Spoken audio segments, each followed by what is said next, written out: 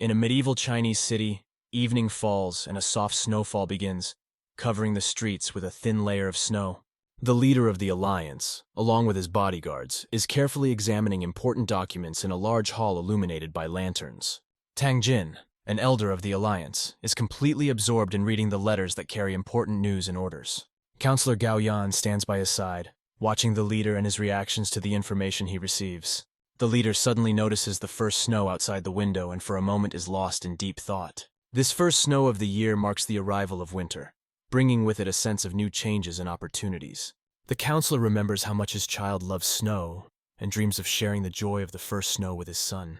The elder is surprised to learn about the age of the counselor's son and begins to reflect on the transience of time. The question about his son's age causes confusion among the other elders, who are also unable to answer immediately. Finally, the counselors answer that the son is 6 years old and sadly note the elder's obliviousness to such important details.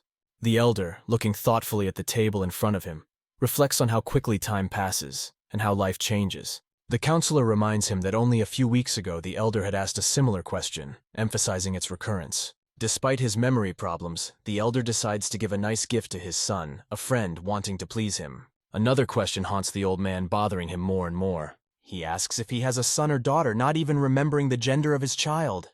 The old man can't remember if it is a boy or a girl, which makes him even more anxious. The counselors notice his anxiety and ask if the elder is okay, worried about his condition.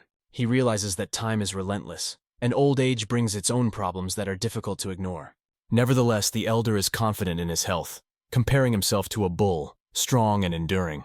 He thinks about the 40 years of his rule, wondering how unnoticed these years have flown by, and how much has changed. The old man turned to the counselor, not hiding his thoughts about life and his personality. He asked the counselor to express his opinion of him as a person. At first, the counselor was surprised and a little confused, but he realized that he was being asked to evaluate the elder's personality. The question seemed strange, but the answer was obvious to everyone present. Everyone knew that he was the most respected person in Sengu, known for his deeds. The counselor's words made the elder reflect on his essence and who he had become during his lifetime. Nicknamed the God of War Tianjing, he became a legend at the age of 9. Since then, he devoted many years to fighting unorthodox sects that threatened the world. He destroyed the Dark Ways and the cult of the Blood God, known for its sinister influence on society. In the end, he fulfilled a long-held wish of the Morim Alliance, completing his mission and bringing peace to the region. Thanks to his efforts, peace was maintained in the city. But the enemies did not stop their attempts. The enemies repeatedly tried to poison or kill him, but all their efforts were in vain. He defeated all those who dared to oppose him, defending his power and the strength of the Alliance. The townspeople nicknamed him the steadfast leader of the Alliance, recognizing his strength and resilience. As a leader, he mercilessly punished traitors, upholding justice and order in the city. He became a symbol of justice and martial arts skill, an example for others. His existence became the personification of the warrior's path, the true essence of Qianhu. Recently, the master had been behaving strangely, which caused concern among his advisors. After reassuring them, he let them go, assuring them that he was fine. Later, he turned to his son, noting his absence from home, but giving him the freedom to choose. The son looked closely at his father and realized that the situation was not as rosy as it seemed at first glance. His eyes showed care and concern, which he tried to hide. Respecting his father's wishes, the son bowed his head in gratitude, expressed words of support, and advised him to get some rest, trying to bring calm to their conversation. On this quiet, snowy evening, when the city was slowly falling asleep and the wind barely swayed the branches of the trees covered with snow, the master thought thoughtfully about his son's words, and how if a person born here reached incredible heights, there would be no room for doubt or discussion. He went through an extremely difficult life, filled with trials and struggles that marked every step of his journey. Over time, he, once a brave and invincible young warrior, turned into an old man whose physical strength had diminished and whose memory began to betray him, making him forget the details of his glorious past. Now he felt weaker, losing his former strength, and this path seemed to him to be getting longer and more difficult. At that moment, a deep longing suddenly gripped him, piercing his heart with unexpected pain. He grabbed his chest tightly, trying to suppress the cough and pain that suddenly gripped him, making him think about his health and future. Surprised by his sudden illness, he wondered why it had happened so suddenly and unexpectedly. Grabbing his chest with all his might, he tried to calm down and collect his thoughts. However, he instantly fainted, falling to the floor, which usually meant the worst. But then light began to penetrate his eyes, heralding hope for salvation. Gradually opening his eyes, he realized that he was in an unfamiliar place. The smell of medicinal herbs suggested that he was probably in a medical office. He realized that he had lost consciousness and must have been taken to the doctor's office, where Counselor Gao Yang had probably already expressed his displeasure at his neglect of his health. Suddenly, he felt funny at the thought that he, the strongest among the strong, had fainted. As he started to get out of bed, he noticed something strange. His energy center, Dan Tang, was empty, which confused and worried him. He assumed it could be poison dissipating his vital qi energy, but quickly dismissed the thought because such a poison would not be able to affect him. When he woke up, he saw a man and a woman standing in front of him, who looked happy that he had regained consciousness. The woman ran up to him asking if he was okay. However, the man, in whose body the old man had awakened, could not recognize them. He suddenly noticed that his voice sounded strange and unfamiliar. The woman asked him with a smile if he really didn't know who she was, and he seriously asked her name. She started laughing, asking if he was sure of what he was saying. Despite the confusion in his head, the woman's face seemed familiar to him. Suddenly, she hit him in the face, trying to jog his memory. Furious, she said that a simple apology would not be enough for the words he had just said. The woman, unable to contain her emotions, screamed, saying that they had been worried about his health all night and had not slept a single minute. Hearing this, the boy began to guess that these people could be his parents, but how could this happen? The father hugged his wife, trying to restrain her from doing anything further, because she was extremely outraged, reminding him that she was his mother and he was an ungrateful son. The father tried to calm the situation down, saying that the boy had not yet fully recovered from the fainting spell. The boy felt a lump in his throat, overwhelmed by conflicting emotions. Hoping it was just a dream, he heard his mother expressing her worst wishes for his ingratitude. He prayed that it was just a nightmare, but if it wasn't, what was happening? Suddenly he saw his reflection in the mirror. He noticed his young skin and hands, and horror gripped his soul. It was impossible for this to be real, and he realized that this must be a dream. In this whirlpool of reality, he asked himself, why does this dream seem so real? Seeing the reflection of his younger self, he sinks down on the bed, hoping to wake up in his usual form. But his parents do not let him fall asleep, gently reproaching him for his childish pranks. Time passed quickly and evening was approaching. Almost 10 hours had passed. The man lay in his room, realizing that he was still dreaming. Looking out the window, he noticed how evening was gradually falling. He dreamed of waking up like a normal alliance leader, but the reality remained the same. Trying unsuccessfully to sink deeper into the dream, he realizes that this dream is indistinguishable from reality, with no signs of problems. He cannot understand what happened and what changed his world so dramatically. He had experienced a lot in his 70 years of life, but reincarnation? It was something completely new and incredible. The memories of his life as Chinzin remained in his mind, haunting him. Suddenly an old man entered the room, bringing tea and soup, and asked him reproachfully how he was not ashamed. The boy did not understand why the old man was treating him this way, because he did not remember his actions of the previous day. Finding himself in this body, he wondered if he should hide his true identity from the old man. However, the old man guessed that the boy was confused, reading it on his face. He asked anxiously why he was considered irresponsible when he was just lying in bed. He recalled that while leading the alliance, he always understood both the good and bad sides of situations. In dangerous situations, he never blamed anyone or relied on others, always having a clear attitude towards his subordinates. He always took responsibility for his duties, realizing the importance of his work. Now he suddenly felt irresponsible, trying to understand what had really happened. As he left the room, the old man sharply stated that the boy was a disgrace to the family. These words caused fear and anxiety in the boy, making him think. The door slammed loudly behind the old man, leaving the boy alone. Alone, he wondered what he or the person in whose body he was trapped had done to deserve such criticism. This assessment was extremely difficult and exhausting for him. Suddenly the door opened again. A young man entered the room, exclaiming that everything had finally become clear. Sitting down next to him, he asked why the boy never listened to anyone, reminding him of the repeated warnings. Fighting against a woman never brings victory, and addiction to alcohol leads to a fall. The master in the boy's body asked who the young man was. The guy next to him froze, feeling embarrassed. The young man admitted that he had heard about the boy's amnesia, and that everyone was discussing his strange behavior, as if he had lost his memory. With a note of sadness in his voice, he added that even in such a situation, the boy finds a way to circumvent the system. If it wasn't for that day, you would have been able to assess the situation better. But it's not your fault, he reassured. Continuing, the young man noted that this was a great opportunity to take up serious martial arts training, especially after the incident with the girl. The man repeated his question again, wanting to clarify the answer. The guy seriously introduced himself as Guan Toi and asked him to stop joking about memory loss, noticing a mistake in his name. Trying to rectify the situation, the young man clarified that he was called Lighthead and not Baldhead, but remained surprised by his behavior.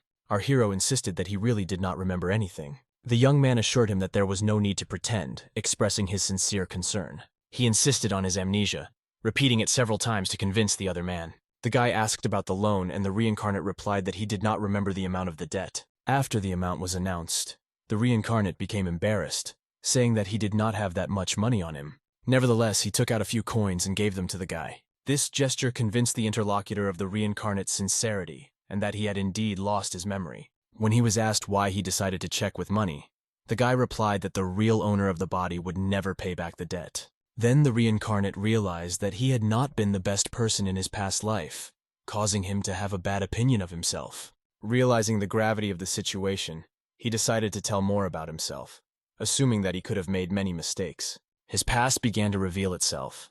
A meeting with Lady Sun ended in a rejection, after which he lost control and became aggressive towards others.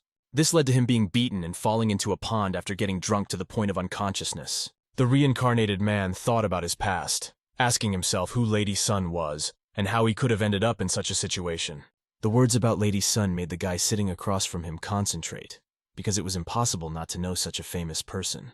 However, he really had no idea who she was. The guy explained that Lady Sun Lin was the heiress of the Sun family and the most beautiful girl in Shandong. Not only her beauty, but also her intelligence and strength set her apart, although she had one flaw. This flaw was that she was his fiancée.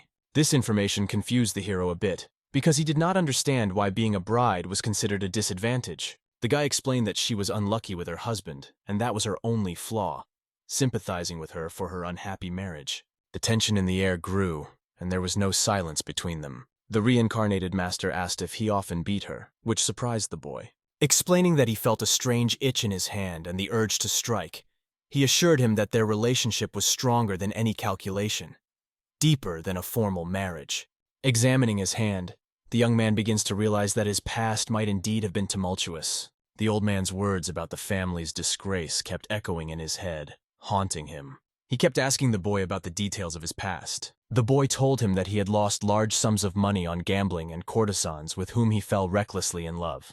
He often went on drinking binges, got into fights, ran away from home, and claimed that he did not want to practice martial arts, trying to make a name for himself in Qianhu. Then Master interrupted him. Now the Master understands why his mother hit him only once. He would not have left a living place on himself for such actions. Asking about Guan Toi's identity, the boy hesitated between telling the truth and lying in his answer. The Master insisted on honesty, calling it the last chance. The boy was worried because the truth was not the best answer. Guan Toi, the personality into which the Master was reincarnated, was actually considered a scum of the earth. The words about his own failure made the Master realize that the situation was really complicated and serious. He remembered his father's words about being the incarnation of Qianhu, which inspired him. Feeling relieved, the Master accepted the idea that perhaps he had really died and was given a chance for a new life. He took his reincarnation as the beginning of a new story, a new path. The new day began with the realization that the body in which he woke up belonged to Lidan, the young head of a swordsman clan from Shandong. Lidan was weak not only in interpersonal relationships, but also in martial arts, where his level was very low. As the 20-year-old heir to the swordsman clan, he had only spent 5 years practicing his energy. During this time, he had a servant whom his annoying mother called Guanta. Turning to Guantai, our hero asked if he had heard any rumors. Perhaps a treasure map of the former master or a two-headed monster had appeared. At these words, Guantai only frowned skeptically, not understanding where such ideas could come from. Continuing, our hero mentioned the possible death of the Alliance leader. Guantu replied that there was no reason to believe in the death of a healthy leader, and he had not heard any rumors about it. This made the master think, because he had been in a new body for several days now, but there had been no rumors of the leader's death or other references. He assumed that perhaps the information about his death had been concealed to avoid political or social repercussions for the village. Guantoi sighed, noting that he was the one who had been the subject of some rumors. It was rumored that he had lost his memory after being beaten by Lady Sun. The master was not pleased to hear such stories, realizing that he had fallen victim to women's hands even in his previous life. He smiled as he spoke enthusiastically of Lady Sun's greatness, which was so impressive that he rushed to her without hesitation, despite the realization of the possible threat. Although not much has passed since his return, rumors of her beauty are already spreading everywhere. Guantu reminded the master of the lines of people who had lined up to see Lady Sun's beauty. However, the master could not remember this, because his meetings with numerous women always ended in failure. In his previous life, he had become a head too early, which had negatively affected his personal life. For many women, he was the strongest, but no one saw him as a simple man. His only love was the sword he held in his hands. Guantu said that he noticed that the master was eager to meet his lady, but the master rejected this idea, claiming that he had forgotten everything about Lady Sun, although he called her the most beautiful in the world. Guantu asked why that night was a decisive moment for him. This raised the question of whether there was a reason why the martial artist had decided to take a different path. Guantu was shocked to realize that his friend had indeed lost his memory. He found his sword in the warehouse, which he had to search for with great difficulty, and took it, feeling that it was exactly what he needed. Holding the sword in his hands, he felt a connection to the weapon that he hadn't felt in a long time.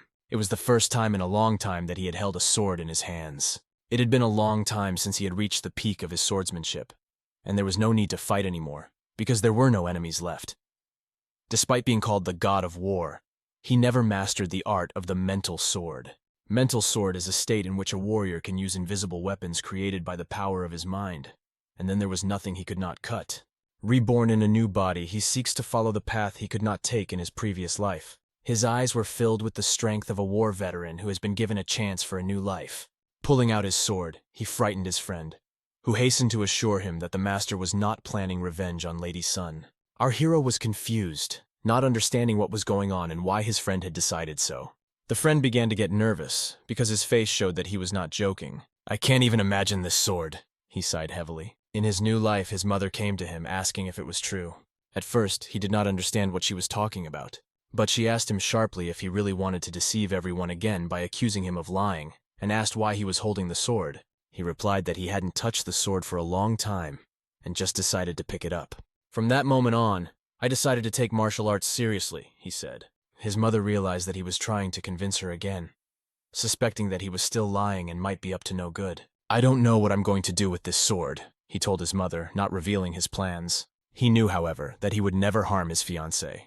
He promised his mother that he would not use the sword against those who were weaker than him. His mother's gaze was full of incomprehension. She looked at him as if she were seeing him for the first time. Our hero realizes that he was too caught up in battles to start a family, and his passion for fighting made him forget about his duties to the clan. He doesn't understand why he was reborn in a new body. But this whole reality is now his, and it's a whole new life. "As long as I live in this body, you are my mother," he said with a slight sadness in his voice. These words surprised his mother, but her eyes softened a little, and she began to believe that he had really changed. A few days later, the atmosphere in the house became calmer. The master seriously started training, restoring his fighting skills. He worked hard to restore his inner energy, devoting all his time to training. At first, it was hard for him, but with each passing day, he felt his control over his energy returning to him. The energy began to fill his body, revitalizing it with new strength and lust for life. During meditation and training, he began to emit a bright light of power that shone around him like a halo. Although the training was grueling and difficult, he did not give up, moving toward his goal. Eventually, he was able to clear the energy accumulated over 5 years of practicing low-quality internal arts and began to unleash his true potential. Using the technique of the celestial art of consciousness circulation, he learned to control his breathing. This helped him increase his inner strength and resilience, making him even stronger. Suddenly, his friend burst into the room looking worried. He reported a serious problem that had arisen. Our hero realized that it was time to act, feeling that the time had come. He assumed that perhaps the leader of the alliance had died, and this was the cause of the panic. However, his friend was confused by this thought and asked where the idea of the leader's death came from. He repeated the word leader, trying to understand what was happening. When asked who it was, he replied that he was referring to their incompetent commander, Suyunkin. "Why is there so much noise? What's going on?" the comrade asked, puzzled by the situation. He emphasized that Lady Sun was walking next to the commander. They are both heading straight for him, and he feels the tension rising. Hearing this, our hero went out to meet them, hoping not to create additional problems and meet them with dignity. He realized that before meeting Lady Sun, he needed to apologize with respect and understanding. Realizing this, he suddenly saw his guests. The father exclaimed, "Oh, you've come! I'm glad to see you!" Our hero's eyes focused on the girl. She radiated incredible beauty, belonging to the Huang Lin clan. He was fascinated by her. Wondering why she had become the chosen one of this body, his thoughts wandering, the girl searched his eyes with her gaze. But as soon as their eyes met, she immediately turned away. Turning to the girl's father after a long separation, he asked if they were doing well. He expressed his regret over the incident, refusing to comment further, not wanting to aggravate the situation. The girl frowned, as if trying to think of something quickly on the spot. It was clear that she found it difficult to forgive her lover for his past actions. The hero's father decided that it was his son who should apologize, not the girl, and emphasized this during the silent pause. Then the girl started talking, saying that they needed to discuss some things. Our hero's father asked what exactly she wanted to talk about. The girl seriously stated that she wanted to terminate the marriage contract. This news shocked both parents. Our hero watched the situation, realizing that things were taking a difficult turn. The girl's father asked why she had decided to do this so suddenly. She replied that their marriage was arranged by calculation, and although it may sound rude, she believed that she had the right to make her own decision. After these words, there was an awkward silence. The girl's words made everyone hold their breath. She was very uncomfortable in front of her parents, but she absolutely did not want to marry this man. Despite her feelings of shame, she felt the need to speak out. Our hero's parents did not know how to react to her words, feeling embarrassed. However, the girl's father reacted sharply, accusing her of being ungrateful and wanting to break off the engagement without discussing it with him. He criticized her for having too high expectations and being ungrateful. The father's words hurt the girl deeply. One of the parents intervened to try to calm the situation and offered to discuss the reasons for her decision. Unexpectedly, the hero said that he also wanted to break off the engagement. This statement further tensed the atmosphere, causing surprise among everyone present. The protagonist's assistant was shocked by his words, but the guy remained calm and confident. The girl was shocked by the unexpected development of events, not expecting such a turn. The bride's father, ashamed of his reaction, realized that he had overreacted. The reincarnated master took the blame, admitting his mistakes and expressing gratitude to the people around him, despite the shortcomings of the previous body owner. As he continued his speech, he explained that his words were not caused by resentment toward the bride. So why did he say it?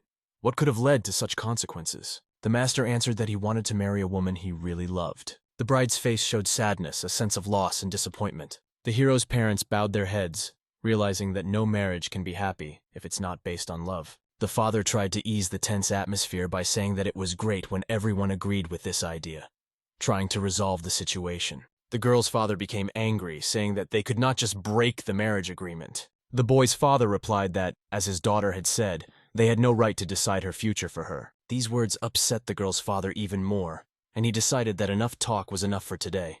The girl shifted slightly in her seat, not knowing what to do next. She asked the boy why he had changed his mind. He jokingly replied that her hand was too heavy. The girl did not respond to this, but remained silent, deep in thought. She paid her respects to his parents by bowing before them. Then she followed her father without looking back. The boy watched her go, realizing that he was letting her go forever. His parents asked him anxiously what he planned to do next. Our hero replied that he would not look for another bride for now, but would focus on something else. His mother asked him if it was not consensual, why he had made such a scene. He coughed, apologizing for the inconvenience, and explained that he didn't really know what to say, because he had only recently found himself in this new body. His parents were worried about what he was going to do next. As he had mentioned earlier, his goal was to study martial arts in depth. Was it really a serious decision? But the boy was not joking and had clear intentions. After these words, a chill ran down his mother's back. Seeing this, the father decided to calm her down by taking her away from all her problems and making her a cup of tea. The father was proud of his son's words. He had finally said something worthwhile, and they decided to celebrate. They all went to celebrate together. Looking after them, our hero feels like his heart is ready to jump out of his chest from the tension. Despite being in the body of this young man, the family shows him a lot of care and warmth. But something inside him is uneasy. Even with his family, he feels vulnerable. Assuming that he is the only one who understands what true love is, his mind might weaken. He won't have to act as rigorously as he used to. For many hours during the day, he trained to the point of exhaustion. His body was already tired from the strain and effort. He noticed that without using the power of his inner art, his physical strength would be quite low. To improve his physical fitness, he needed to run 12 kilometers. Otherwise, all his efforts might be in vain. He realized that if he continued to work as hard as he did, his business would certainly improve. When he entered the yard, he suddenly saw her. It was the same girl who had initially avoided him, but fate had determined that she would become his wife. She came up to him, starting a conversation that made his heart speed up its rhythm. He was stunned by her presence, but she quickly brought him to his senses, saying, "Don't take it so seriously. I'm not here of my own free will." Her father sent them both away to apologize. The boy reassured her, assuring her that he did not feel any offense at her arrival. Then she asked him if he remembered what he had said that day when he was drunk. A little embarrassed, he recalled his words. Let's see how long her beauty lasts. With these words, he insulted her, reminding her that over time her face would become covered with wrinkles, and her beauty would fade. The hero realized that he had to atone for the unfortunate words of the previous owner of this body. He apologized to her for what had happened, but the girl, to his surprise, said that he was right. The master did not understand what she meant. She explained that although everyone was praising her appearance now, in time this beauty would fade, and no one would admire her anymore. However, she plans to make a name for herself through her hard work, and because of this, she has no intention of dating any of the men. The reason she suggested breaking off the engagement is because she doesn't like the guy. She assumed that he also agreed to call off the wedding because she hurt his feelings. The guy smiled back at her. He exhaled all the negativity that had accumulated inside. He said, "Think what you want." The hero in his past life had lived for more than 20 years and had forgotten what he had felt in those years. However, this moment reminded him of the past. Because of all these emotions, the previous owner of the body was very worried. "Don't worry," he told her. "This is my final decision about our wedding." The young bride could not make sense of these wise words, feeling uncertain and doubtful. His last words were that he would no longer be an obstacle in her life, giving her the freedom to choose. With these words, he walked past her and headed for his house, leaving her in awe. The girl turned around, not believing that everything had ended so easily and without any arguments. She looked after him, trying to understand what had just happened, but he walked on, not even looking back, leaving everything behind. In his past life, when he was 20 years old, he had shed a lot of blood using his sword to kill various thieves who became his training targets. His youth was not radiant. It was tinged with the color of blood. He realized that he had indeed lived a hard life full of struggle. Life had given him a second chance, and in this new version he would not hold anyone by force. The master went to the snowy mountains, seeking solitude and peace. There, amidst the silence and snow, he continued his training, improving his skills and strength. Standing in a fighting stance, he dug his feet into the snow, feeling the cold penetrating the fabric of his shoes. Holding his sword in his hands, he began to recall his forgotten skills, focusing on each movement. He recalled the art of the asura sword, a technique that transcends the limits of the soul. He used it to tear the hearts of the 13 leaders of the Shadow Path syndicates to pieces, leaving them vulnerable. Immersed in his memories, he increasingly felt the contrast between the aging body that once belonged to him and the new, young body. A dark silhouette appeared before him, the embodiment of past enemies and evil. He swung his sword, feeling power and strength in every movement.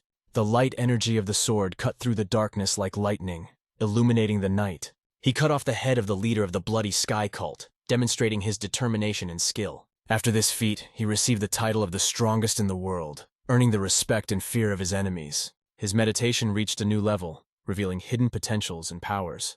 When he was able to accumulate his energy, it vibrated with such intensity that it seemed as if nature itself was holding its breath. The explosive technique he used caused a powerful wave that spread throughout the winter forest. It was a kind of chase of energy that rushed between the trees, leaving a glow behind. The light accompanying this wave illuminated the surrounding trees, creating an incredible atmosphere. The house that stood near the training ground rose above the ground as if under the influence of a powerful force. It was extremely easy for the master to use martial arts. His movements were confident and precise. It seemed that this guy had an innate talent for martial arts that he had never shown before. How Li Dan could lead such a lifestyle with his physique was beyond the master's comprehension, which surprised him even more. At this moment, in one of the sunny spots in the forest, time seemed to stand still, reflecting the harmony of strength and tranquility. His ex-girlfriend was discussing our hero's new occupation with a friend, surprised by his sudden change. He had never trained or held a sword before, so everyone in the clan was surprised by his sudden passion for martial arts. Her friend assumed that he was doing all this to impress her, although the girl noticed that he had really changed and was not trying to stand out in front of her. Their friend remarked, "But isn't he the one who always tries to be the center of attention?" He recalled their last meeting with Lady Sun, emphasizing how confident and convincing he looked. She had announced that there would be a meeting of promising young people today that everyone was looking forward to. She also had to be there because the young gentleman who organized the event was personally checking to make sure she was coming.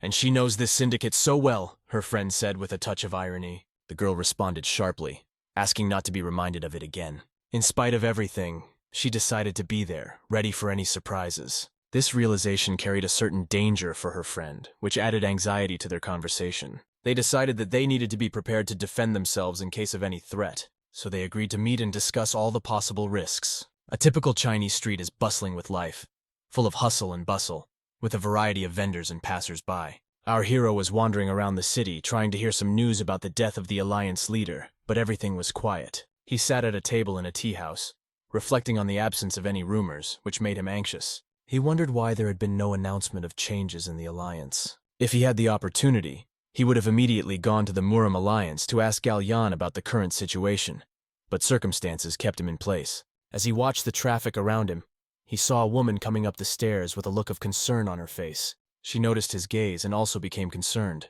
not understanding what he was doing here. The gathering of young people also reacted in surprise to the boy's appearance. All eyes were on him. They looked at him with suspicion and curiosity, wondering what this dubious character was doing among them. One of them approached him and asked him with a smile how he felt after his resurrection. It was an old acquaintance with whom the hero had had conflicts even before reincarnation.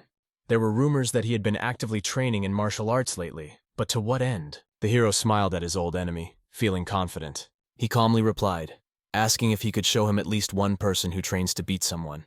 He emphasized that the real purpose of training is not just to fight, but to be ready for any circumstances, even to kill if necessary. The enemy was caught off guard by these words and noticed a cold glint in the hero's eyes. The master, sipping his tea, remained calm and in control of the situation, demonstrating that he was not afraid of challenges. Lindan's opponent was afraid of him, despite his attempts to hide his emotions. Lindan managed to inspire this fear by his mere presence. The enemy tried to humiliate Lindan to make himself feel superior by insinuating that he had been beaten by a girl. When he heard about the debt, Lindan took note of it and calmly promised that he would ask his friend Huang about it. A girl came out of the crowd and firmly stated that she had never claimed to have beaten him. Her opponent, trying to save face, replied that she shouldn't make excuses and asked if this scoundrel was causing her any trouble. She calmly replied that it did not bother her at all. Lindan put on his Chinese hat as he prepared to leave. He realized that he shouldn't waste time and energy on foolish children who don't understand the true nature of things. He was tormented by the question of why he was reborn in this particular body and what was the purpose of it. Even though it remained unknown, he was sure that he was not wasting his time looking for answers and developing further. He confidently walked past his beloved, leaving behind a feeling of confidence. Everyone noticed that now there was a slightly different atmosphere around him, more serious and mysterious. His unusual behavior deeply disturbed the girl, who tried to understand what had changed. As evening approached, Wally, his friend, was sweeping up the garbage in the yard, minding his own business. When he saw Lindan, the young man turned to him. He asked Wally why he was sweeping up at such a late hour, and he replied that Leader Yang was due to arrive soon. Hearing about the leader, Lindan was shocked. He didn't even know who he was. Guan, holding the broom, was once again surprised at Lindan's forgetfulness, not understanding how he could forget such an important person. Guan exhaled heavily, and having prepared himself, began to tell his story, hoping to help the hero remember important details. Our hero realized that no matter how many questions he asked, no one would believe him, because his memory seemed doubtful to everyone. Guang told him about the leader of the largest syndicate in Shandong, who was Ji Jie. He explained that this was the reason why they were only in second place. The guy replied that they were actually in third place now. But what was the reason for their rapid fall to third place? The guy asked suspiciously, "You really don't know?" The hero assumed that it was because of him, and indeed it was true. A considerable amount of money was spent to solve the problems he caused, and because of this, the number of soldiers had to be reduced.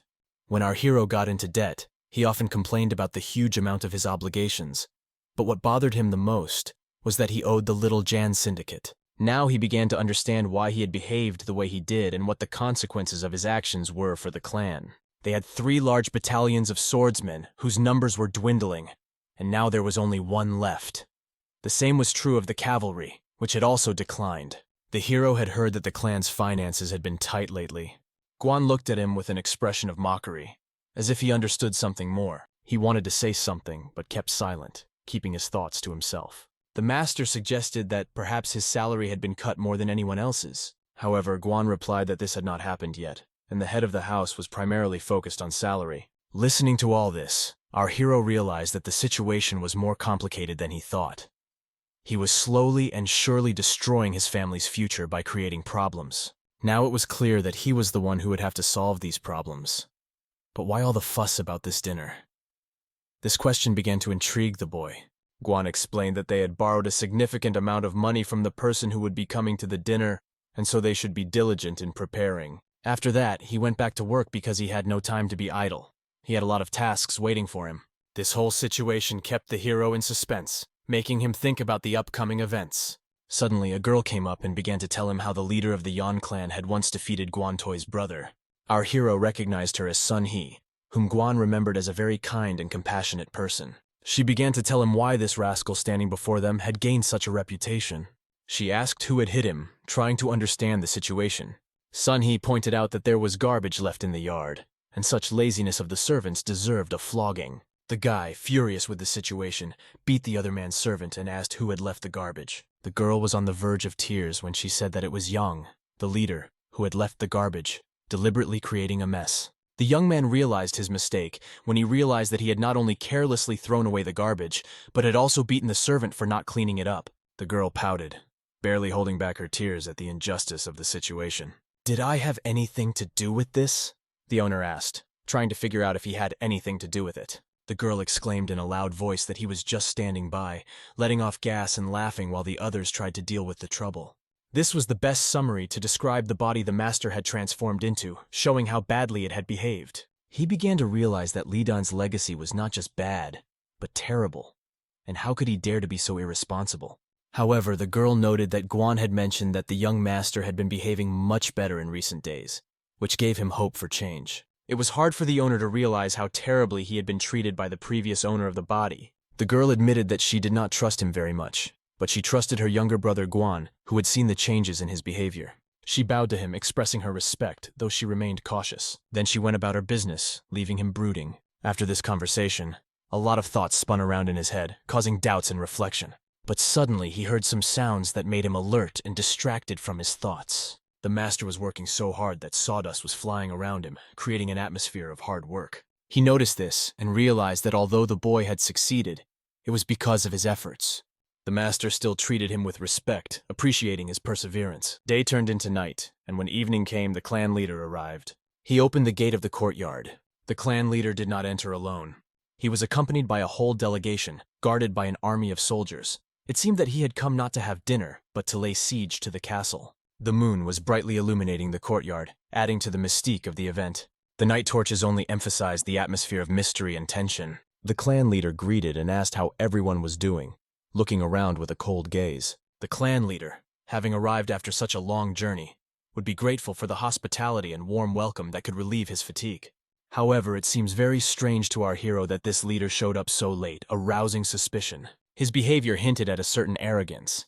He looked at the audience with a clear sense of superiority. One of the hero's friends remarked that the villain here was the one who had beaten Guan Toi for no reason. It turned out that this particular scoundrel had caused many problems, and his presence was an unpleasant surprise. The leader addressed the audience, asking if anyone knew the head of the Peng family from Huber City. The answer was yes. He said that they had decided to unite with them and start a joint business. The head just mentioned the leader, which caused a certain resonance. The leader thanked him for the information, which added formality to the conversation. After thanking him, the leader laughed, emphasizing that he was the only one who really cared about their alliance. The clan leader, who was kind and strong, would always be grateful for mutual support and cooperation, as it strengthens their position and ensures a common future. The clan leader offered to come inside the house to discuss all the issues in a more private atmosphere. The boy's father was just seeing the head of the family off, and at that moment they were not together with the rest of the group. The boy was approached by a recent acquaintance who mockingly called him a debt lover. The guy behaved with restraint, not giving in to provocation. He looked at his good friend Guan Toi, who seemed to be tense as well. Jacob, another acquaintance, had been working diligently beside him, but now stood opposite him, stiffening with tension. He saw the expression on the boy's face, and it was becoming increasingly difficult for him to contain his emotions. The boy decided not to waste time and avoid idle chatter, intending to deal with the situation quickly. As he walked away, he stopped, amazed at the petty pride of this insignificant old man who was trying to humiliate him. It was time to stop making excuses and quickly repay the debt. He asked himself when he planned to pay back the 20,000, feeling that this issue could no longer be postponed. Our hero did not hesitate and confidently stated that he owed nothing to anyone. His distant acquaintance was so offended by these words that he thought the hero still considered himself the heir to the best clan. To this, our hero calmly replied that he already knew the answer. No, he no longer had that status. He emphasized that it was thanks to his actions that everything fell into place. People in the neighborhood really noticed that he had changed, and this caused a mixed reaction. The amount of debt mentioned was so significant that it could easily provoke financial difficulties for an average family. But what could make them take on such a large sum? Suddenly, he heard a loud scream and quickly turned around. That rascal had dared to use one of the servants as a tool, causing outrage. Obviously, the master did not appreciate this mockery and was ready to intervene. His loyal friend and servant decided to defend the girl, telling the villain that she was just a child and did not deserve such insults. The villain, seeing that the servant had touched him, was filled with rage. Kung realized that he had made a mistake and shouldn't have done it. He fell to his knees and lowered his head, apologizing and expressing deep regret. The villain saw this as an opportunity to show his power, realizing that he could do whatever he wanted with Kung, even send him to the next world. He remembered that the last time he was beaten, it was his own fault. He also fell to his knees, begging for forgiveness like a servant, showing his weakness. But at that moment, the villain's spit fell to the ground next to him. This was the ultimate display of disrespect, as the villain spat in the servant's direction, showing everyone present that things were bad and that he had no respect for any of them. Filled with hatred, the villain claimed that the place was dirty, using this as an excuse for his attacks. And this was just nonsense, since it was he who left the mess, trying to justify his aggression. The villain was also angry that his message was not responded to properly. However, he noted that it was just a small thing that could be ignored. However, while insisting on his rightness, he suddenly wondered why the servant was lying on the ground. Didn't he say that he had to be dressed nicely for the guests? The boy realized that this was nonsense, but he agreed to clean it up anyway to avoid further problems. The villain stepped on the boy's hand, stopping him from leaving and forcing him to stay put. The girl, filled with indignation, screamed, "What is he doing?" But this rascal cynically said that since saliva came out of his mouth, it should be cleaned up with his mouth as well. It was extremely disgusting and humiliating. The people around were shocked by this horrible behavior and the guests' rude remarks, not believing their eyes and ears. The girl, with tears in her eyes, insisted that she would clean up the mess herself, realizing that Guan had stood up for her and had been insulted. Guan intervened and asked her not to interfere, trying to stop her. He suggested that she go to the clan leader if she needed to resolve something. The girl reluctantly agreed, feeling helpless in this situation, but decided to walk away.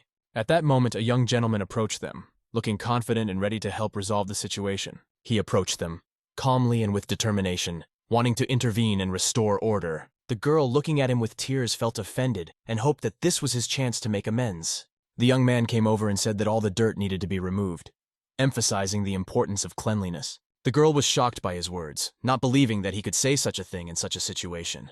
Guan understood that the order to lick the saliva off the ground was cruel and humiliating, and it was a difficult test for him. The villain was smiling calmly as he stood on his feet, satisfied with his power over the situation. The servant standing behind him had already decided that all the rumors about the young master's change in behavior were just lies. Guan, suppressing his feelings, took responsibility and decided to obey the order, even if it was humiliating. He leaned over the ground, crying and preparing to lick the dirt to avoid further problems. The villain continued to enjoy his power, as if feasting on a celebration of his own cruelty. But as soon as Guan approached the mud, everyone around him held their breath, watching this shocking sight. However, a young gentleman suddenly stopped him, asking what he was doing. Guan did not understand whether this was a joke or if he was seriously interested. The young gentleman said that whoever made the mess should clean it up, hinting at the responsibility of the real culprit. Finally, he stood up for the servants, and the girl was delighted to hear these words. The young gentleman turned to the lazy fool Kai Gan, pointing out that it was he who should put himself in order. Kai Gan was furious at this turn of events, not expecting such a development. However, the boy continued to insist that he clean up after himself, otherwise things would come to serious consequences. Chugan did not expect to be reprimanded in such a tone, and he was confused. Chiogai stopped for a moment, catching the boy's words. With a slight hint of mockery in his voice, he dubbed him Little Cat, recalling rumors of an unsuccessful courtship with a girl who had brutally rejected his attempts. Chiongai did not even realize that such a dismissive and sarcastic remark could spark a serious conflict. The main character approached Guantai and asked him about his condition with concern. "Why are you behaving like this, my friend? You shouldn't be doing this." He tried to understand what made him act this way, because Guantai could have avoided this mess. The master replied, "Why did you think you had to clean up after him? Guantu felt a mixed sense of pleasure and horror when he heard these words, for he saw a completely different look in his master's eyes, something more than just disdain or indifference. It really frightened him. But he realized that he was no longer facing his familiar master, but someone completely different. Guantu bowed his head in gratitude, recognizing the new strength in the young master. The young master assured him that he would take control, advising the others to just watch. The crowd behind him could not fully understand what was happening, but they could sense that the situation was changing. When the swordsman commander standing behind him accepted his order with deep respect, it caused concern among his subordinates. Qinghai threw a mocking comment with a smile, claiming that a loser like him posed no threat to him. However, the young gentleman coldly warned him that he was ready to pretend he had never heard it if he apologized immediately. "Even if you lick every corner of the floor with your evil tongue, the dirt will still be there," he added, emphasizing the senselessness of Qinghai's actions. Qinghai found himself at a crossroads. If he didn't apologize, what would happen to him? Our hero replied that he would be beaten, leaving him no choice.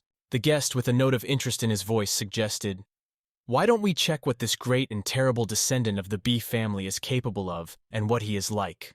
Qinghai had been looking forward to this moment. It was hard for him to imagine how much he had been looking forward to this confrontation. The stranger attacked first, confident that with a single blow he could end the argument by rendering his opponent helpless. He believed that after his masterful blow, the opponent would only have to sweep the streets.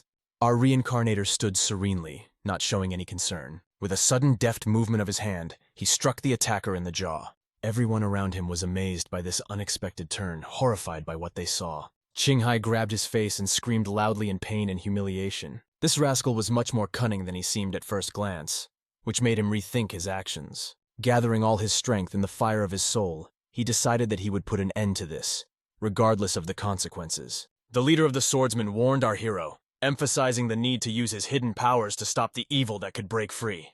The commander of the soldiers restrained his impulse to intervene, and the young man managed to dodge his guest's blow. He noticed that the fight was becoming more and more fierce and realized that if he missed at least one blow, it could cost him his life. However, the taste of battle only fueled his excitement, making every move more precise and decisive. And although this usually happened to previous owners of the body, he was sure that this time it would be different. The swordsmen standing nearby, watching the event, held their breath, waiting for the next move. The young lord demonstrated incredible skill, skillfully controlling the battle and influencing its course. He moved with incredible ease, which amazed everyone around him with his grace and strength. His unpredictable blows severely punished the attacker, bringing him closer to defeat each time. Continuing his journey, the young man realized that his opponent would not be able to withstand this confrontation. Qinghai was unwavering in his discontent, realizing that victory over his opponent was becoming unattainable for him. With each passing minute, the young master attacked with more and more force, demonstrating his superiority. Qinghai paid for his insolence with painful blows to his torso, which made him writhe in pain. Because of his ridiculous jokes and humiliation, these children who witnessed it will forever be traumatized. The young gentleman punished him more and more severely for his unworthy actions, leaving no room for compassion. And yet he decided to give him a chance to realize his mistake, even though it seemed unlikely. After many strong blows, the young lord struck the decisive blow that threw Qinghai away, at a great distance far from the place of battle. This blow made an incredible impression on all those present. They held their breath, their mouths agape with surprise and shock. Qinghai, who had always allowed himself to be bullied by others, using his status, now lay helplessly on the ground, not moving a muscle. The young warrior stood silently in the heart of the martial capital, demonstrating his strength and determination to uphold justice. The villain, disarmed by our hero, was picked up by his servants, who asked him if he realized the full scope of his actions. He denied it. "You saw for yourselves that I did not start it all." Refusing to remove the film from his face, he asked, "Is this how polite people behave?" The young gentleman wondered. After severe abuse and humiliation, this ruthless superior, having gotten out of the way, furiously ordered the young gentleman's life. He was filled with fierce hatred and bitter anger toward the young gentleman, and he could not tolerate such humiliation. It was a strict order that had to be carried out without question. However, his soldiers did not understand the order and hesitated. Qinghai grabbed one of his soldiers by the collar and said in a convincing manner, "Why are you still here? The order must be obeyed." The soldiers knew, however, that regardless of the difficulties that might arise during the implementation of the plan, they could not afford to eliminate the heir because of such problems. However, one of the swordsmen could not ignore the order and drew his sword. At that moment, Another swordsman from the B clan approached our hero. Addressing his comrades waiting ahead, he said in a calm voice that their lord had given the order in a state of confusion, so they could ignore it. He also took up his sword, emphasizing, "Better think about the consequences." An indescribable tension was building between them, and everyone in the crowd could sense that war was on the brink. Exchanging glances, the soldiers realized that everyone was ready for battle. If no one betrayed them, victory would be theirs. They decided to act cautiously, stopping the attack and putting their swords back in their sheaths, emphasizing that killing was not the answer. Such decisions should be made only by the head of the family, and only he has this right. However, such audacity could not be tolerated. The angry Kung, snatching the sword from the warrior, rushed at the young lord with sincere courage. He wanted only one thing, death, to put an end to his torment after the humiliation he had experienced. His attempts to stop him were in vain. Time was running out.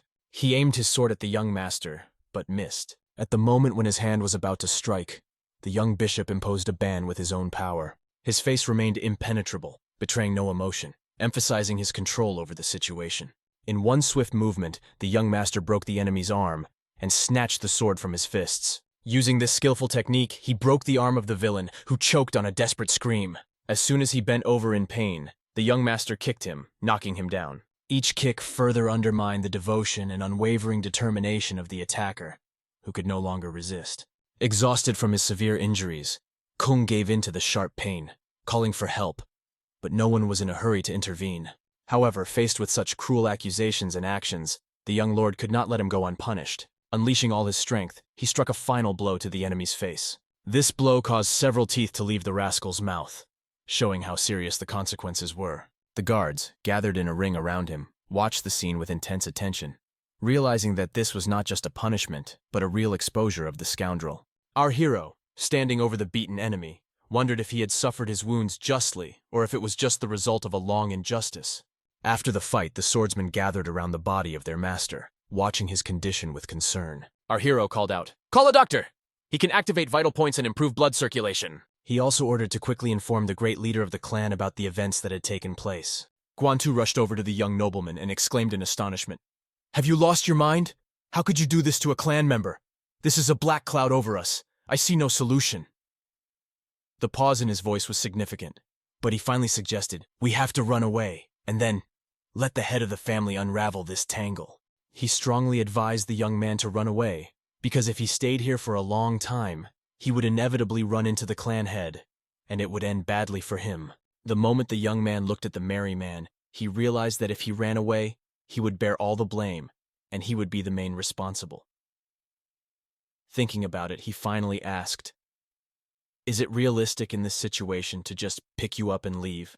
Guan, realizing the gravity of the situation and terrified, insisted that they had to leave immediately. The young master remained calm and replied that there was no need to rush. The clan leaders were already appearing on the horizon, and the situation was changing. As they came closer, they witnessed a horrific scene unfold before their eyes. The young master joked that if his friend was worried about dying, he would definitely ask them to bury them together. Guan felt uncomfortable when he heard these words.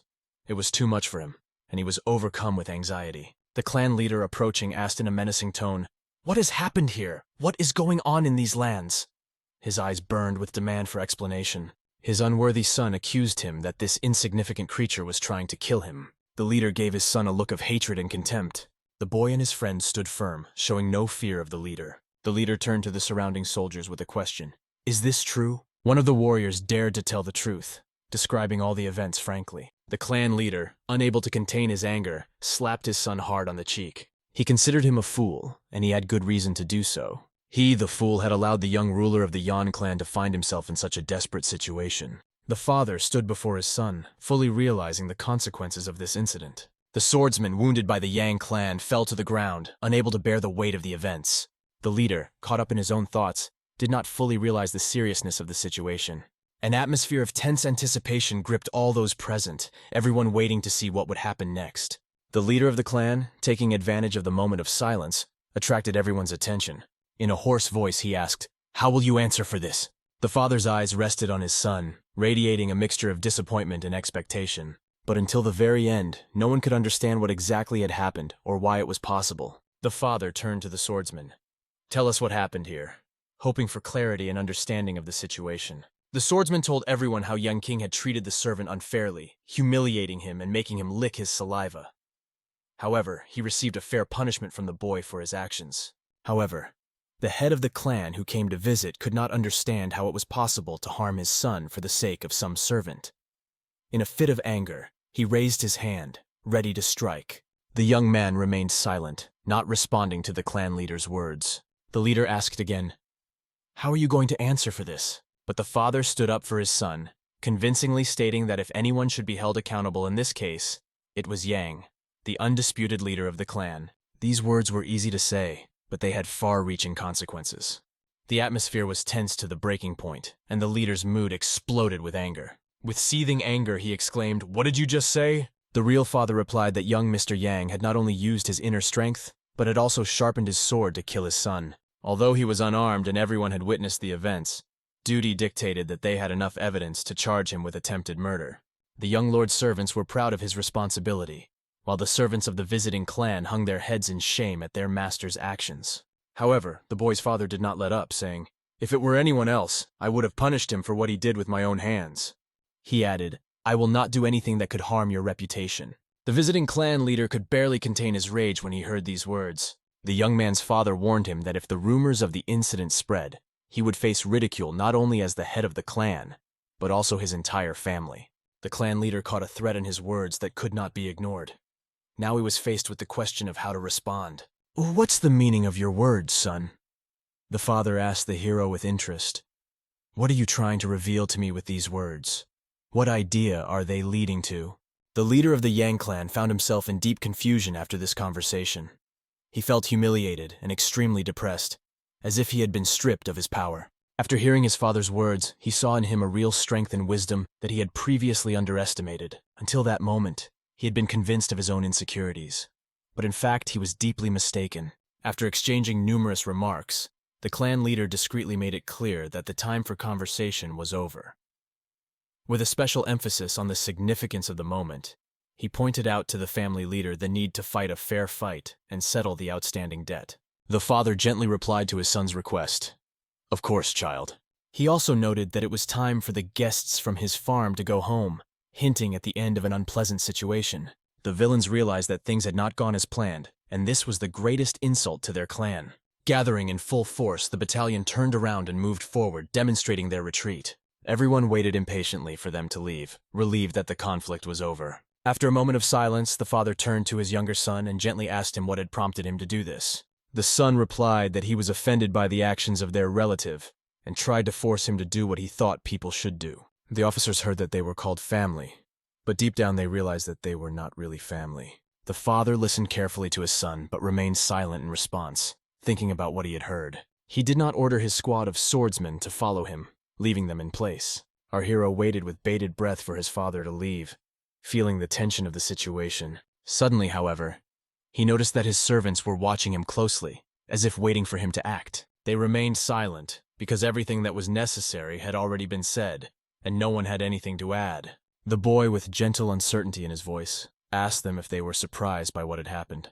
The girl, who had been at the beginning of the whole story, expressed thoughts that made everyone open their mouths in surprise. The gentleman reassured them, emphasizing that they should not be afraid of this creature, even if it dared to do something insidious again. He assured them that they could rest assured that he and all the members of their family would be their protection. These words deeply impressed the servants and strengthened their trust in him. The squad of swordsmen fully shared the young man's opinion, feeling a sense of community and unity in the situation. These children, who served and were exhausted from their work, could not find words to express their gratitude. And when the surrounding soldiers retreated from them, the atmosphere began to calm down. Guan asked the young man if he himself was not afraid. He replied with surprise, "Why should I suddenly be afraid?" Guan too, who was aware of the situation, emphasized to the bailiff that the Yang clan, if they really came here, must be extremely powerful. After all, he said, it was considered the strongest clan in the entire Duan. The young gentleman wondered if Guan Tu had noticed the faces of their wards. They did not seem to show support for their leader, and they did not seem to have many supporters among their own. They were surrounded by truly loyal and courageous individuals, ready to lend a shoulder in any situation. But Guan could not accept this. There were too many enemies, and the threat seemed extremely serious. In the heart of a heated discussion, where the passion for the competition burned in the eyes of his opponents. The wise young man said, "Remember, victory is not in the number of troops. It is not so easy to start a war." His words vibrated with power and knowledge, offering a deeper look at the true costs of strength, wisdom, and choice. This momentary declaration was not just a statement. It was a manifesto for calm, deep analysis and reflection that leads to success, not hasty actions driven by emotion. The clan leader asked with doubt, "Has my son failed?" A cautious clan leader like Yang would not take a gamble without making sure that triumph was already in the bag. Only when he was sure of victory would he launch an offensive. When the decisive moment came, his son was not even noticed. His irritation was not caused by the fact of his son's beating, but by the realization that he had caused it. He could not stop himself, because his logic was powerless, and the realization that the causes and consequences of this event were completely different made his heart fill with bitterness. The young master realized that he was created for such situations, to stand firm and withstand difficulties. The servant could not understand the meaning. What was the point of all this? In response, he heard, "Go, get some rest. You have been through too much." Just as he was about to leave, a young man caught his attention.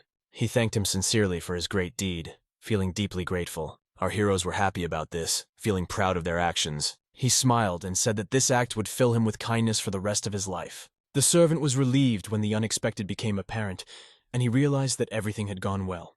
The young master, analyzing the circumstances, realized that now was not the time for action, and decided to wait with further steps. The leader of the Yang clan wants revenge, and his determination in this matter is beyond doubt. They will try to take revenge while keeping their hands clean, so our hero must be proactive to avoid the trap. There was a tense atmosphere in the family room as the father closely watched the mother's actions. Lena, eagerly holding the old box in her hands, carefully opened it. Inside, under a layer of fine white velvet, was an extraordinary piece of jewelry. It was a necklace made with such skill that her breath stopped for a moment. Each stone, perfectly polished, and radiating deep hues like secrets sealed for centuries, sparkled under the light of the lamp. She turned the necklace around in her hands with trepidation, thinking about the stories it could tell. It was a family heirloom, kept and passed down from generation to generation, a source of deep respect and pride. In a mystical setting where intrigue and power games were the basis of clan life, a figure appeared wrapped in a veil of mystery. A woman with a sharp and deliberate voice whispered, "The leader of the Yang clan is so petty, he never worries for nothing. Questions of motives are alien to him." Her words, like the echo of distant storms, dispelled the silence. She revealed the essence of power struggles, where every step can be decisive. The atmosphere around the verbal duel became even thicker, promising to reveal more than one mysterious aspect of the Yang clan's world. She thought about her actions, because if she could realize her plans, it would allow them to— "You have no right to do this," the man told her firmly. "I will not allow it." But she argued that it was nothing more than a simple piece of jewelry. But the man argued, "This is not just a trinket, but the thing you value most in the world." She smiled and admitted that the most valuable things in the world to her were the fight and her son Duan. These words caused embarrassment to her husband, and he blushed. With a determined expression on her face, the woman said, "I finally gathered my courage. We have to protect our son, not meaningless trinkets." The man, gently looking into her eyes, asked, "Do you really believe in me?" The mother answered with confidence, "Yes, I do believe in you." Even after all his mistakes and deceptions, she still supports him.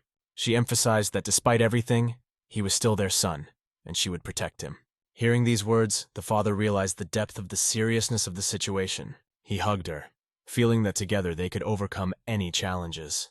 All of this was happening under the watchful eye of the young master, who was watching with understanding and compassion. He intended to apologize to his parents. However, unexpectedly, he overheard their conversation. This made him think. He began to believe that his rebirth in this world was a chance to live a life of his own choosing. Later, when he was deep in reflection, he was embarrassed by his action of helping Dana after accidentally overhearing their conversation. Since then, he could not shake the thought that he had changed his usual image for the sake of these two. He wondered if he would be able to cope now that he was no longer bound by his longing for his family. His angry temper did not let him rest at night. Conceiving of revenge is 10 times worse than carrying it out. In the heart of the mountainous landscapes of China, the cart was nobly making its way up. Guantoi was impressed by the nobleman's words, but could not fully understand them. "But he insists that they are now on their way to the Yang clan. Why is that?" He firmly stated that a solution to the problem had to be found. Guan did not fully understand what this guy was saying. What he was most concerned about was why he had chosen him to accompany him.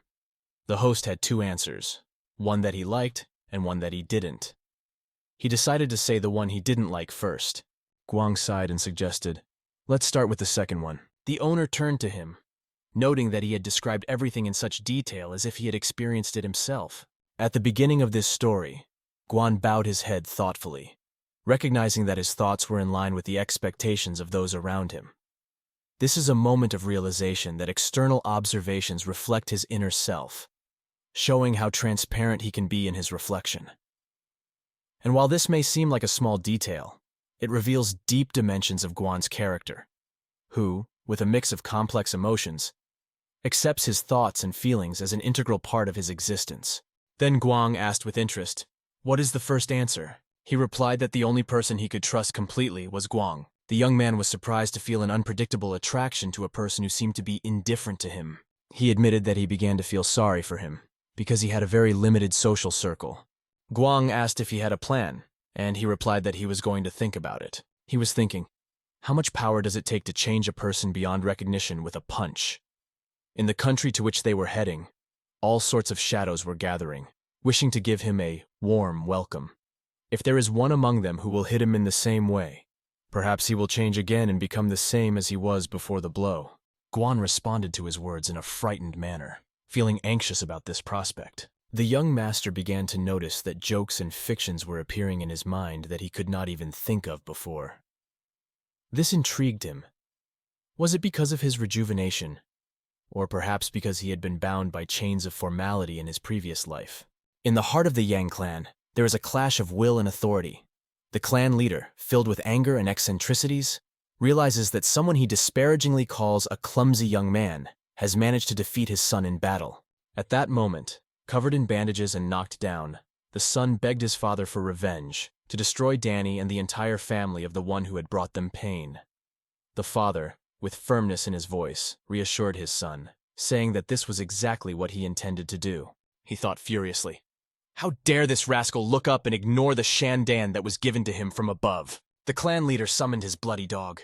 When his words reached his son's ears, he suddenly realized their true meaning. The father insisted that they would be deservedly punished for such treatment. Meanwhile, in the wagon, our hero was reading intently and turned to him with interest. "Is this, by any chance, the Patriarch's secret technique?" "Yes, it is," he replied, whispering barely audibly. Referring to the shogun, he said that it was something incredible and not a martial art at all. And if the horsemen found out about it, there would be consequences. However, after he said that, his face only became filled with suspicion. Guanesh covered his mouth with his palms, trying to hold back his laughter. Then he laughed and said, "Come on, the white sword technique is a common occurrence." To which our hero replied, "It's time to tell you the meaning of what you just mentioned." Guan was surprised by his antics, and this only increased his surprise. But why was he talking like this? If the Patriarch is a master of the White Moonlight Night sword technique, which the whole world is proud to know, why would he say such things? As he continued this dialogue, he only caused a wave of doubt and suspicion. But Guan could not understand what was coming next. He tilted his head, looking thoughtfully at something. Realizing that he had underestimated the situation, he was surprised at how bitterly wrong he was. If he had to evaluate this technique, he would have recognized it as slightly better than average. Given his desire to hide his true martial arts mastery, he needed to master this art to perfection. Guang watched him, remarking in surprise, "How unusual to see you with a book." Indeed, his experience with reading was limited to bar menus and announcements in adult recreation centers. "What kind of fighting skills does the young master propose to teach me?" asked Guang, studying him with interest. But Guan answered decisively, "No, I refuse." The young master realized that Guan was deceiving him, but he answered, "A man like you cannot even imagine it." But when Yang can do it, one wonders why he couldn't. It's a mystery that promises to reveal the depths of not only the character's abilities, but also to emphasize the uniqueness of his character, revealing new facets of what lies beyond the expected. Probably this happened because he came from a noble family, and perhaps from an early age he was tutored by a wise mentor. But to become an outstanding personality, it is not necessary to be born into a noble family or to have an outstanding mentor, as the young master proves. "But what do we really need?" asks Guan in surprise. Our hero remained silent, looking thoughtfully into the distance. The servant began to put forward the key factors of success: natural talent, physical fitness, willpower, and perhaps even magical powers. But there was something else very important that could help overcome all of this. So what was it that made Guan curious? He wondered. He catches the word that comes to mind: connection. A bridge of incomprehensible signs, but he still can't grasp their essence, our hero thinks. The young man's question is answered. It has to do with the Sen-He. Guan's face can fascinate anyone with its unique impressiveness. He doubts the significance of all this or tries to change the subject. Young Pan realizes that wisdom is still far from him, and he really believes that he was serious, joking only at first glance. He is convinced that connections are key to achieving status. The chariot stops, catching his eye. They step out of the shadows and walk straight into the heart of the city. As they reach the threshold of the hotel, they are already making plans for the future. He hadn't even considered renting a room, not hoping for an invitation. It seemed he would have to spend the night on the train, but the young gentleman assured him that he had only taken one room, and that did not mean he would make him sleep on the street. He explained that they were going to share one room with 2 beds and asked where the problem could be. However, the young man said that he was uncomfortable sharing a bedroom with a younger owner. "It doesn't fit," he said. "I would prefer to sleep in the guest room." The young master offered, quite unexpectedly, to have a drink before bed, to which he, surprised, responded immediately, as he was stunned that someone would want to spend time with him in this way. However, the young man asked him if there was anyone else there besides him. He also asked for some simple snacks and drinks. The maid, who stood on the threshold, addressed them with exquisite manners, reflecting the hotel's true hospitality. "Please wait just a moment," inviting him to sit down next to her. Young Pan clearly showed uncertainty on his face. Guan felt that this was the first time in his life that someone had invited him to such an unusual moment. They shared a table, laughing and enjoying their drinks, and never once mentioned that they were to share the same room. Once in the new world, the master feels that his knowledge and experience have been reduced to nothing, leaving him defenseless, as if he were an ignoramus. When he discovers that he has inspired fear in the young boy, the master realizes his new reality with a touch of humility and responsibility. The moment he reached for the bottle of alcohol, Guan asked for permission to pour the glass himself. However, the young master poured the glass himself and said laconically, "Just drink."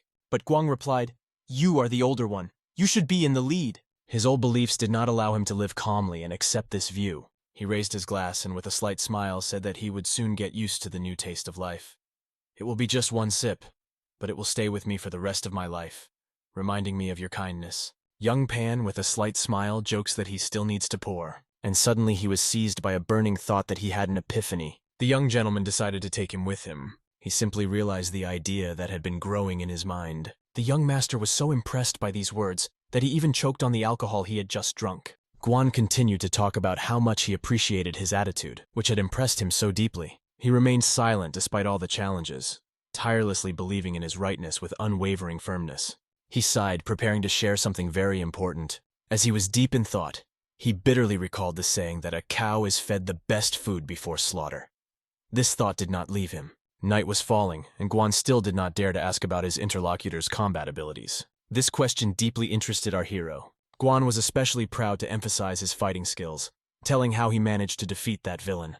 Our hero remarked that he might have fallen behind lately, but what really worried the servant was that he had only been training for 10 days. The young master replied in the affirmative that 10 days was enough time to deal with the pile of garbage that Guang was referring to. Guang watched him carefully, not missing a single detail. He was incredibly surprised that the young master could change so dramatically. The master answered his silent question. "Perhaps I have blossomed a little later." Guan did not refuse the next glass that was offered to him. He emphasized, however, that he had to limit his curiosity so as not to lose his temper. However, he wondered if he would no longer undergo changes, or if he would stop there. The master replied that he had no intention of stopping there. But Guan persisted and asked, "Please promise me that you are changing and will no longer be the same as you were before." The young man thought for a moment. What is the value of a promise that is only made in words? Guan emphasized that this was important to him, because he wanted to hear it with his own ears to see for himself the change. The young master, looking deeply into his eyes over the rim of his glass, replied. Tension hung over Guan, growing more and more like a storm cloud ready to explode at any moment. But he suddenly smiled, diffusing the situation, and promised something that made Guan breathe a sigh of relief. With a sigh of relief, Guan admitted that he was skilled in martial arts, and was actually much stronger than he had imagined. How can you hide such skill? He asked, looking intrigued. To survive in this world, you need to keep at least a third of your power secret, he explained, hinting at his hidden abilities. He deliberately played the role of a loser so as not to attract too much attention and remain invisible. Everything changed after Lady Wan hit me. I realized that I couldn't live like that anymore. It was a moment of epiphany, he admitted, trying to convey his discovery. The hero realized that it was a lie, but he was forced to believe these words, having no other choice. He continued to pour the young man a drink, as if to encourage him. Come on, one more. Pour it. The young man, under the influence of alcohol, felt anxious, realizing that he was getting used to such attention. Surrounded by intoxication, the young man began to feel that this situation was becoming dangerous for him, like a noose gradually tightening around his neck. Young Pan expresses his consent, his voice sounding firm and decisive. The iguana is in an unusual state of excitement, feeling strangely thrilled by what is happening. Perhaps we should buy alcohol together, he suggests, demonstrating his intention to join in. He accepts the glass from the young host's hands, feeling part of something new. For the first time in his life, he feels what it's like to receive attention and benefits from others, because he usually served others like a servant.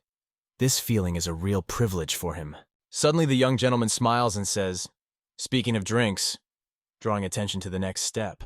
"This is the first time in my life I've ever felt so intoxicated," he says, as if discovering a new world for the first time. They steadily continue their journey towards the city of Dongping, which is their next stop. As they move along these paths, they ponder their plans. It remains a mystery what exactly they plan to accomplish. The mystery remains unsolved, as does who lives on the other side. This mystery has yet to be solved. These words made Guan uneasy, as if a cold wind had passed through his soul. He stopped for a moment and told the young gentleman that he wanted to take responsibility for this. Realizing the danger, realizing the risks, he knew that this step could lead to serious consequences. The master warned him that it was a very dangerous business. If he was caught, it would raise many questions from the authorities. It might even lead to cruel punishments, such as the burning touch of hot metal or cutting off his fingers. "Calm down, everything will be fine," he replied, adding, "If they ask, I will tell them your location. After all, you asked me to do this." "That's right, young master. Be sure to tell them, for that is true wisdom and devotion." He smiled, hinting at his intentions. Guang replied with a slight smile. "Of course it was a joke. Who would have thought of such profound wisdom?" "Yes, it was me," the young master confidently confirmed, his voice full of determination. "This is the height of loyalty, devotion to the last breath. But I do not demand this from him, from this young man." "Doesn't the echo of betrayal sound in your heart when silence answers your calls?" he asked, as if challenging me. "But in any case, it is considered wise loyalty," the master said, adding a touch of wisdom to his words. Guang admitted that the task was not easy, but he reassured him. "You can rely on me. I always find a way out of a situation." He gives him full freedom of action, allowing him to decide everything at his own discretion. Guan assured him of his return, promising that everything would work out well, despite the difficulties. However, he realizes that he has to go his own way alone, being responsible for his own decisions. Suddenly he stops, feeling that he has forgotten something important. Turning, he approaches the young owner, ready to say the last word. He mentioned that even if he had promised support, he might be the last one to come to his defense, hiding in the comfort of some Ukrainian town. Guan replied that if it was convenient for him, he would do so, because he had decided to take full responsibility. Guan made sure that the defense on the other side would be his responsibility, feeling somewhat confident. Stepping aside, he headed decisively toward the city, leaving everything else behind. "As soon as I get back, you should have a drink on me," Guang said jokingly, trying to keep his mood light. An interesting thought, the young gentleman thought, watching him thoughtfully. Despite everything, he still believes in Guang, feeling trust in him. His unbreakable friendship with Guang Tai cannot just end like that. It seems impossible. And when he realizes his plan, there will be a chance for a new beginning. The bond between him and Qianhu will remain strong despite all obstacles. The young lord realizes that it has been several days since he last saw Guan. He is eagerly awaiting Guan's return, but it is delayed, causing anxiety. Perhaps he has already been captured and is being held to answer questions. Or perhaps he has even been killed, leaving him no chance of returning. Suddenly, the door opened sharply, and a figure entered the room. A man appeared in the shadow of the door, his face hidden under a huge hat, and he held a sword in his hand. "In this great world, it is undoubtedly a gift of fate that we have met today. So let's celebrate it," he said. The young lord met him with a smile, welcoming his friend. "How did you manage to have fun?" he asked, hoping to hear interesting stories. But what happened to this exciting young gentleman? What adventures are waiting for him? The I'm Not in the Tank clan begins to gather talented travelers under the leadership of a mysterious figure known as the Blood Potter. Under the guidance of this mysterious leader, the clan plans to make great changes in the world. They're raising an army of bloodthirsty homeless people? Asked young Pan, concerned about the situation. They seem to be recruiting a lot of people.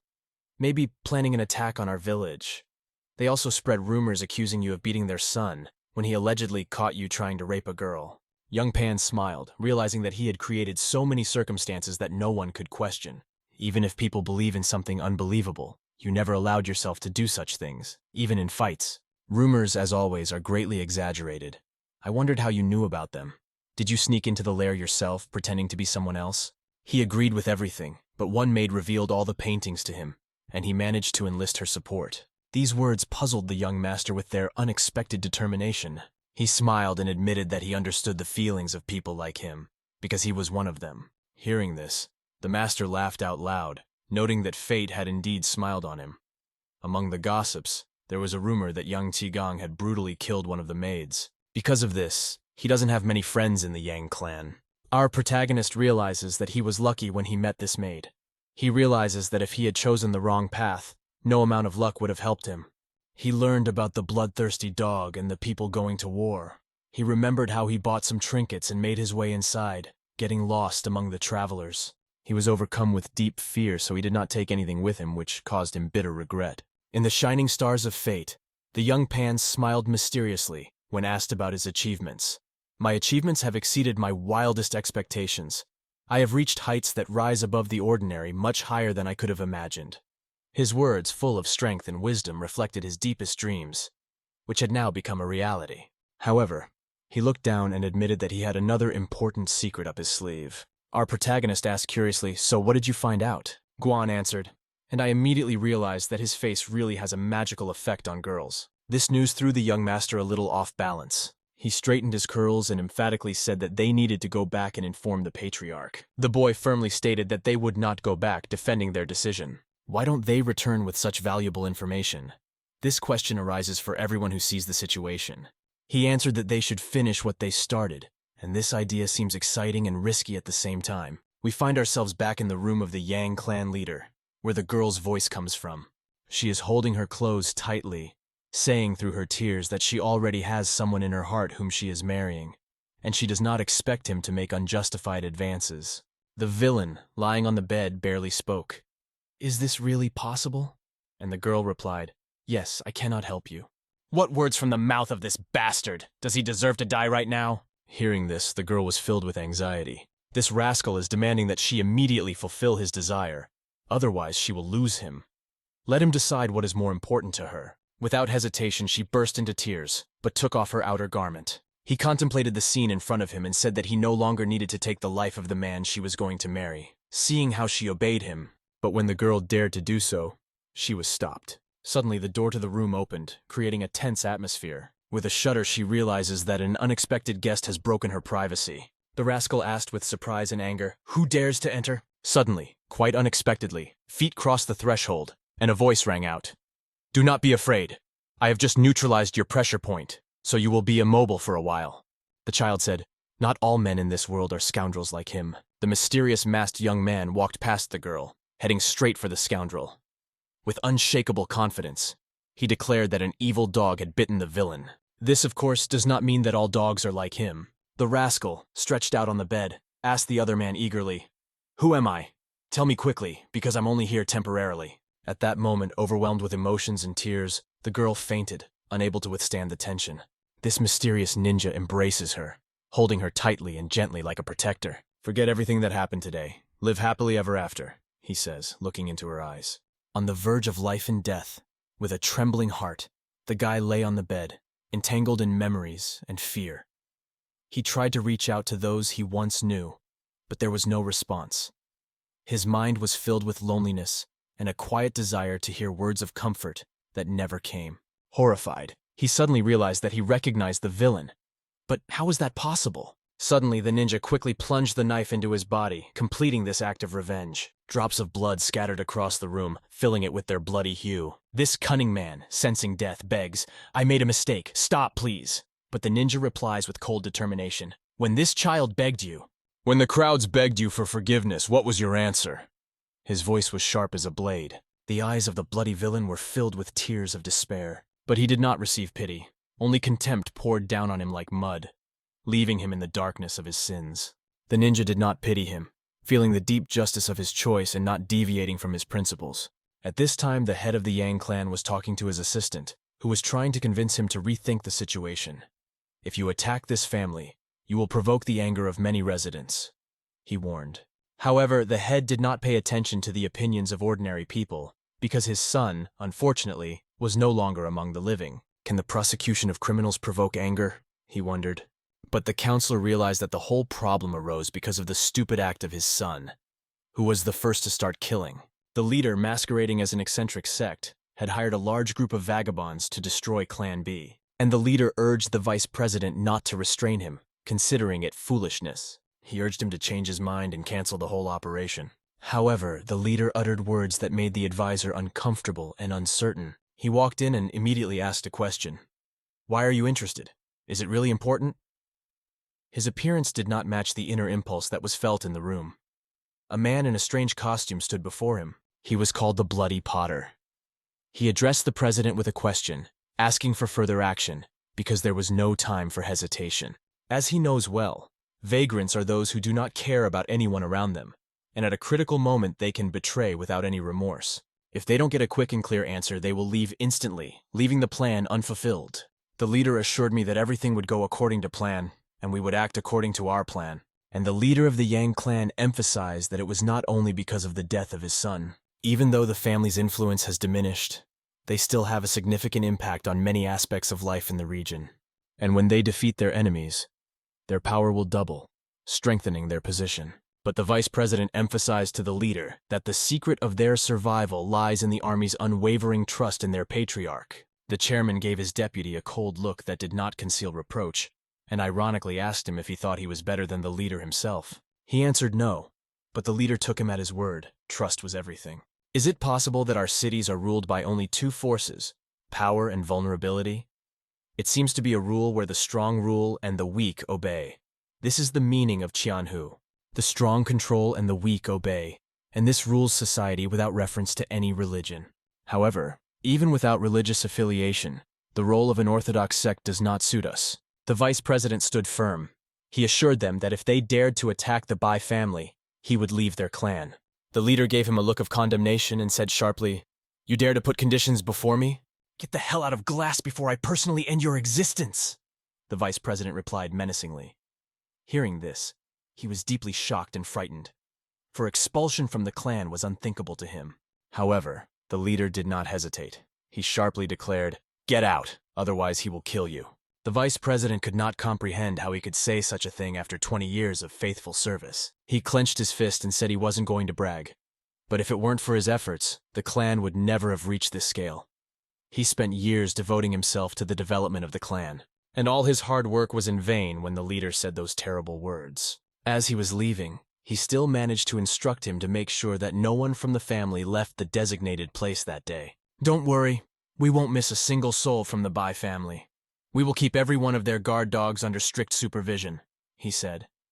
Hearing these words, the clan's vice president, who had once been expelled, was furious. How can they act so ruthlessly? It was completely unacceptable. He had dreamed of raising the prestige of his Yang clan to the heavens, convinced that he had to go his own way until he was kicked out. Suddenly, however, he spotted someone on the grounds. It was a ninja holding a sword, his cloaked face full of determination to fight. "Who are you?" asked the vice president, holding his weapon at the ready with a stern look. The ninja, looking at him, said, "You are ready for anything, accepting the realities as they are." You may have been confused by the words, but the ninja explained that you were seeking to save your life by protecting evil, like your leader. The vice president felt his extraordinary power when he suddenly passed by, and he was powerless to do anything. The ninja warned him that if the vice president wanted to avoid all his efforts being in vain, he had to stay here waiting. "You are facing a key moment in your life," the ninja said, emphasizing the importance of the moment. And just then, silence fell around him. The vice president held his breath, sensing something inevitable was coming. The time for change was inexorably approaching, and the vice president had to prepare for it. He did not know how to react, so he simply decided to ignore the warning. The ninja stepped forward and opened the door. He entered the room where the atmosphere was tense. The hellhound and its leader stood in front of him, both looking wary, as if they were seeing a worthy opponent for the first time. The air was filled with a sense of danger and intrigue. "Who are you?" The leader's voice was loud, filling the room with the weight of the unspoken. "I am the heir of those you seek to destroy." At first, the leader did not realize who he was talking about. Who was this son? But amid the din of voices, he caught a familiar sound. It was the voice of... "The white data tells you who I am," he said, hinting at his true identity. The leader thought, "Can this fellow be considered a friend? How could he behave like this? But most importantly, how did he get here in the first place?" Despite all the circumstances, the leader decided to eliminate him without saying the usual "destroy that evil one" to the hellhound. But the hellhound offered to solve the problem for 5,000 yuan. The leader responded with deep aggression, feeling that the time of his death was approaching. However, the hellhound's cunning and commitment to the terms of the contract indicated otherwise. The right time and place had not yet come. "If you don't want to pay, take care of it yourself," the hound added. The leader lost his temper, admitting his desire for money, but still agreed to the price. The hound of hell realized that he had achieved his goal, spreading his paws in triumph. Pulling out his mace, he addressed the child. "Accept my gratitude. Thanks to you, I will earn another 5,000 on top." However, our hero heard himself being called the vagabond, pretending to be a hell potter, which caused him to feel a new wave of indignation. With an angry laugh, the hellhound turned to his victim. "My name is known even to children, and I hope you realize what you are about to die from." And with crazy agility, the hound entered the fray, ready to deliver a fatal blow. It attacked our hero with all its extraordinary strength, leaving him no time to think. The blow was so strong that it knocked out the door and broke through the wall of the room, leaving a trail of destruction. When he finds himself back in his body, the hero realizes that his energy has decreased significantly, becoming no more than that of a 5-year-old child. He realizes that he must now be careful and weigh his every move with extreme precision. But the shadow hound did not stop its attack, catching his speed even for a split second. Our hero skillfully dodged the blows, and where the hellhound struck, there was only devastation. He realized that despite his slowness, missing at least one attack would be tantamount to disaster. Without the ability to anticipate the enemy's attack, he could have disappeared without a trace. In addition, he had not yet fully mastered his new body, which made him even more vulnerable. Relying on his vast experience in combat, he sought a way to survive. Despite the difficulties, he even began to feel excited about this battle and the new body he was about to experience. For a moment, he even forgot how much time had passed since he had been on the brink of life and death, witnessing a murder. With waves of blood and bad weather, he entered the battle like a dog of war, feeling the long-forgotten adrenaline. He enthusiastically faced the battle, holding his sword with both hands ready for any challenge. Since he became the strongest in the world, Taelin's life has been filled with peaceful days, devoid of real challenges. It was only now that his true calling had left him that life became incredibly boring. But now he felt the very spark of life he had been searching for so long. He witnessed a fierce chase, and the extraordinary power of his opponent's gaze stunned him. However, he outsmarted his opponent by suddenly slyly hitting himself on the head, confusing him. Using the Asura sword art, the pursuing soul technique at the entry level, he easily severed the head of the hellhound. The hound fell to the floor, struck dead by the boy, leaving him the victor in this battle. Seeing this, the leader realized that the situation was out of control. What had actually happened could not be denied. The outcome was obvious. His eyes lost their former confidence, and he realized that the blow passed through him almost imperceptibly and the guy literally pierced the enemy's body. But when it happened, he didn't even notice. The guy moved with incredible speed like a real ninja in action. The leader, lying on the ground, looked at him and asked, "How did you learn this?" Raising the mace of the hellhound, he replied, "When you learn, it will be difficult to understand. Even if I explain it, it will be difficult to understand." The leader turned to him. "Why do you want the weapon of the Hound of Hell? Don't tell me you want to make it look like we had a fight." But he insisted. "That's exactly what I'm going to do as soon as everything is settled. The arrogant gang planned to escape after you were killed, but I decided to prevent that by promising them everything they wanted. With all these benefits, he will be able to support his family and provide them with a better future." He revealed the secret of the hiding place, where an endless pile of gold and untold treasures worth more than 30,000 shone. Although these were just words, the man emphasized that his circumstances were far from the best. But if he is forgiven, he can get everything that exists here. He convinced me that this is not just insensitivity, but only the beginning of new opportunities. If you give him life, you will get everything. But if you execute a death sentence, you will be left with nothing, because his treasures cannot be found without his help, he said. Our hero noted that he had already heard about the mighty Qianhu, a creature that was both extremely strong and vulnerable, without the third property. What you didn't say before. The strong survive, the weak die. Where's the mistake? He asked. It seemed to him that today they were not at the top of their game. Our hero waved his sword, signaling the end of this villain, and once and for all, he destroyed his insidious plans for the family, putting an end to his criminal actions. Only the shadow of this event knows the truth about what really happened. After completing the case, our hero shouted, "Come in!" The vice president burst in, not knowing what a twist fate had in store for him, but when he entered, his eyes saw a horrifying picture. The Hellhound and the Patriarch seemed to have inexorably left this world. Young Pan-White Dan, single-handedly, was able to defeat the most powerful warriors of the clan, and the young master turned to him saying, "From today on, I congratulate you, for you are now the head of the Yang sect."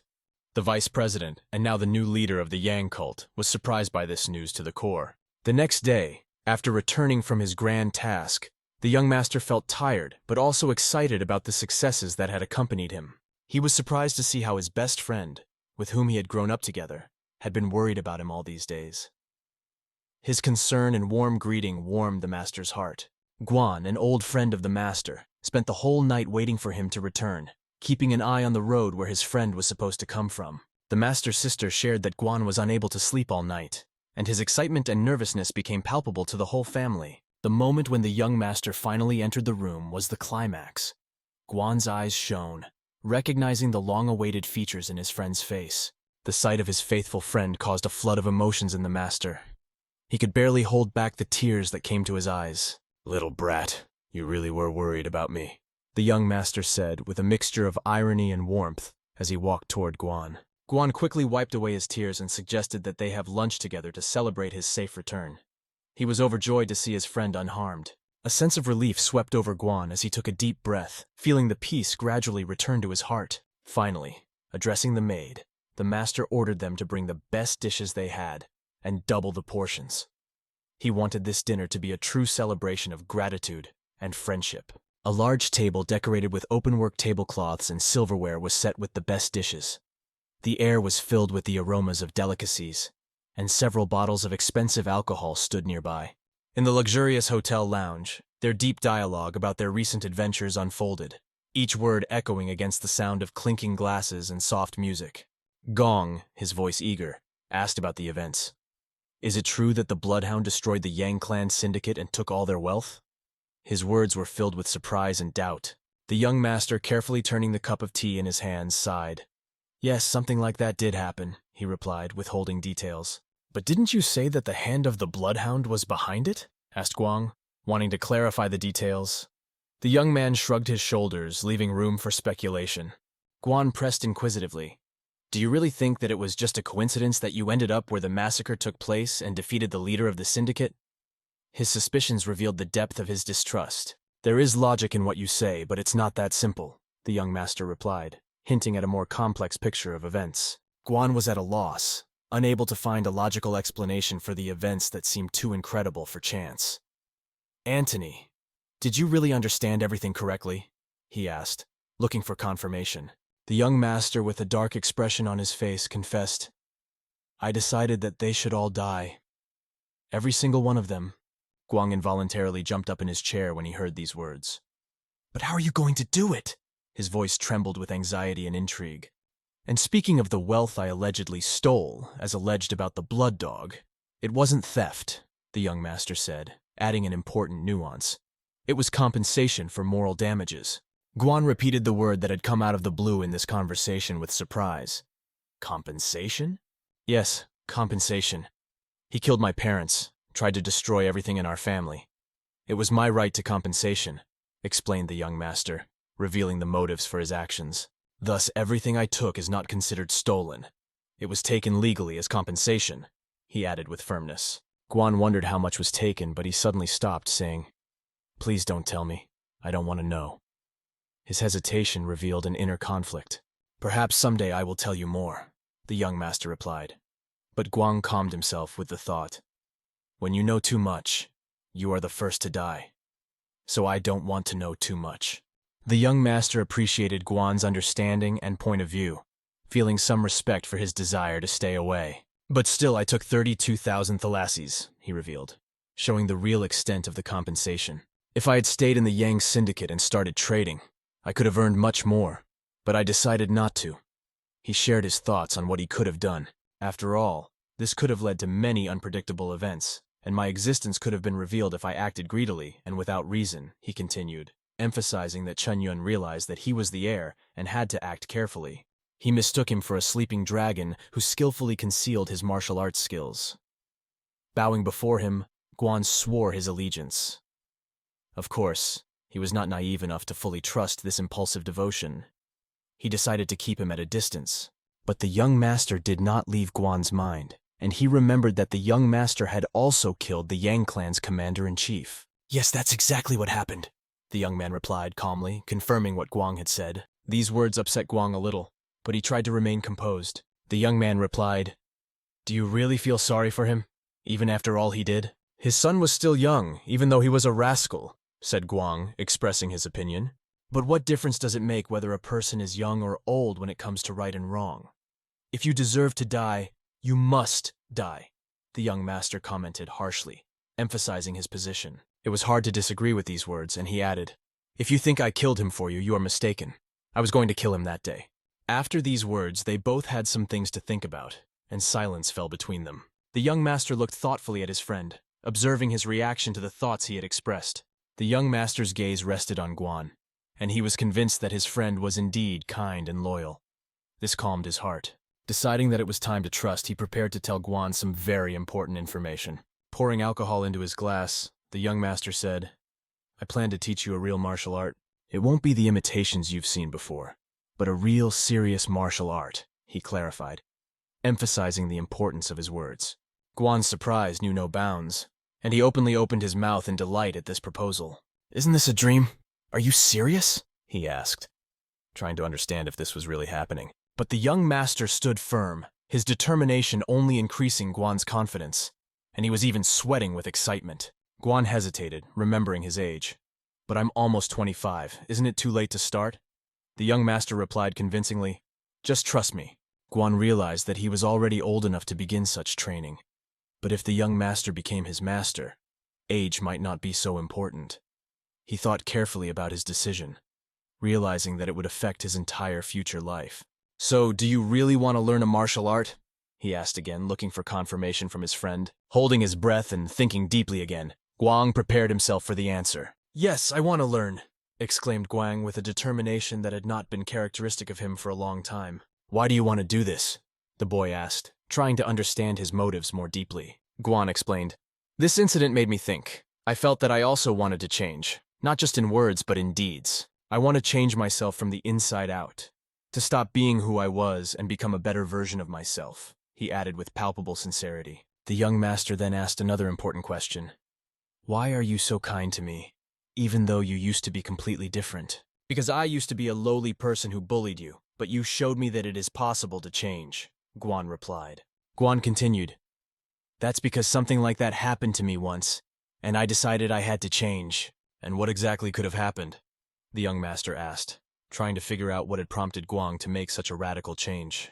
"I remember when I was 15 and you were 10. You were very good to me when I was sick and had a high fever. That moment had a big impact on me," Guan recalled, reflecting on the past and its influence on current decisions. When Guan lost consciousness, the first thing he saw when he came to was the face of the young master, who had not left him in trouble. The young master carefully helped him recover by applying cold towels to his forehead. The caring attention he showed then, helping Guang to recover, was unlike anything Guang had ever seen before. "I still can't forget his concerned look when he looked at me," Guang recalled, feeling deeply grateful. "You've never looked at me so sincerely before, and it left a deep mark on my soul," he continued, expressing his emotions. The young master listened to him, feeling somewhat bewildered. All this was a bit incomprehensible to him, but at the same time important. Deciding to answer, the young master said, "Perhaps it was foolish to think that I was obsessed with such things, but I'm sure that for some people, such experiences can be extremely useful. The martial art you will be learning is the 7 South Sea techniques," he announced, revealing the details of the upcoming training. Guang was amazed to hear about this opportunity and the uniqueness of these techniques. And one more very important thing the young master added. And from now on, you are no longer my servant. Now you are not just my subordinate, you are my friend, my support, the young master said, emphasizing the new equality in their relationship. Guang rose from his seat, feeling different after hearing these words. He took a deep breath, a gesture that surprised the young master with its determination and meaning. Guang then knelt down in front of him and crossed his arms in front of him, showing his respect and readiness for his new role. The young master watched this carefully, for he had not expected such a reaction from Guan. I have heard that this is how martial artists bow in Qianhu, how martial artists show their respect. Guang explained his gesture. The young master appreciated it and replied, You're doing well. You're doing the right thing, recognizing Guan's efforts and intentions. Looking at his new friend and support, the young master drank a cup of tea and thought that he had not really planned to take Guang as a disciple. With a gesture of reflection, he decided to accept Guan's respectful bowing. This was the end of their in-depth dialogue in the hotel, marking the beginning of a new phase in their relationship and their shared journey of martial arts training. After these events, they returned to their hometown, where they felt more secure and confident. The young master shared everything with his father, telling him how dangerous and insidious the syndicate leader was who wanted them dead. He was much more evil than we could have imagined. If I hadn't met the blood dog, we would have been in big trouble, the young master shared with his father.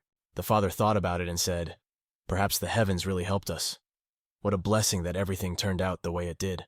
However, we have to pay back the debt to the Yang Syndicate that they owe us, the father said, emphasizing the need to settle old accounts. The young master understood this and was prepared for this development. He knew that his father would express such an opinion because he was an influential and intelligent man. I couldn't even think that we owe the Yang Syndicate, not Jan or Joe to us, he thought. Turning to his father, he said, I hope they're not too upset, Dad. Such respect and trust from his son deeply impressed the father, as he had not heard him say such words for a long time. The mother, observing the changes in her son, could not help but feel proud. His maturity and determination made her happy. The father, noticing the fatigue on his son's face, suggested that he get some rest. Go and get some rest. The boy agreed without objection, feeling the need to rest. As he went to say goodbye, he realized that this was the first time he was actually talking to his father. In his previous life, he had been raised by his mother from an early age, and his father was not in his life. Although it was their first conversation, he didn't feel bad about it. He felt a certain connection and understanding. The next day, the boy came to the Yang clan. He brought a large purple sack with him and threw it in front of the new clan leader. The new clan leader asked in surprise, What have you brought? What are these gifts? The young master replied, These are 3,000 thalas that I have saved up. This is part of the debt we owe to your clan. The leader of the clan, Yang, expressed surprise. How did you manage to accumulate so much money? The young master replied that he had been saving the money for his own wedding. The young man realized that he could not give the Yang clan all the money he had received since Yang Zi's death. He decided to act carefully so as not to arouse suspicion. When the clan leader heard about the wedding, he asked why the young master decided to give the money to them. Please use it to put our swordsman's squad in order, the young master asked. He also added that he was not doing this because of the money, but because he did not want anyone to think that they were staying in the clan just for the money. The young master explained, We cannot let their families suffer for lack of money. The clan leader heard these words and saw the young master's compassion. He realized that if the young master spoke like that, he should give the money to the clan leader, not keep it to himself. But I don't think you'd take the money if my father offered it to you, the young master replied, noting that this was only his assumption. He realized that this man was incredibly dedicated to his work. Even if his father offered to give him the whole sum, the young master was confident in his ability to solve all the issues with a number of swordsmen on his own. He will always refuse his father's money because he wants to earn his own reputation and independence. The young master explained, You are not just a commander of a large group of swordsmen for us. You are the backbone of our family. If something happens to you, it will affect our whole family. The commander of the swordsmen asked in surprise, What are you talking about? Our head is the strength of our family, not me. The young master was pleased to hear this reaction, because he appreciates loyal and honest people. He thought it would be difficult to find such a person in the clan. You're right, but you and your squad are helping our head to be that pillar. Take this money as recognition for your contribution, he replied. It's for the good of our head and the whole clan, the young master added. Seeing the confidence in his words, the commander thought about it. Okay, I promise to use this money only for the training needs of the unit, he replied. The young master bowed and expressed his deep gratitude for his service and honesty. Despite these words, the commander's gaze changed. He no longer saw the young master as the person he had been before. If it's okay, I'll leave, the young master said, feeling that his mission here was complete and he could continue on his way with a clear conscience. At the last moment, the commander stopped him. Wait! I am very grateful to you. My gratitude knows no bounds, he continued, showing his sincere admiration. The young master was touched by such warm words. It was an important recognition of his efforts. As he left, he thought, now Guang doesn't have to say anything more. He will show the results of his work himself. Over the next few days, the situation changed markedly, and everything around them sparkled with new colors. The atmosphere among the swordsmen became much more pleasant. Not only the swordsmen, but the whole family felt a lift in spirit. The young master was sure that his friend Guang had also changed, because the rumors of the payment of the swordsmen's outstanding wages had greatly improved the mood. People began to speak differently, and the atmosphere changed so much that it became possible to announce the recruitment of new swordsmen. For the first time in a long time, the atmosphere in the family became more lively and optimistic. However, the problem with his internal chi energy remained unresolved. It was a problem that he had to deal with on his own, to find ways to restore and balance his inner strength. The young master used every minute of his time, except for the necessary hours of sleep, to perfect his art in the heavenly martial circulation of consciousness. With this technique, he could accumulate internal energy 3 times faster than with conventional training. However, even with this advantage, he was only able to accumulate a small portion of the necessary energy. This left him with an important choice. If he wants to increase his energy storage rate, he needs to learn how to read his thoughts and control his energy vessels, which is only possible with a special elixir. He had 29,000 thalasses left, and he was wondering if this money would be enough to buy the elixir he needed. He went to a forested mountainous area called Jinan. There was a branch of the black market on the mountain, where wildlife ran wild and waterfalls made a noise. The young master arrived there to buy the elixir he needed. There were many different products on the shelves, and all of them were undoubtedly worthy of attention. The shopkeeper asked, "What kind of elixir are you looking for, pills or herbs?" Our hero replied that he didn't see much difference between the forms of elixir, but he was ready to listen to recommendations. The seller started to get wise. There's a saying that what you can't find on the black market, you can't find anywhere else in the world. If you don't find what you need here, maybe you should wait. The seller continued. You're very lucky, because we haven't had this elixir lately, but we just received a new shipment 2 days ago. Tell me quickly, what is this elixir? Our hero asked impatiently. The seller smiled and answered, It's a 1,000-year-old herb. The boy was worried because he knew that the millennial herb was not a simple herb, but a rare and powerful element. This herb provides a supply of energy for 10, 15 years. Nowadays, when even ordinary elixirs are rare, it's a great success to get one of these, the seller explained. The vendor named the price. It costs 40,000 thalas. Our hero would love to buy this herb, but he only has 25,000 thalasses, so he is 15,000 thalasses short. This leaves our hero with a difficult choice. Find a way to get the money he needs, or risk losing the opportunity to greatly improve his abilities. The seller added with concern, This may be the last opportunity to buy this elixir, because it's incredibly difficult to find these days. If you don't buy it now, someone else will. The man replied, I didn't bring enough money, so I'll come back next time. The seller asked, Why do you want to buy this elixir? I want to become stronger, the boy replied. The seller thought about it and asked, What will happen if you become stronger?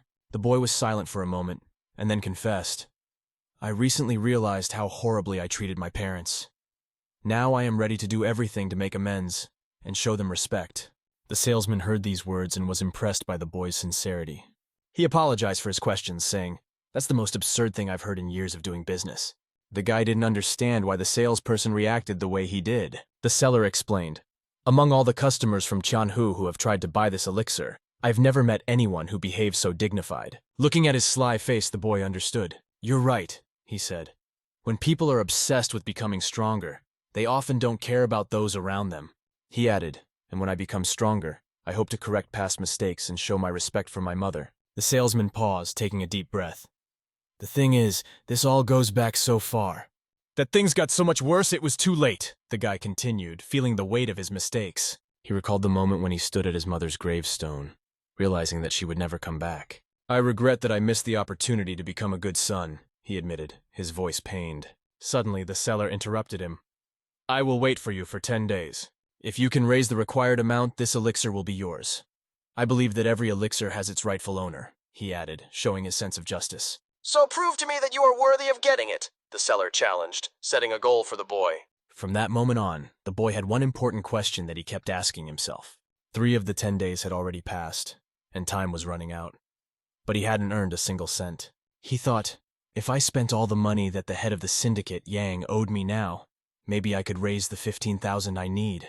But in that case, he would no longer be able to maintain the relationship with the syndicate leader at the level it is now, and the leader might think of him as an intrusive person trying to squeeze money. However, he had another plan for the head of the Yang clan. While deep in his thoughts, he barely noticed when Guang approached him, expressing his concern.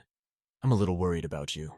The master noticed that Guang was thinking very carefully, almost like another young man he had once known. With a sly smile, Guang asked, Would you like to meet Lady Sun again by chance? I think... But it was a misunderstanding because our hero hadn't thought about Lady Sun all this time because he didn't care. In the first shot, we are transported to the Murima Alliance branch, located in the beautiful city of Quifu. The young master decided to disguise himself and spent a huge amount of money on a special mask. Since he was an imposter, no one was supposed to recognize him, and he spent so much money on disguise. One day, recalling that moment, Li Dan asked his friend why he borrowed 20,000 thalassa from the Yang syndicate. He suggested that the money might have been needed to catch a criminal, but as a result, his friend ended up being his hostage. Guan only tried to soften the situation by saying that the guy had lost the money and was a victim of a criminal. Billy Don realized that the real owner of this body was a complete idiot for getting himself involved in such shit. Guan, sweeping up, continued his story, which made the young master's hair stand on end. He said that if not for the intervention of the great warrior Guan, who was the leader of the Murim Alliance's Chiu-Fu branch and with whom they often communicated, Billy Dan would probably be dead by now. Our hero realized that the man who was the leader of the Murima Alliance branch decided to communicate with such a stupid guy. But why? He thought to himself. Guan also knew that the patriarch had given 15,000 thalassis to Lu Shu and 5,000 to the great warrior Gong as a token of his gratitude. This made it clear that the leader of the Murim branch had taken a bribe, which cast a corrupt shadow over his reputation. And in any case, this was the last blow to their family's finances, which finally upset young Mr. Guan. There was only one question left. Had Guo Dushu been caught? However, Guan hadn't heard anything about it and didn't know if he had been caught at all. This alerted our hero, who wanted to understand all these nuances. When he changed his clothes and approached the guards from Quifu, they asked who the man was looking for, but he had come to find the branch manager. The guards asked him where he was from and what area he was from. Looking at the guard with a stern gaze, radiating confidence, the young man replied that the Heavenly Blade sect was his patron. This made it clear to the guards that this man had a high status and should be allowed to open all doors. However, he had to wait a moment for the guard to ask his master if he could let the visitor in. Realizing this, Billy Dan, although he was wearing a mask, knew that the Heavenly Blade sect was part of the 5 Central Plains powers, which are the most powerful factions in Tianhe. If not for him, these 5 factions might have fought for power in the Central Plains. He knew the internal circumstances of these 5 forces well, among which the Heavenly Blade sect was the best cover for his disguise. The reason was simple. Leader Wu Mafeng Zi of the Heavenly Blade sect had a complicated relationship with women. Because of this, he had more than 10 wives and dozens of children, and it was said that even the leader himself sometimes did not distinguish between his sons.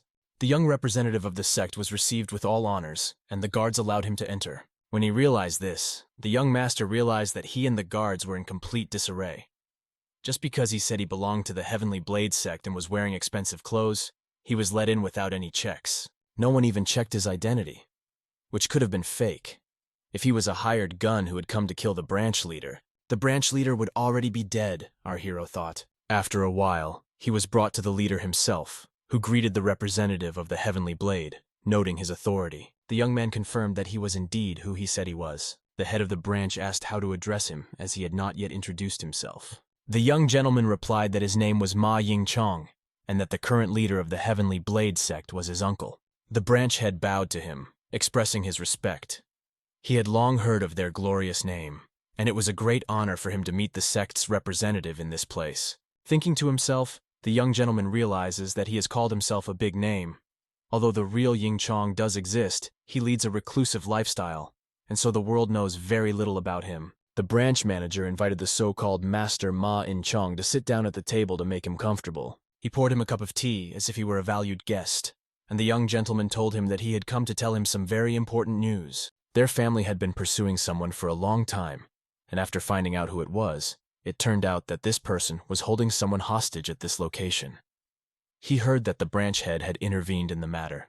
The head's face visibly paled, realizing the purpose of this gentleman's visit.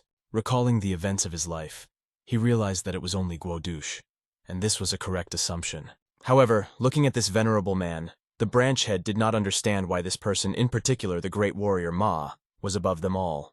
To which our master replied that this sin was directed against them, and all the warriors of his family were now pursuing him with all their might. The face of the head of the branch turned pale. He was no longer cheerful but thinking about something serious. This was obvious to our hero, who realized from Gongzong's expression that he and Guo Dushu had an important relationship. Continuing the dialogue, the branch head asked what great sin the man had committed against the Heavenly Blade sect. But it was an internal matter that he could not just reveal. However, there was still one important point that worried even the elders of his family.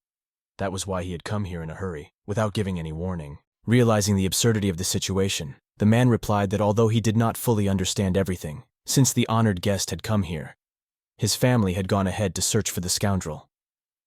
It is only a matter of time before they find him. As a representative of the Heavenly Blade sect, he has honestly appealed to the branch head to catch him before anyone else for his family. He wants to prove that his abilities are superior to the other heirs by outrunning them all. He asked the head of the branch, Gong, to show his kindness and turn him in. Moreover, our hero hints that if he doesn't want to get a promotion at the headquarters, this could be his opportunity, pressing on the most painful points. The head of the branch was thinking to himself, worried about his friend. But he couldn't just turn him in. The representative of the Heavenly Blade sect said that if he helped find Guo Sol, he would be sent directly to the headquarters. This will give him the opportunity to move up the career ladder. Our hero realizes that many branch leaders dream of getting into the Marima Alliance headquarters all their lives, and only the idea of the support of the Heavenly Blade sect makes them take radical steps. At first, the head of the branch did not believe that the young man was serious, but given his presence and importance, he decided not to reject the offer. The young man promised that if the branch head helped, the Heavenly Blade sect would send him to the Murim Alliance headquarters. He needs support, and he is looking for those he can trust at the headquarters. However, there is one important condition. The branch head must find out where this person is as soon as possible, because time is running out to take advantage of this opportunity. The branch manager, realizing the seriousness of the situation and the uniqueness of the chance, cannot afford to delay. The young gentleman looks at him with a piercing gaze, making it clear that this matter is extremely important. Soon, the branch manager pulled out a portrait and said that he wanted Mr. Jinan and was ready to hand him over. This scoundrel, who would betray even his own child for the sake of gambling, often visits gambling dens in the city where he can be found. If the young master can catch him, he will help the branch head to become the vice leader of the Murim Alliance headquarters. The good news tickled the branch manager's ears, giving him hope and a pleasant illusion of possibility. On emotion, he even promised that he would serve the Heavenly Blade representative with all his heart. However, the young master wanted to keep this dialogue a secret, as he could not allow the rest of his family to be the first to catch this rascal. Filled with hope, the branch manager promised to remain loyal and not reveal the nature of the situation. Because of the reward, the young gentleman inquired about the amount of the payment. He was offered 5,000 thalas, which seemed like a substantial sum. However, the young man said that 20,000 would be much better. The branch manager asked if he had heard correctly. 5,000, not 20,000 thalas, because he was interested. The representative of Heavenly Blade looked sternly ahead, escalating the tension in the situation. The branch leader even began to worry because of his expression. After realizing his mistake, he realized that 20,000 thalassa would be a better offer. The Heavenly Blade representative agreed and said that in 3 days he would be able to pick up the money in Jinjiang. He planned to return to his family after he was done with that scoundrel. They agreed to meet in 3 days, when the case was completed, to discuss further plans. 3 days later in the mountains, at the same place where the meeting was scheduled, the branch leader climbs the mountains to collect the promised reward. The road was not easy for the old man, but his motivation gave him the strength to move forward. When he got to the appointed place, he saw the young master waiting patiently where they had agreed. In front of them lay the head of the rascal that this branch leader had turned in. The Heavenly Blade sect representative's intense gaze showed that the mission was complete, and he had kept his word. The branch leader, seeing his friend in such a state and what the man had done to him, began to fear for his life. After all, 5 days ago, this man, whose head was now lying on a stone, was considered invincible. And now he was lying here, completely defeated.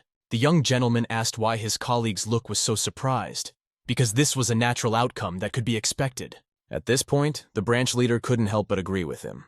However, it was not only about the murder, but also about the money.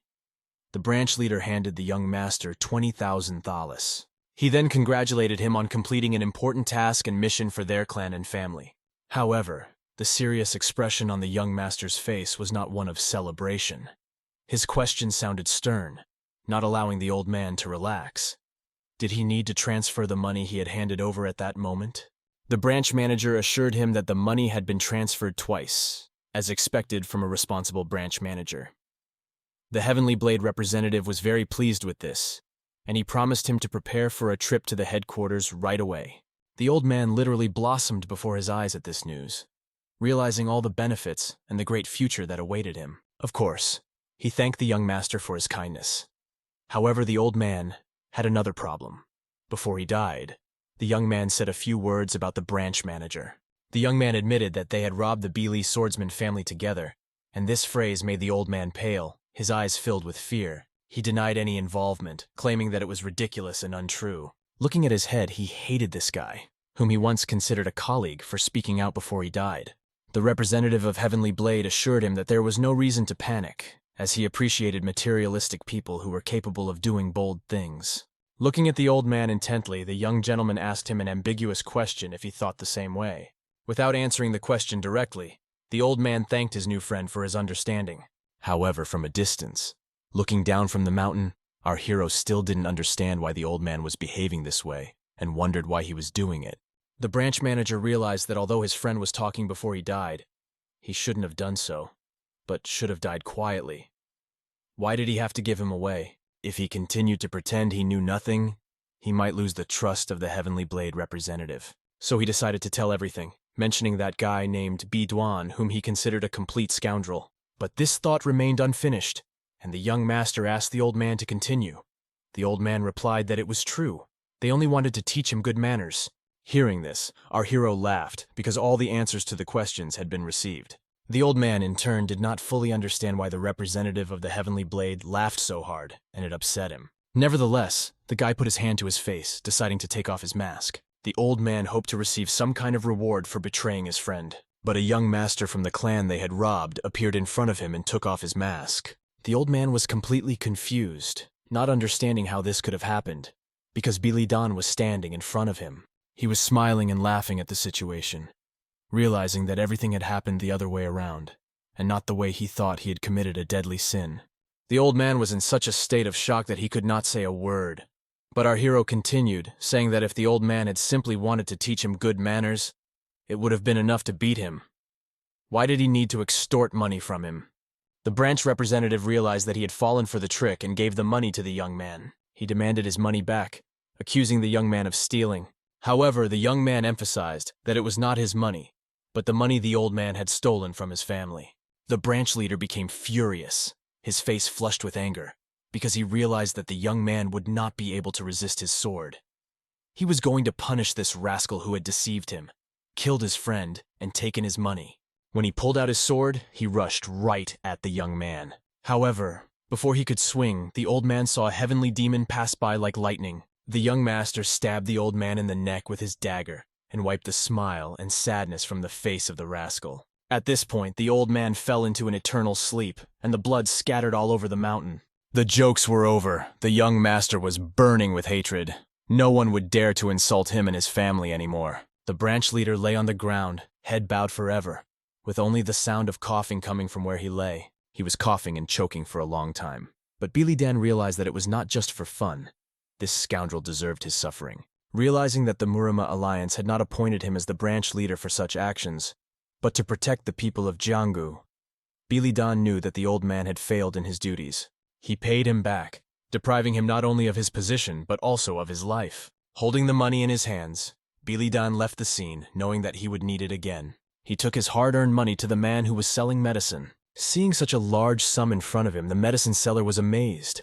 He could not even think that this guy could bring in money so quickly, and he was surprised that it became a reality. It was just incredible, and he couldn't imagine it happening so quickly. Soon, the elixir seller told the guy that he was waiting for money from him and would only be able to show him the goods after he transferred the entire amount. Understanding the situation, the guy agreed to wait, because 40,000 thalas is not a small amount. This money could provide an ordinary man with a comfortable life for the rest of his days, or even be left for his children, who could easily live on this amount.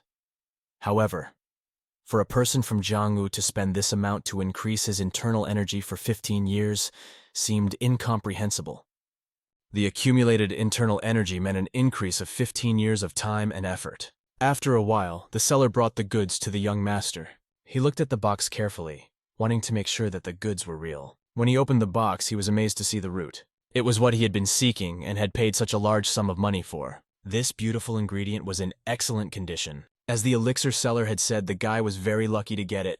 Billy Don thanked the seller for his attentiveness and help. That was the end of their transaction. Everyone got what they wanted, and all that was left was to go about their business in silence. When Billy Dan left the store, the shopkeeper watched him closely and thought. As I said, this elixir chose its owner, not the owner chose it. To make it work, Billy Dan decided to find a secluded place. He chose a beautiful cave that he found without spending much time and sat in the center. He looked for a long time at the root that was considered so rare and expensive. It was a 1,000-year-old herb that, if taken by an ordinary person, would give a long and painless life. And if a person from Jiangsu takes it, his or her internal energy will increase by at least 10-15 years. Usually, average martial artists can get up to 10 years of internal QI from a 1,000-year-old herb.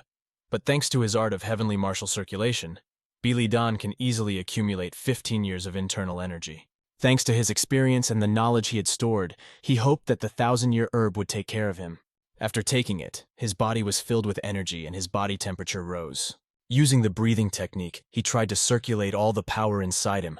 Even the steam came out of his body. This smoke purified him and filled him with new strength. It was as if his body was forming itself, and energy filled every vessel. For a long time, he practiced the breathing technique. Eventually, the root began to work, and the guy moved to a whole new level. After several days of active energy absorption and solitude, this time was not in vain for the young master. The light radiating from the cave illuminated everything around him, making it clear that the path of a celestial demon had begun. After a long cultivation, the young man felt different.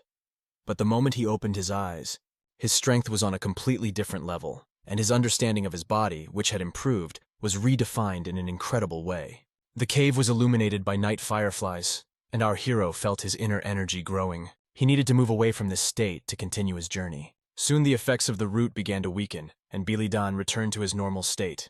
However, he was no longer the same guy he was before. His strength had increased by 15 years. Opening his eyes and seeing himself renewed, he looked at his hands. He felt an incredible strength that he had never felt before as he clenched his fist. Realizing that only the best was ahead, he knew why he had done it and that he had to keep going. He left the cave with a 15-year supply of internal energy.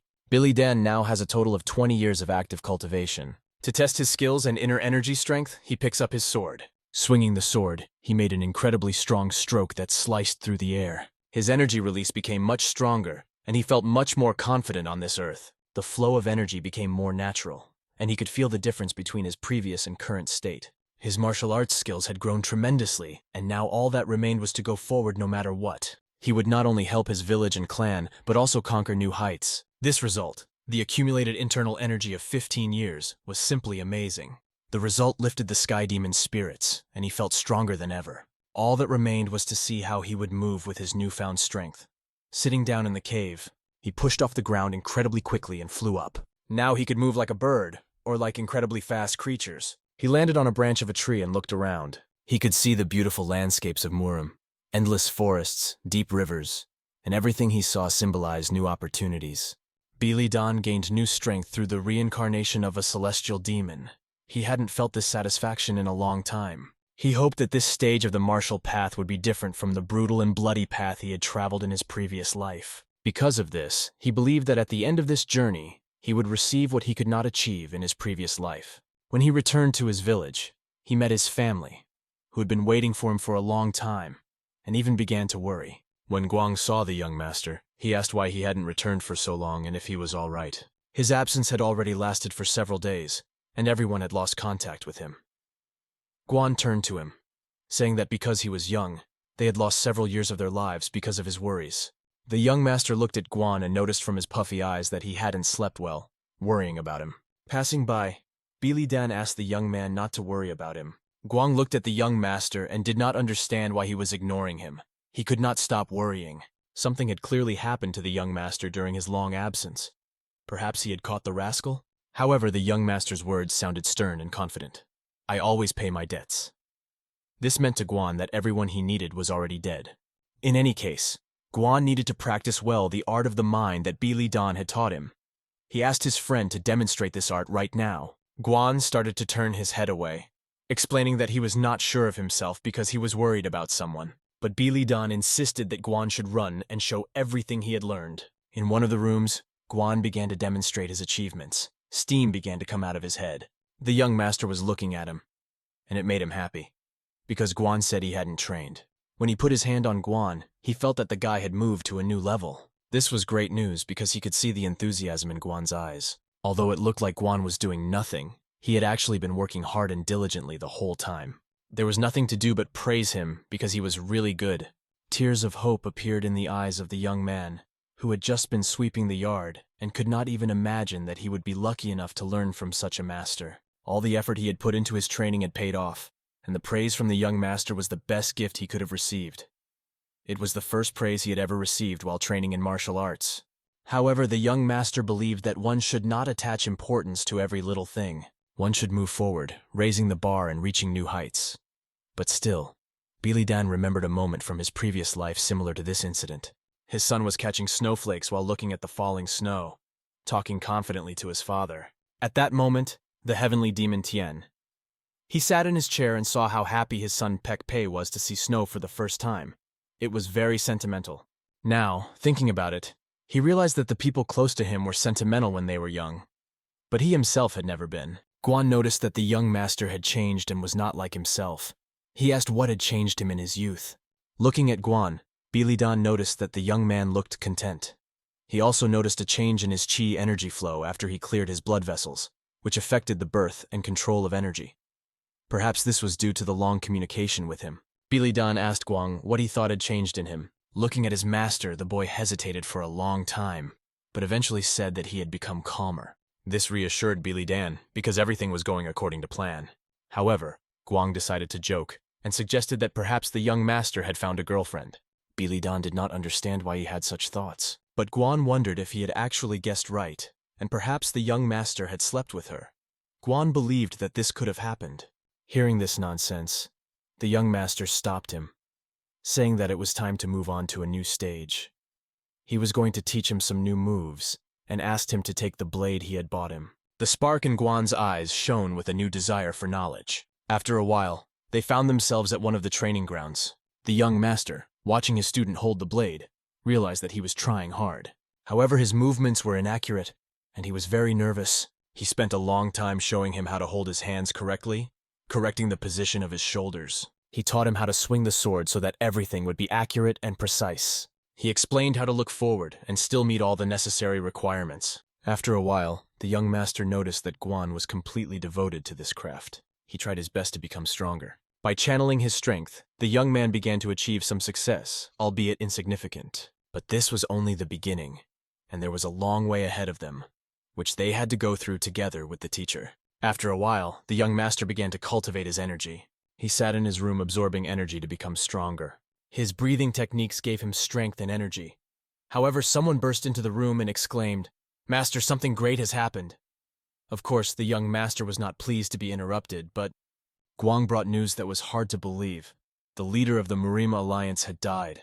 However, the young master did not lose his rhythm, did not reply, and continued his breathing techniques. Seeing that his words did not elicit a reaction, Guang repeated himself, "Jianghu will turn upside down again." He added that not only the people of Murim but everyone else was talking about this event. Yet the young master remained unmoved. Guan noticed a drop of indifference in his reaction, but he did not understand why. Finally, the young master replied, "Why should I cry?" But still, he thought he should at least be surprised. The young master simply said that he was already surprised, although he could not show it.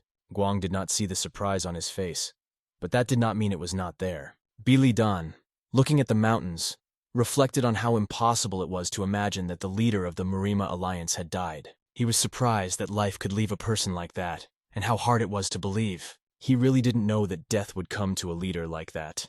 Guang asked what this leader was like as a person. Bi Dan only replied that who knows, he could only imagine, because he had not met him personally in his previous life. As he continued to think, he noted that such good people often die early. Perhaps the leader was disappointed by his death. The young gentleman asked why he thought so. Guan explained that if you were in the happiest position in the world, no one would want to die. He would consider it unfair if he had to die in the place of a leader. Bi Dan, observing the boy's reaction, realized that he did not fully understand what he was talking about. After all, there was no happiness in a high position, and in his previous life everyone was afraid of him. They considered him an impregnable being who could not die and to whom nothing could happen. He was guarded by his closest people, and others could not even get close to him. But one day they disappeared and were not even near their father. When he returned, he saw only emptiness. His eyes were filled with sadness, because he was surrounded only by loyal subordinates, who were willing to sacrifice their lives to carry out his orders. But there was always an invisible wall between them. He never even had a serious conversation with his advisor, Galsorian. During all this time, his advisors could not even tell him the truth. He lived in solitude, and no one understood him fully. Even though he was the greatest and most important being in Murim, he was the loneliest of all the lonely people in this place. Watching his reaction, Guang offered the young master some alcohol. What does he mean right now? Thought Guang. But there is an occasion. Elder Jiang died, and they should express their condolences on this occasion. It was interesting for the former leader of Murim to watch all this from the outside, with a completely different face. Now he had only his loyal friend left. The young master was not averse to celebrating, especially since his friend had become a Jiangsu man, and asked him to buy him something to drink. Guan thought that if he said so, he had no choice but to buy something festive this time. He offered to have a beer on him, which sounded pretty funny. The story gets even more interesting from there. We are transported to the Murim Alliance headquarters, where a very important issue is being considered. One of those present was looking away, as the situation was not looking good. This man could not believe that the leader of the Alliance had died. It seemed that this person was impressive, like a heavenly demon who had gone into oblivion in an unknown situation. The phrase that distracted this man from his thoughts was, "We need to choose the next leader. We can't put it off any longer." Although these words upset the man, he realized that it was true. With a glass of alcohol in his hand, the leader of the Bright Moon Group, Tso Tai Long, said that they could not expect someone who had sworn with the leader to nominate a candidate to take his place. He did not even discuss it with the son and heir to the heavenly demon. Furthermore, he did this after defeating all 10 key organizations in the Murim Alliance, including Yarka Luna, the Iron Horse Group, the Law Enforcement Hall, and the Administrative Hall. Even their Council of Elders was defeated. This man had been preparing for this for a long time. The man had no doubt that the leader of the Murim Alliance had been killed by the hands of someone present. Tso Tai Long, drinking strong alcohol, tried to understand how the person who had to restore the normal operation of the Alliance felt. They could postpone the decision, but it would do no good. His words felt like a knife in the back, because there was no rush. The leader of the Alliance had recently died. More time was needed to think things through. But Tso Tai Long did not want to wait. He was annoyed with these indecisive fools. He put the empty glass on the table and banged it loudly. He warned them that if they continued to delay, the vote would be held without this counselor's participation. These words not only alerted the counselor, but also made it clear who the traitor among them was. When Tso Tai Long left the room, the counselor breathed a sigh of relief, sensing the tension in the team. Now that 2 of the 3 main groups had made a decision, there was nothing he could do, not even interfere with them. Looking at the mountains, he realized that if things continued like this, nothing good would happen. He was very hurt that the head of the Alliance, Murim, had passed away so suddenly. He shouldn't have done it. But death is a thing that does not choose. Next we will see a completely new development of events. The sound of glasses being poured diluted the boring day. Picking up a glass of alcohol, the young gentleman decided to drink, reflecting on the current situation. Before he could finish his drink, the old man caught his attention. He suggested that although he did not know the leader of the Murim Alliance personally, the name Tian Hezikin deserved respect as a martial artist. Perhaps this simple guy sitting in a bar is unaware of the fight between Tian He and the martial demon. At the next table, the men were talking about the aftermath of that fight, and everyone had a different version, but most of them were just gossip. The man at the next table was trying to convince his younger friends that he didn't just know about the incident. He said that he was personally present during the fight and knew everything in detail. Having overheard this dialogue, the young gentleman realized that the old man was lying. In fact, No one survived the battle that day. Not only the war demon, but all of his subordinates were killed. However, the old man easily lied about this story, describing the war demon as a terrible person. According to him, the demon was 3 meters tall and its fist was the size of an adult's head. He was created for battle. Listening to these stories, the celestial demon was both laughing and sad, because it was all fiction. Recalling the war demon, he remembered that he was very small, only 1.5 meters tall, and very thin. His appearance did not correspond to any idea of a fighter. Remembering this story, the guy wanted to drink his glass of alcohol and picked it up. As he raised it to his lips, he remembered that fight and asked himself if it was really a great and significant fight. It was raining heavily that day, and blood filled the battlefield, coloring the ground. At the moment he had the opportunity, he barely managed to plunge his sword into the heart of the war demon. But at the next table, the conversations did not stop. One of the men was dissatisfied, saying that even the god of the sword would not have helped.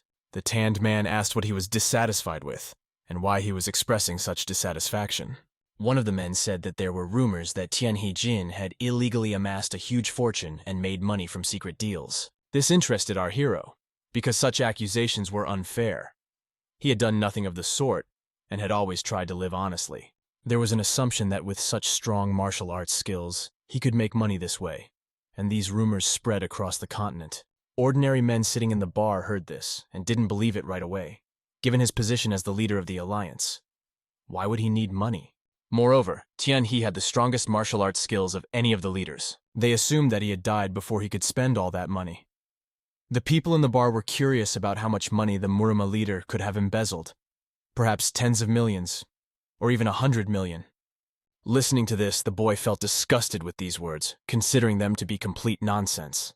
Gossip bred new gossip, and the accusations that Murim's head was accumulating money illegally went beyond the pale. But people like to talk about who made what money and how. They like to discuss such things. After listening to the various rumors, our hero decided to leave the bar. He felt heavy at heart, realizing all the gossip he had heard. He realized that he had sacrificed his entire past life for this beautiful place, and for these wonderful people in Jiangsu. Yet these people were as ungrateful as anyone else. They could not even imagine or think about how much the Murim head liked Jianggu. When he returned to his village, he saw his new disciple actively training. The martial arts student was no longer so helpless. He enthusiastically did everything his teacher told him. He grew right before our eyes, and the guy who had recently been an ordinary servant was getting the highest quality training that Jiangsu can offer, because there is no such training anywhere else. And the fact that he easily mastered the extraordinary martial art called the 7 Movements of the South Sea was incredible, because its master was the head of Murim himself. Realizing this, the young master made it clear to his student that he had mastered a lot. He had been practicing diligently all along, and when the young master approached him recently, he saw his results. Although Guang was deeply absorbed in his training, he did not notice Bili Dan's arrival. Bili Dan made a remark to him that even if it is the same martial art, there is always a significant difference depending on how it is used. The most important thing in martial arts is always people. Guang was impressed by these words and remembered them forever. From that moment on, Bili Dan asked the boy to drop everything and train with him. He bought another sword for him and gave it to him. This gift was very valuable to the boy, and he did not know how to thank the master. However, it was enough just to try to pull the sword out of its scabbard. When he pulled it out, Guang felt the blade of a beautiful legendary sword. Looking at Guan's face, it was clear that he understood the significance of such a gift. The sensations from this sword were completely different, perhaps because it was forged especially for him. Even if he held another valuable blade in his hands, he would not feel the same way. However, the young master noticed that the boy had never held a valuable sword in his hands before, so he said so. Guan was saddened by these words, and as he looked at his master, his soul was overwhelmed with sadness. Bili Dan even asked what had happened to his student's face. Guang only asked if his master was okay, but what did he mean? He even turned away and curled up inside himself, starting to say that there are rumors that people do things before they die that they have never done in life. This scared Guang very much, as he thought that perhaps the master was dying of an incurable disease. When he heard this, the young master decided to joke, saying that if that happened, he would leave a will so that they would be buried together and next to each other. Guan even walked away from these words, imagining it in his mind. And yet, the young master looked at him and realized that not many people could look him in the eye when they spoke. Since everyone was afraid of him and worshipped him, the young master wondered if this was part of his happiness, and if he felt good. At the time, he thought that the power that allowed him to show himself was his real pride, and he valued it. But when he found himself in a completely different place, in different circumstances, with his memory intact, he realized that he now felt completely different. How nice it would be to communicate with Guan informally. Guan, looking at the young master, promised that he would become a great warrior with this blade, which was a very valuable gift for him. That was all Beely Dan wanted to hear, and it was time for him to leave. He instructs his apprentice and tells him to work hard and train hard all this time. He adds, "Subscribe to our channel, because it's going to get even more interesting." Thank you, my friend. We move to the headquarters where Beely Dan has arrived to meet with the general. The general was not expecting our hero to arrive and asked if he was doing well. The young gentleman replied that everything was fine and hoped that Songhua's father was also doing well. The general replied that he had just returned from a meeting with his father. Since the breakup of his engagement to Songhua Li, their relationship had become quite awkward. The girl's father knew that there was a time when Beely Dan was at a loss and not at his best. He didn't think it was a bad thing for a young man, because everything passes with time. He believed that the early wanderings were quickly forgotten, and better times would come. The young master felt grateful to this man for thinking well of him, and perhaps it had more to do with his friendship with Beely Dan's father. He really envied their friendship, because despite all the difficulties, they stayed together. Thinking back to his previous life, he realized that he did not have this, and there was always a big gap between him and his associates. Songhua's father said with difficulty that if he was worried about what Lin had said about breaking off the engagement, he shouldn't worry, because girls can be moody sometimes. However, Beely Dan decided not to get Lin's father's hopes up, because he probably knew that was not the case. He was sure that Lina was right. At the very least, marriage should be granted only to those who are directly involved. If a father decided to marry off his daughter without her consent, it would lead to nothing, and the conversation would not continue. As he was leaving, the girl's father said that even in this case, he would not give up on her. At the moment this man left, Guang was standing outside the door, waiting for the room to be free. He had come to visit his master, but he did not expect such serious conversations to take place here. Beely Dan breathed a sigh of relief when the man left his room. He realized that he should have said that he would behave in the future, and wondered why the man had been so insistent on this issue. Sitting down and smiling, Beely Dan asked his student if he really wanted him to get back on track with Lady Song. But why shouldn't he want to? It's natural for such a relationship. However, many questions prevented Guan from formulating his thoughts. He wondered what his master meant, because he had repeatedly told him that if a girl is beautiful, that is enough. She has a good family, is smart, talented, and has a great character. What else is needed? Guan decided to joke, suggesting that the young gentleman must have saved Jianggu in his past life. But that was not the case. The young master emphasized that their relationship lacked the most important thing, love. But in fact, he had indeed saved Jiang in his past life. After these words, Guang's expression changed. The master emphasized again that they did not love each other, and this was the honest truth. Therefore, he believed that they should not get married just because their parents wanted to strengthen the relationship. Looking at Guan's face, the master asked him if he was right in his reasoning. If he was right, why was the boy looking at him so closely? Guan merely remarked that Beely Dan had grown up in his eyes and had really matured, looking like a grown man. The truth is that there were many thoughts in the young master's mind. But why did Guan come here? He came because the patriarch called the young master to him. Soon the boy hurried to his father for a conversation. His question was quite simple. Why did his father call him? Standing next to his wife, the father said that he had something to tell him because Patriarch's son had been here recently. Patriarch's son had just exchanged greetings with him and said that it was impossible to break off the engagement. But my father laughed because it wasn't true. What did his father want to say to the boy? He decided to tell him a story. The father told him that the Shunduan Chamber of Commerce, the largest trade organization in Shunduan, wanted to bring together different families in the region to form a union. Hearing this news, the young man was amazed and continued to listen to his father. The fact is that he said that not only the Shunduan Chamber of Commerce, but also other chambers are going to unite before appointing a new leader of the alliance. This shocked the young master's soul, because in his past life he had strictly forbidden Murim factions to unite.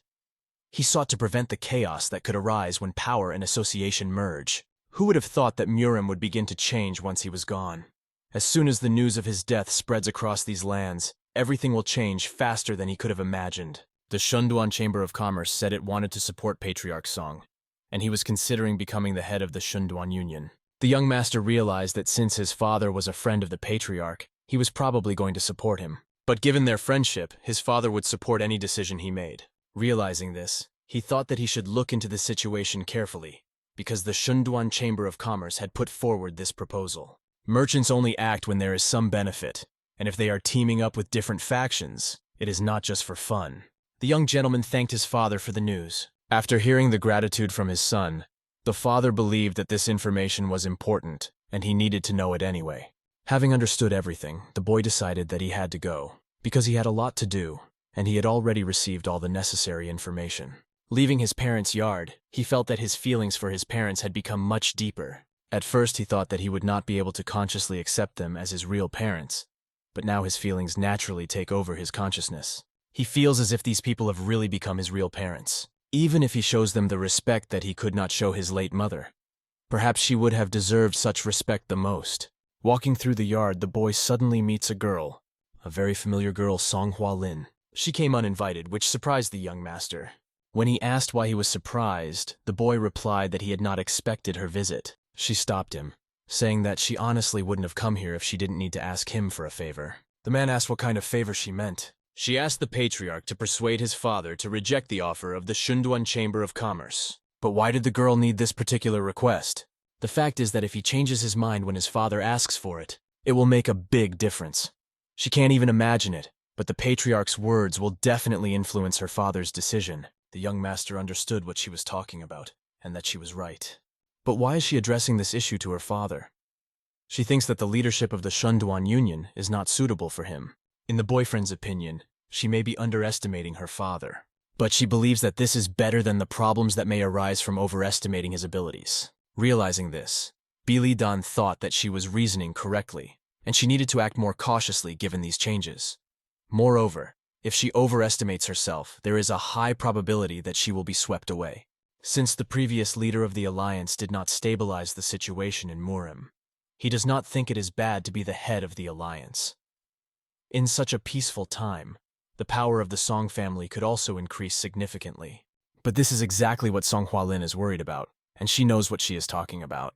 When the young gentleman asked her what she meant, the girl replied that the former leader of the alliance had ruled Murim for a long time thanks to his great martial art. And it's true that he defended peace in Jiangsu. But on the other hand, there are things that develop in the dark so that no one knows about them. What are these things that develop in the dark? The boy asked. The girl's surprising answer shocked him. It was the suppression of desires. Since Murim are people with the instinct to defeat their opponents in advance, they are by nature cruel and barbaric. They are wolves and tigers, not rabbits or deer. However, thanks to the power of the former leader, everyone hid their true nature. If they had dared to reveal it, they would have been immediately killed. If they did not want to die, how can we explain it? They all waited vigilantly for him to die, and for a long time they failed, but now the cage was open. All this time they wanted only one thing, the death of the head of Murim. He kept them in the cage and did not allow them to show their true nature. The next day, the young master went on a mission he had invented for himself. He was interested in the words that the sweet-tooth Hualin told him, and he had a lot to understand. For the first time in a long time, he had a dream in which he went back in time and participated in a meeting between the Alliance and Murim. The meeting was attended by representatives of all the major factions and sects, and the head of the Alliance, Murim, sat in the center to hold an important meeting. He looked around with a serious look to keep the situation under control. Everyone in that room at that meeting had anxious expressions on their faces. They were eagerly awaiting the death of the head of the Alliance, salivating at the thought. This thought was so ingrained in his mind that he could not relax for a second. From this dream, he realized that he had not really died an ordinary death. He had been murdered. The next day, in the middle of the lake at a resting place, he met Lin again. The girl asked if he had spoken to the head of the family, to which our hero replied that he had not. She realized that if they lost too much time, there would be no turning back. However, nothing could be fixed. She apologized for bothering him. She simply believed that if he made the wrong move, things could change for the worse. But she was very interested in what the young master meant by that. He thought that if his father was against it, maybe he could convince the head of the Sum family. However, if she was not sure that he would not have any doubts about it. To this the girl could not answer him. The fact is that the young master is worried that their friendship might be shaken. Will Songhua Lin take responsibility, and does she want to? Of course she doesn't want to. She looked down and thought that she did not want to spoil their relationship. If she wants to save their relationship, she needs to find a good reason to back out so that their parents will back down as well. That sounds great, but how does one find such a reason? Looking at Hualin with a keen eye, Our hero asked her if she had tried to find that reason. He asked if she had made an effort to find a reason to refuse, or if she wanted everything to be her will without any effort. This rhetorical question made the girl think about her place. Of course, she realizes that she is fully responsible for her actions and does not want to avoid it. Our hero realized that he could do business with her and continued the story. Their CEO, Zhong, informed him of a case worth considering. A few years ago, the Shandong Chamber of Commerce, affiliated with the Sum family, was trying to make a big deal. But at some point, all talk about it stopped. Lady Sum didn't understand what kind of deal it was, and neither did the boyfriend. He assumed that it might be related to certain factors, but first they needed to find out why the deal was cancelled. Recalling that moment, the girl said that her father would soon give an answer, and they had very little time left to investigate on their own. If they ordered information from confidential information providers, they could find out everything within a day. Sung was amazed because she had never heard of such confidential information providers. However, the guy had contacted them many times and realized that it didn't require a lot of money. Looking at Hualin, he made it clear that the choice was hers, and it was up to her to decide whether to pursue this business or leave it at that. Night fell, and they went to the black market. Walking through the streets, there was no one on their way. Only the light of street lamps illuminated their path. The guy was amazed that Hualing was able to find as many as 2,000 thalasses in just 4 hours. He noticed that she was very nervous and realized that she had never used the services of a confidential information provider before. He had also heard about this informant from Galasaryan and was sure that it was natural for the girl to be so nervous. Soon they found themselves at the Heavenly Networking Union in the Chiubu branch. The girl explained her nervousness by saying that it was her first time. The young master took her condition calmly and with understanding. He warned her that even if it was, she shouldn't show it, because the amount could double. Hearing this, the girl realized that the stakes were high and decided to keep her cool. She even promised the young master that she would not show her excitement. Accepting her promise, he decided to continue moving forward. Soon they entered the building. Our hero was the first to enter, open the door, and head to the place he knew and had heard about. He knew for sure that this place was here. The man who met them asked what their purpose was. They came to buy information, as our hero explained. The man, hearing this, looked them over carefully. Hualing kept a stern face as this man looked at her. They looked serious, as if they were carrying important intentions. Appearance and demeanor mattered because it could determine their solvency and goals. The man was interested in what they wanted to know. They wanted to know about the Shandong Chamber of Commerce, and the information peddler quoted a price of 1,500 taels, although it was originally 200 taels, but had recently increased. This price increase hinted that something might have happened to affect its value. Looking at each other, they realized that they had to act. The girl put a bag of gold on the table with the money in it. After a while, the merchant counted the money and decided to tell them everything. A few months ago, the Shunduan Chamber of Commerce merged with the Yang clan and made inroads into Hebei. It was amazing news because the Yang clan had been active before, and it happened before we dealt with them. At that time, the leader of the Yang clan was Yang Ji-je, the guy who was destroyed by our hero. How did they manage to break through if there is a chamber of commerce that doesn't allow this to happen? The young master wondered what made them go ahead, believing in the power of the Yang clan. They had apparently come into conflict with the Shi family, which supported the Hebei Chamber of Commerce, and a major religious struggle had broken out that could have escalated into a larger conflict. However, with the death of the leader of the Yang clan, the Shunduan Chamber of Commerce suffered losses. This happened because Zheng Yu, the new leader, severed ties with the chamber. Analyzing the situation, Bilidan understands what the Hebei Chamber of Commerce and the Shi family are doing now. It is said that they are preparing to take revenge on the Shunduan Chamber of Commerce, and there are even rumors that the Hebei Chamber of Commerce is using this opportunity to expand its influence in Shunduan. All of the information received was about the Shunduan Chamber of Commerce, and the guests thanked the merchant for it. As they left the stall, they realized that if this information had not been useful to them, they might have said that 1,500 thalassa was an exorbitant price. But what they had just heard was worth much more than that. Hua Ling started talking about how the Heavenly Union was a hoax. They were trying to use their family to avoid pressure from the Hebei Chamber of Commerce and the Shi family. It was exactly as she had realized. The girl was overcome with a sense of fear, because this was beyond all accepted economic laws. The boyfriend couldn't help but agree with her because it was really scary. Given this information, they needed to do something completely different. Lin decided to move forward and tell her father immediately. As she was walking away from the young master, she suddenly stopped and turned around. From the bottom of her heart, she thanked him for his help. However, our hero replied that there was no need to thank her, because she had bought this information with her own money. The girl did not recognize Bilidan as the man he used to be. After that, she hurried to her father to tell him this information. They went their separate ways. But it gave Lin a lot to think about, and helped her avoid many of their parents' mistakes. Returning to the village, our hero met with Guan. He had recently learned that Patriarch Song had come to visit with his daughter, Lady Song. It was true, and there was no arguing with it because it was true. Patriarch Song, having heard about the incident, came with his daughter to express his gratitude at the meeting.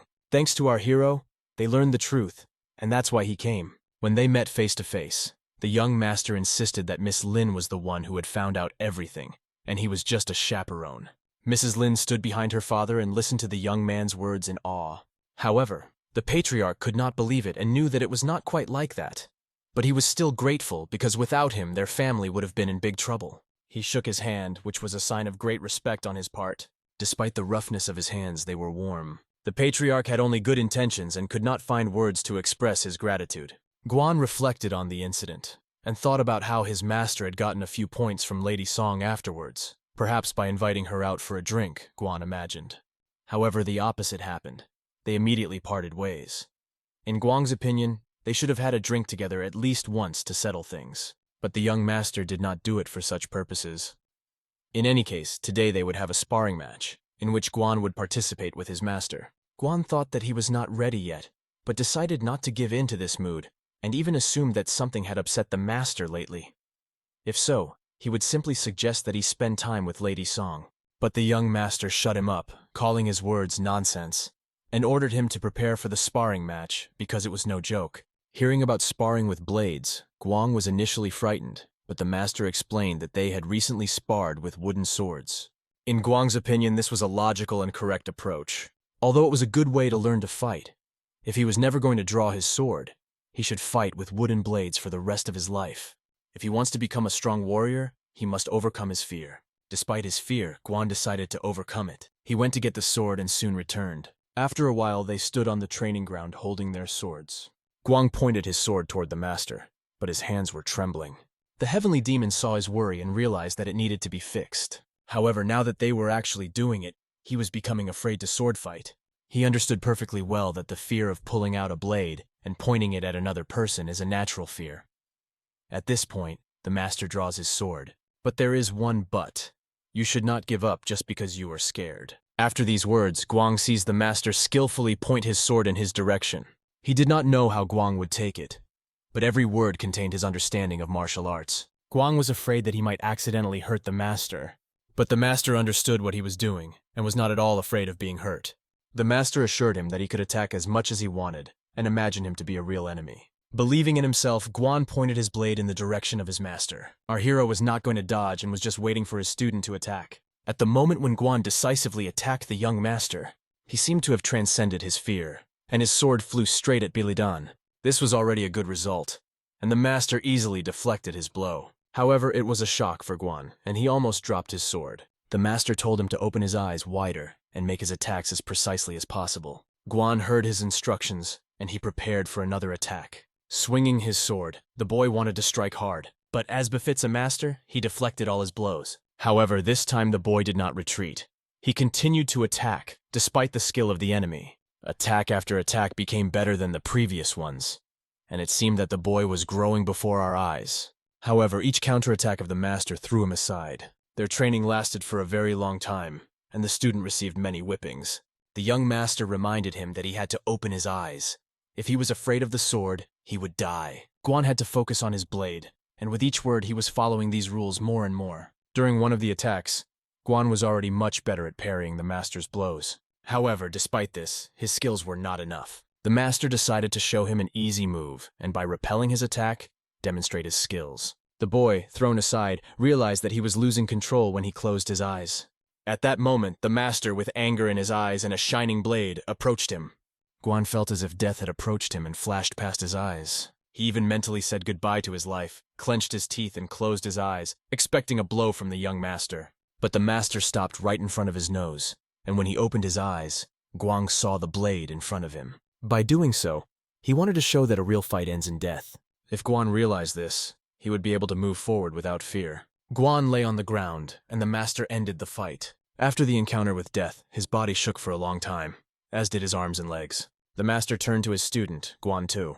He said that if Guan was too scared, he could stop training so as not to overwork himself. Guan thought about it for a while and asked himself. When he looked at his beautiful sword that had been given to him, he realized that this sword was not for being afraid. He promised his master that he would go all the way and study to the end. He really enjoys learning martial arts, even though he is afraid, but happy at the same time. He's ready to fight, no matter what it takes, and go all the way. If he decides to do so, he must not give up under any circumstances.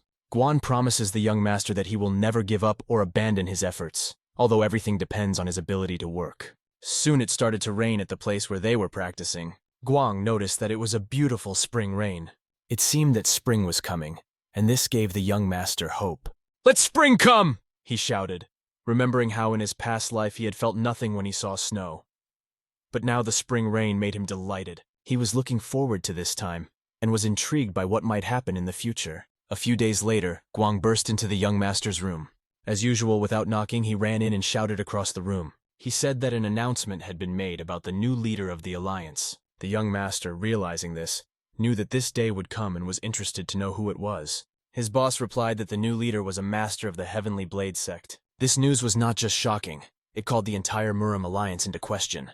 The leader of the Heavenly Blade sect, Ma Fengji, is the same person who used to pretend to be Ma Yin-chun. Not only does he have a difficult relationship with women, he is not at peace with himself. Greedy not only for money, but also for power, sinister and cruel. When he was a part of the Murim alliance, no one expected Ma Fengji to become the new leader. When our hero heard this, he asked his student in surprise if he was right. But Guan had checked this information several times, and people everywhere were talking about this rascal. Galsar Yang would never have chosen Ma Fengji as the head of the Murim alliance. There is no way that he could not have prevented the election of this man. If this is true, then something has gone wrong, and he could feel it with his whole body. Something very serious has happened, and it is a great danger to the entire Murim world. The situation was not going well, and our hero moved to Wuhan to find out. In one establishment where he was a guest, he was drinking tea and looking out of the window at the people walking and bustling around. One thought kept running through his mind.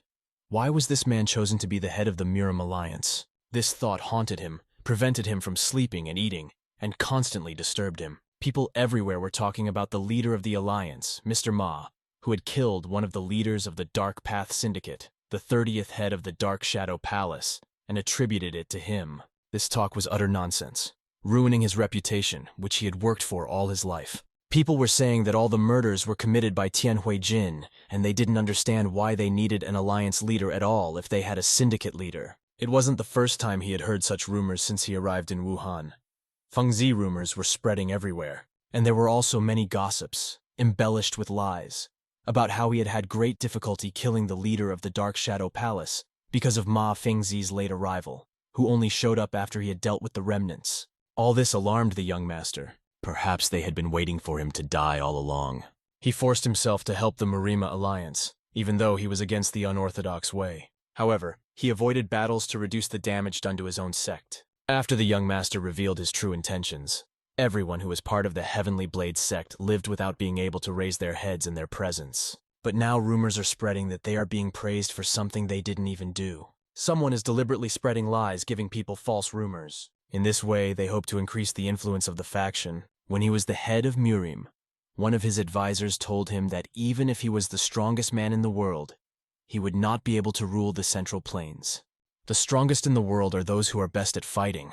The one who dominates Jiangsu is the real authority. He understood this when he was the head of the Murim alliance, and now that he is here, there is a reason he was reincarnated. What Galsar Jung said back then was the real truth. Moreover, now he is not even the most powerful man in the world. All he has to do is watch what happens at the top. One night, the young master headed through the forest along a path he knew well in the past. As he walked along it, he noticed a very familiar place. There was a tavern in the forest on the side of the road, where he sometimes drank alcohol during night raids when he was the leader of the alliance. Had he come here without realizing it?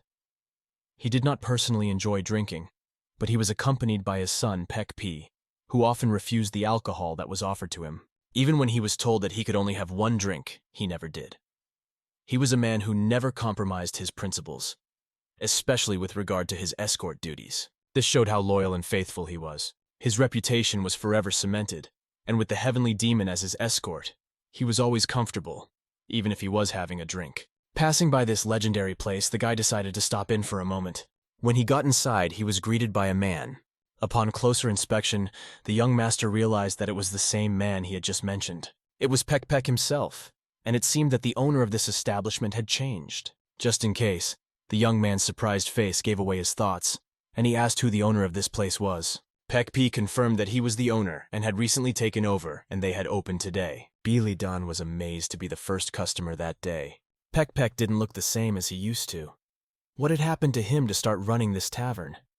He invited the young owner to sit down and explain how it happened in his life. He sat down at his favorite table by the window, where he always liked to sit. Peck P asked why he chose this particular place, as it was also his favorite place. "Is there a special reason why you particularly like this place?" The boy simply replied that he liked it here no matter what. Peck Peck smiled and poured a glass of alcohol for the young man. As he raised the glass to his lips, he wondered if he had always sat here. When he was the chairman of the Murim Alliance, he and his bodyguard, who was then Peck P, often sat in this spot. Peck Peck never left his side for a minute and was always on the lookout. The owner wanted to tell his old acquaintance that he was actually Tianhui Jin. If he had said it, Peck P would have followed him for sure. However, Tianhui Jin had been dead for a long time. As in his past life, so in this one, he is now only Billy Dan. Realizing this, he decided not to say anything, realizing the curiosity of the situation. Soon someone else entered the establishment. "This is a nice place," the man said, and the boy immediately recognized his voice. It was his advisor, and the boy was surprised to see such people in this place. Galsar Young personally visited the place of his good friend Peck. The owner of the establishment greeted Mr. Advisor and praised him for buying such a store. Peck acknowledged that he was indeed lucky, as the previous owner had been forced to close the store and return home. As the counselor was passing by one of the tables, he noticed the young man. He noticed someone in the place and suggested that Peck go outside for some fresh air. At that moment, the counselor went out with the owner of the establishment. Our hero just watched them through the window. The counselor asked if this guy had come here before, but he had never been seen here, although the counselor had told him several times about the great atmosphere here and even offered to go together when there was time. He became passionate about the topic, and the counselor began to suspect something. Finishing the glass of alcohol that Peck poured him, the counselor was thinking. He regretted his past life. He would have liked to spend time with Galsar Young and Peck Peck. In a casual setting, they could not even imagine that the head of the Murim Alliance was sitting in this establishment, but in a different body. The advisor came to ask Peck whether he intended to remain in the Murim Alliance. Peck, however, apologized, explaining that he saw no point in defending the new leader. The advisor agreed and expressed his agreement. Peck acknowledged that the counselor had done everything he could, because the Bright Moon and Iron Horse groups had betrayed them, and there was nothing they could do to stop them. The young master heard them talking and his hair stood on end. The Bright Moon and Iron Horse groups had betrayed them. He thought that if Peck P had not said this, he would have thought it was nonsense. Who would have thought that these two would betray their alliance? The boys talked further, discussing that this was not, strictly speaking, a betrayal, because they had remained loyal to the leader of the alliance as long as he was alive. However, the young master realized that it was a clear betrayal, that they had betrayed his dear subordinates after his death. They should have helped Galsar Young. They should not have appointed a scoundrel like Ma Fengzi as leader. Peck wondered what the master counselor was going to do next. Understanding the situation, the counselor was sure that these people wanted him to disappear, but he planned to hang on a little longer.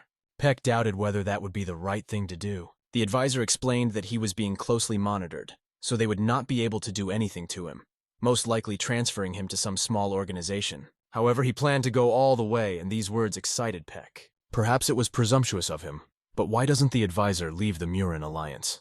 The advisor replied that this was his true home, that he would stay until the end, because this was his starting and ending point. The guy, realizing the gravity of the situation, was shocked, realizing how far things had gone and how bad it had become after his death in his previous life. After a while, the guy returned to his village. He had no choice but to return, as he was unable to take any action.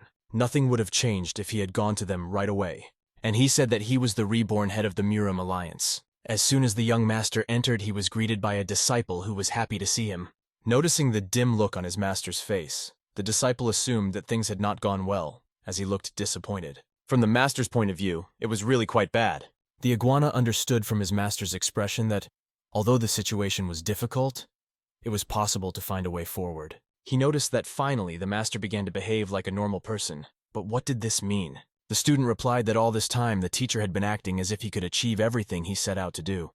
even though he hadn't said so. It really looked like that. From these words, Bilidan concluded that he now understands how to calm or encourage this young man.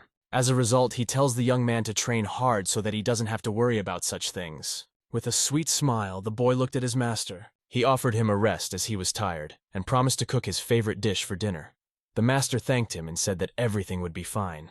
As he walked away, he recalls the moment when he decided not to interfere in the affairs of the Murim alliance.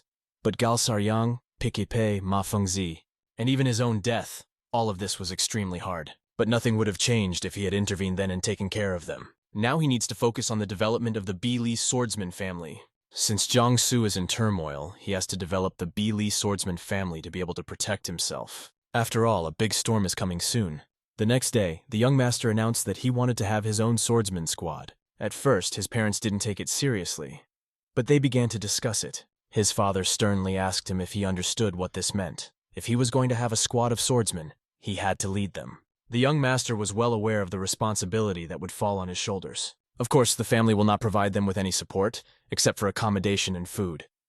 But this is more than enough for him. As for the plan, the father asked how many people he wanted to hire. The boy replied that he would hire about 20, with a gradual increase in their number. Hardly realizing the responsibility his son was taking on, the father exhaled a heavy sigh. He emphasized that if his son really wanted to do this, it was fine. But before recruiting swordsmen, he advised him to meet with Seojung and ask for advice. The boy thanked his parents for their kindness. The mother asked him again if her son would be able to cope with all this. The father looked at his son carefully, realizing that the boy was growing up before his eyes. Watching their eyes, the young man realized that they both trusted him now. Without hesitation, he assures his mother that he will succeed. He leaves his father's estate and heads in the other direction. As he walks, Guan runs up to him and addresses him. He asks him if he is a member of the swordsman's squad, to which the young master replied that Guan is not a member of the squad. Guan did not understand why he was not a member of the squad and why the master did not take him, but Bilidan had completely different plans. He planned to use him for something more important, because the path he had to travel was long. At first, the student did not understand these hints and began to worry. However, when he becomes strong enough, the boy asks him to join a squad of swordsmen. However, everything will depend on his performance, the young master says, and it's hard to disagree. Realizing this, Guan asks why the Swordsman's Alliance was formed in the first place. The fact is that the young master plans to turn the Bi-Li swordsman family into the best family in the Central Plains. He wants to make it so powerful that no one can attack it, and the swordsman's squad is just the beginning. Looking at the young master's determination, the apprentice was impressed by it. Such determination deserves respect, and he's not just talking about Guan. It applies to all the people of the Central Plains. The young master noticed that the disciple was watching him so closely, and wondered if he was joking, but it was nothing of the sort.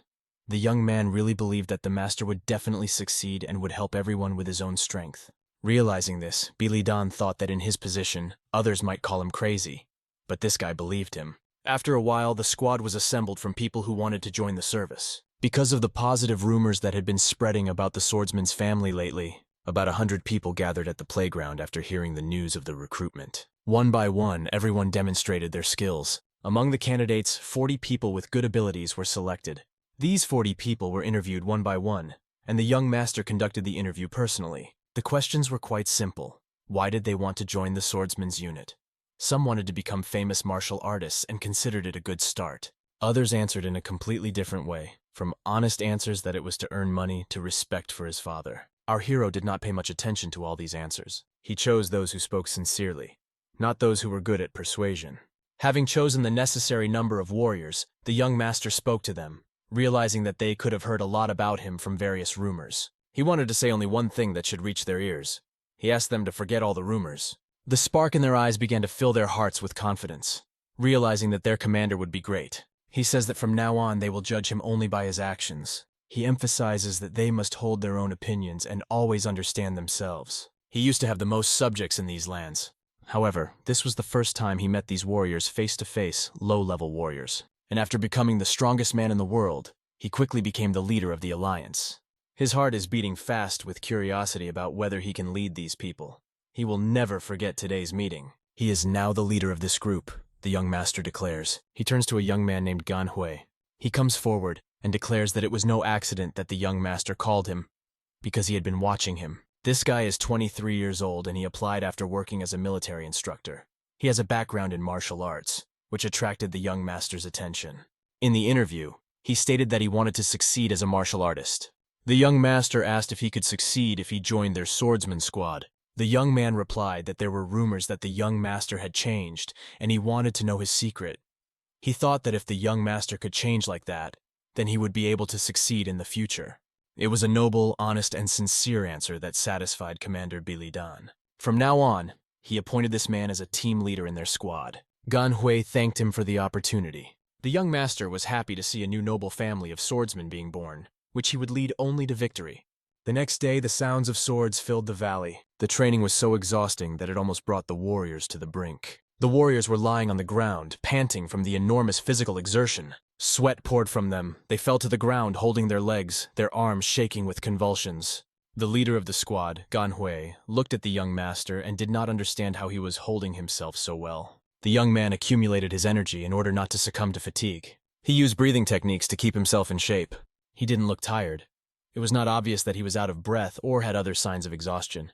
The squad leader asked how their master had so much stamina. He replied that they too could achieve this by running and doing muscle-building exercises for 6 hours every morning. Hearing this information, the squad leader was impressed that the boy trained his endurance for 6 hours every morning, as well as training with the swordsman. But in order to succeed in any business, you need to invest an equivalent amount of time and effort, the young man said. This insight amazed the squad leader, because he could not even imagine that if you put the same amount of effort and time into training, you could become so strong. The young master's teachings were so powerful. He insisted that there must come a time when you become obsessed with one thing and focus exclusively on it. He continued his breathing technique to regain his stamina. However, the commander still couldn't accept the fact that to succeed as a martial artist you need to train so much. It required an investment of equivalent time and effort. Guan's eyes opened wide, realizing the importance of this situation. The master insisted that the more effort and time you put in, the more likely you are to succeed. These words cut deeply into the soul of the squad leader, and he began to feel their deep meaning. He thanked his master from the bottom of his heart for the great training. The young master did not just look confident, he looked like a strong and determined man. Closing his eyes, he thought only that they were moving on. Our hero didn't notice how Guang came up to him from behind and said that he had never heard such words before. His frustrated face showed a bit of envy for the swordsman. The master decided to ask him if he felt envious of these guys. The young man confidently replied that he was a real man who wanted to achieve the best. The young owner reassured him, saying that everything that was to come would only get better. At these words, Guan's eyes seemed to come alive and sparkle. Deciding to joke, the master said that they were not as funny as he was.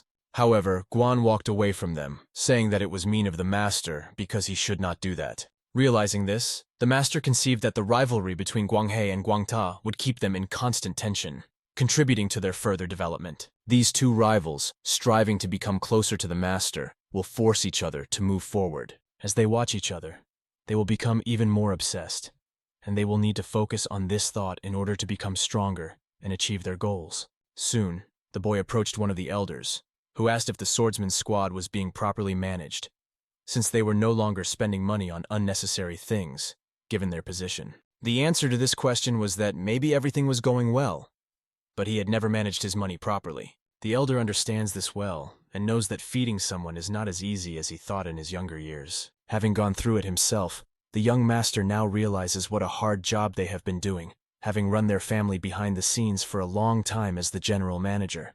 After expressing his point of view, the elder was impressed by the boy's words. He didn't even ask him if he understood the young man's perspective as well as he remembered it. The elder advised him to check on his soldiers, of course, and it was understandable. The next day, the young man, his friend, and his student set out for Zhaocheng.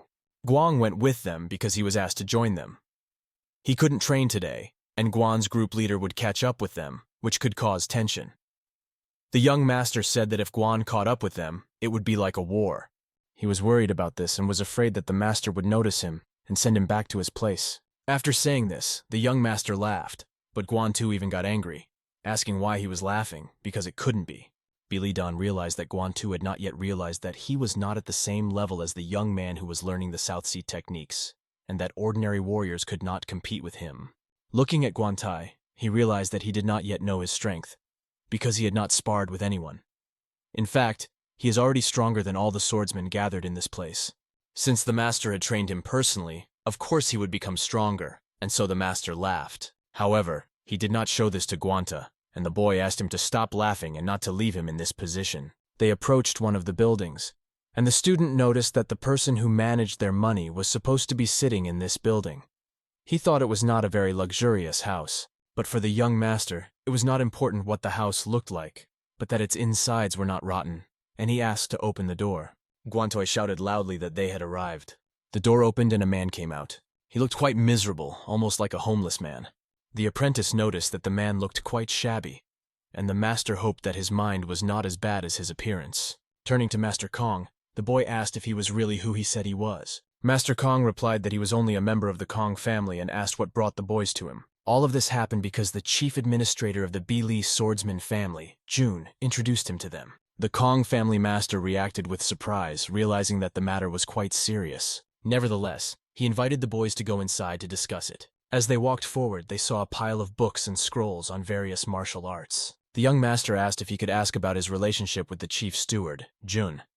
The young man replied that Jun was his master. Everyone was shocked to hear this. Master Kong asked how the young master was doing. The young master replied that he was doing well. The man was glad to hear that, but still asked why they had come to see him. The young man introduced himself as Bili Duan, the heir to the Bili swordsman family, and explained that he had come because they needed a chief manager. Master Kong asked if they wanted him to be their chief steward. This was true, as Chief Steward Jun had recommended him. However, Master Kong asked if Jun had explained why he was living in such a remote area. The young master replied that he didn't have an exact answer, but that the master probably had his own reasons. Looking down, Master Kong turned away, and after a while began to tell his story. As expected, he didn't hear anything, because Master Kong had killed the person who hired him. This story scared Guantoi very much, and he even began to fear this man. Master Kong got up from his chair and wished the boys a happy return, saying that he would not see them off. However, the young master assured him that he did not need to worry about it. He said that it was his personal business and did not concern others. The young master emphasized that he was not so weak that he would die from being hit by bills. This message made Master Kong realize that the young master was serious. The next day, the boys did not come empty-handed. The chief manager, the general, noticed a man he was quite familiar with. Master Kong accepted their offer and came with them. Although he looked like a homeless man, he would soon get a haircut and look normal. He will occupy a decent enough position and finally come out of the wilderness. The general was happy to see his master. A long time passed and they finally met. The general was glad to see his old student, who looked just fine. The young master had been watching and was happy to see them meet. However, the general asked the young man for advice for his master. There were many things he was missing, so he advised Master Kong to be careful, and he took this into consideration. The general asked the young master to buy him a drink. Realizing that the boys want to sit down and discuss many important issues, Bilidan realizes how important this is. He agrees to the general's request, but before he brings him a drink, he wants to look at his schedule. The general thinks for a while and walks away from them. As they watched him, they realized that he wanted to express his gratitude for accepting his student. The boy watched his reaction carefully. He decided to start a dialogue by asking about the current situation. He gives Master Kong 3,000 thalasses, which should be enough not only to feed 20 swordsmen, but also to pay their salaries for a month. Master Kong understood the situation and knew what to do with it. When the young master asked if everything would be all right, Master Kong replied that he had not been invited because of the difficult situation. Surprised by these words, he did not know what to say. He accepted the master's words and showed that he was serious. He handed the money to Master Kong and thanked him for his work. 20 swordsmen and 1 steward could not even be compared to Mareem's alliance. But he realized that this was only the beginning. The most important thing for him was that they had taken the first step. After some hard training of his swordsmen, time flew by incredibly quickly as the swordsmen trained and trained. Several months had passed since the swordsman squad was formed. Commander Guanhu had fully settled into his role, taking initiative and seriousness in everything. There were no complaints that the team leader was too young. Fortunately, the last 2 months of training completely changed both the approach and the movements of the swordsmen. As a result, the atmosphere in the squad has become quite pleasant, which was evident on the faces of its members. During a visit to the office of the chief financial officer, they started talking about working with escorts. It turned out that a Taizhou trading company had recently come to them, but their deal with the Taiyang escort agency had fallen through completely. They quickly found another place, but couldn't seem to find the right one. All this information was passed on to the young master by Master Kong. As a result, they offered a very good price for the escort, but wanted the goods delivered within 10 days.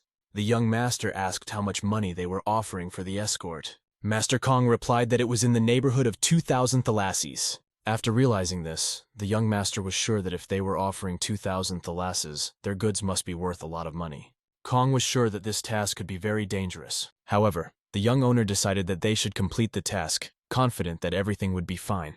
It was time to start the practical tasks, and this task was one of the important components. Their squad prepared to escort the Taizhou trading company, getting their horses and chariots ready. The swordsmen loaded the goods onto the carts together, carefully fulfilling the task.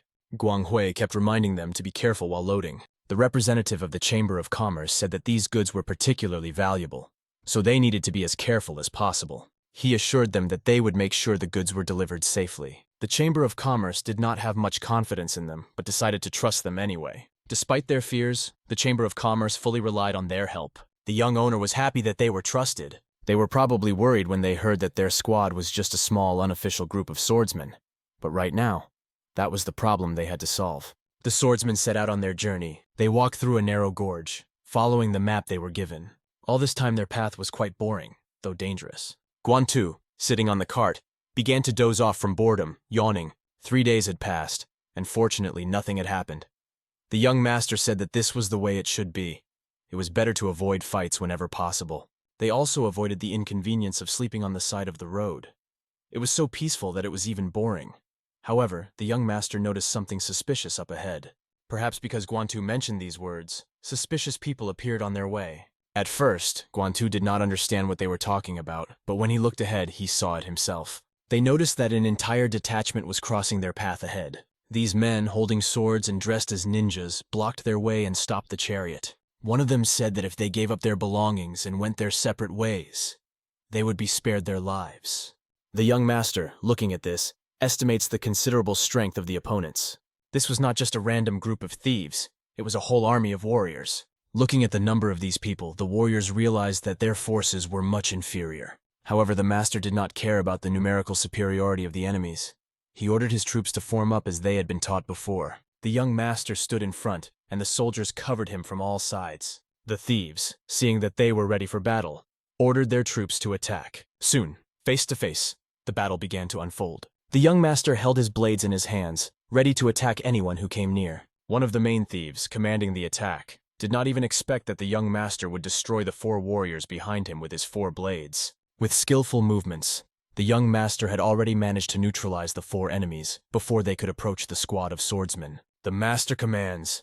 The commander of the squad, Guan, goes to the left, and Guantu goes to the right to control the flanks. Meanwhile, the young master rushes straight to the center, to the scoundrel who started the fight. Clashing swords, they crossed blades and looked into each other's eyes. The young master noticed that instead of the aura art and the white moon sword technique, their family art, the enemy was using a simple sword technique. At the moment the enemy was about to attack, he didn't even realize it. He was struck by the young master's lightning strike and sent to the next world. He instantly realized that his side was cut and blood began to flow from his shoulder. He wanted to continue the battle despite his wound, but did not notice the young master piercing him with his sword. Taking his insignificant life, he destroyed one of the leaders of the thieves. The warriors surrounding him saw this and realized that it was no longer time for jokes. They were scared to death. Fear filled their minds and their eyes were bloodshot. How is this possible? But the young master was not going to answer their questions. He simply pulled the sword out of the body of the rascal who had stood in his way. His body fell to the ground, and it would remain buried on this cursed roadside. The young master could have single-handedly destroyed their entire squad, and for him, this battle was just another training day. The battle continued, and the swordsman faced these warriors face to face. In dangerous moments, when the lives of his soldiers were in danger, our hero was always there, destroying everyone who stood in their way. The young patriarch was incredible on the battlefield, distinguished by his strength. Like lightning, he flew into battle, thirsting for the blood of his opponents, and could pass 3 enemies with 1 blow, and could slash past 3 enemies with 1 stroke, spilling their blood on the stony ground. His sword pierced through everyone who opposed him, making it clear who the real hero was on this battlefield. The warriors and the failed thieves who attacked them were soundly defeated, shedding their blood on this battlefield. Looking for those who still posed a threat, the young master moved forward. He attacked anyone who looked at him askew or held a sword in his hands. Each time, like lightning, he swooped in, striking with powerful blows and cutting through the flesh of these villains. The enemies fell to the ground, returning to their former lives, but in a different form. His swordsmen, watching their young patriarch become a true master, were amazed. They didn't know what to say when they saw his flawlessness in battle. He killed in cold blood all those who stood in his way, killing not 1, but 10. His cold gaze penetrated every cell of the battlefield, and he closely watched his soldiers. His eyes fell on Guangtai, who was also fighting, covered in the blood of his enemies. He was enjoying every blow, but he still made many mistakes. His opponent could have been defeated much more effectively by using his skills than by confronting him mindlessly. Watching his student fight, he was not going to interfere. When the barbarian shouted, "Die, Guantai!" and pointed his sword at him, the boy just gritted his teeth. Seizing the moment, Guantu stabbed the scoundrel in the chest. The enemy fell down, and Guantu defeated him. It was his first time killing someone. After catching his breath, he looked around at the battlefield. A huge number of fallen soldiers lay on the ground, their bodies covered in blood. The young master saw that there were 4 corpses near Guantai that he had defeated on his own. Out of breath and holding his sword with both hands, Guantai realized how strong he had become. However, the young master was nervous about his psychological state, as it was clear that he had overstepped his bounds. After the fight, it was necessary to treat the wounds with various ointments and bandages. Those who were not injured were ordered by the commander to stay alert. The soldiers made a halt, helping the wounded, and the goods were carefully covered to protect them from prying eyes. The soldiers needed to help in any way they could. They began to bring the wounded back to normal and provide first aid. Guantu was impeccable in this battle. He did not suffer any injuries, but was completely covered in the blood of his enemies. The young master approached him and asked if it was his first time fighting. Guantu, holding his bloodied sword, replied that it was. His hands were bloody, but he survived the fight and killed 4 people. However, keeping the situation under control, the young master ordered him to look around. When Guantu looked around, he saw the people he had fought for. If he hadn't killed those 4 murderers then, at least 4 of those people would be dead. Guantoi protected them. This realization deeply impressed the young man who was just beginning his training. The master said that it was not easy for him, but they were already in a world where violence was inevitable. If he wanted to be a part of this world, it meant being ready to get blood on his hands for the sake of justice and for the sake of his comrades. Anyone who carries a sword may appear to be a person with moral principles, but in reality, they are not. Real men are those who are ready to take part in battle. These are the ones who cope with this difficult task. In his memory, he recalled his past life and his faithful soldiers. The young master turned to Guantai once again. He asked him after this bloody battle if he really wanted to become part of this world. Guantai, looking at him with fear in his eyes, nevertheless, confidently replied that he wanted to become this person, and this enthusiasm was palpable. The young master looked at him again and was pleased with him. He put his hand on his shoulder and said that he had fought very well today. The young master thanked him, and the boy almost cried. He began to wipe his tears with his dirty hand, thanking the young master. The soldiers, seeing this touching moment, were amazed, and smiles appeared on their faces, despite the cruelty of this world. The young master, remaining strict and reserved, was pleased with his soldiers. He ordered them to look at the people next to them. All of them fought so well that they were able to save the lives of their comrades who were nearby. He thanked everyone who took part in the battle for finishing it without loss. He was personally proud of them and expressed his gratitude for their contribution. The soldiers began to look into each other's eyes. They were satisfied with this battle, and in spite of everything, they became a great unit. Despite all the obstacles, the soldiers thanked their commander for this battle and his efforts. The corpses that lay on their way became a symbol and the first part of what they had to overcome, because the whole world was ahead. After a while, the mission was completed, and the young master returned to Kong. He brought back the money they had earned, even more than expected. The young master brought back 8,000 thalasses. Why such a large sum if they were only supposed to receive 2,000 thalasses for the work? It happened that they were attacked by members of a beast squad, for whom the government had set a substantial reward. Thanks to this, they earned a lot of money. When they brought this startup capital to Master Kong, the young master told him to think about how to spend it. As Master Kong watched him, he noticed that Bilidan was once again entrusting him with a large sum of money without hesitation, and he expressed his surprise at the young master's trust in him. He wondered if it was really done out of the goodness of his heart, perhaps because of the chief steward who also trusted him. To this, Bilidan only replied that this might be the case, but it would become clear later, not now. However, Kong wondered why, if that was the case, the young master trusted him. Bilidan replied that this was his destiny. He believes that his destiny is not for the general manager to just take the money and run. Master Kong realized that the guy was quite a strong person. He looked down, realizing everything he was about to say. The young patriarch promised him to manage the money properly. And next time, Master Kong will still make the young master say a phrase that is important to him. He wants to wait for the moment when the young master says that he trusts him. Hearing these words, the young man rejoiced at the thought that he was surrounded by loyal people. He responded to these words with a smile, noting that the circumstances are quite interesting.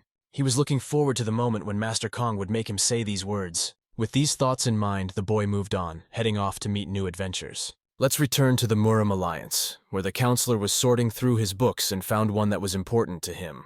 He picked up the book, began to look at it and read it, but was interrupted by a man who quietly approached and asked what he was reading.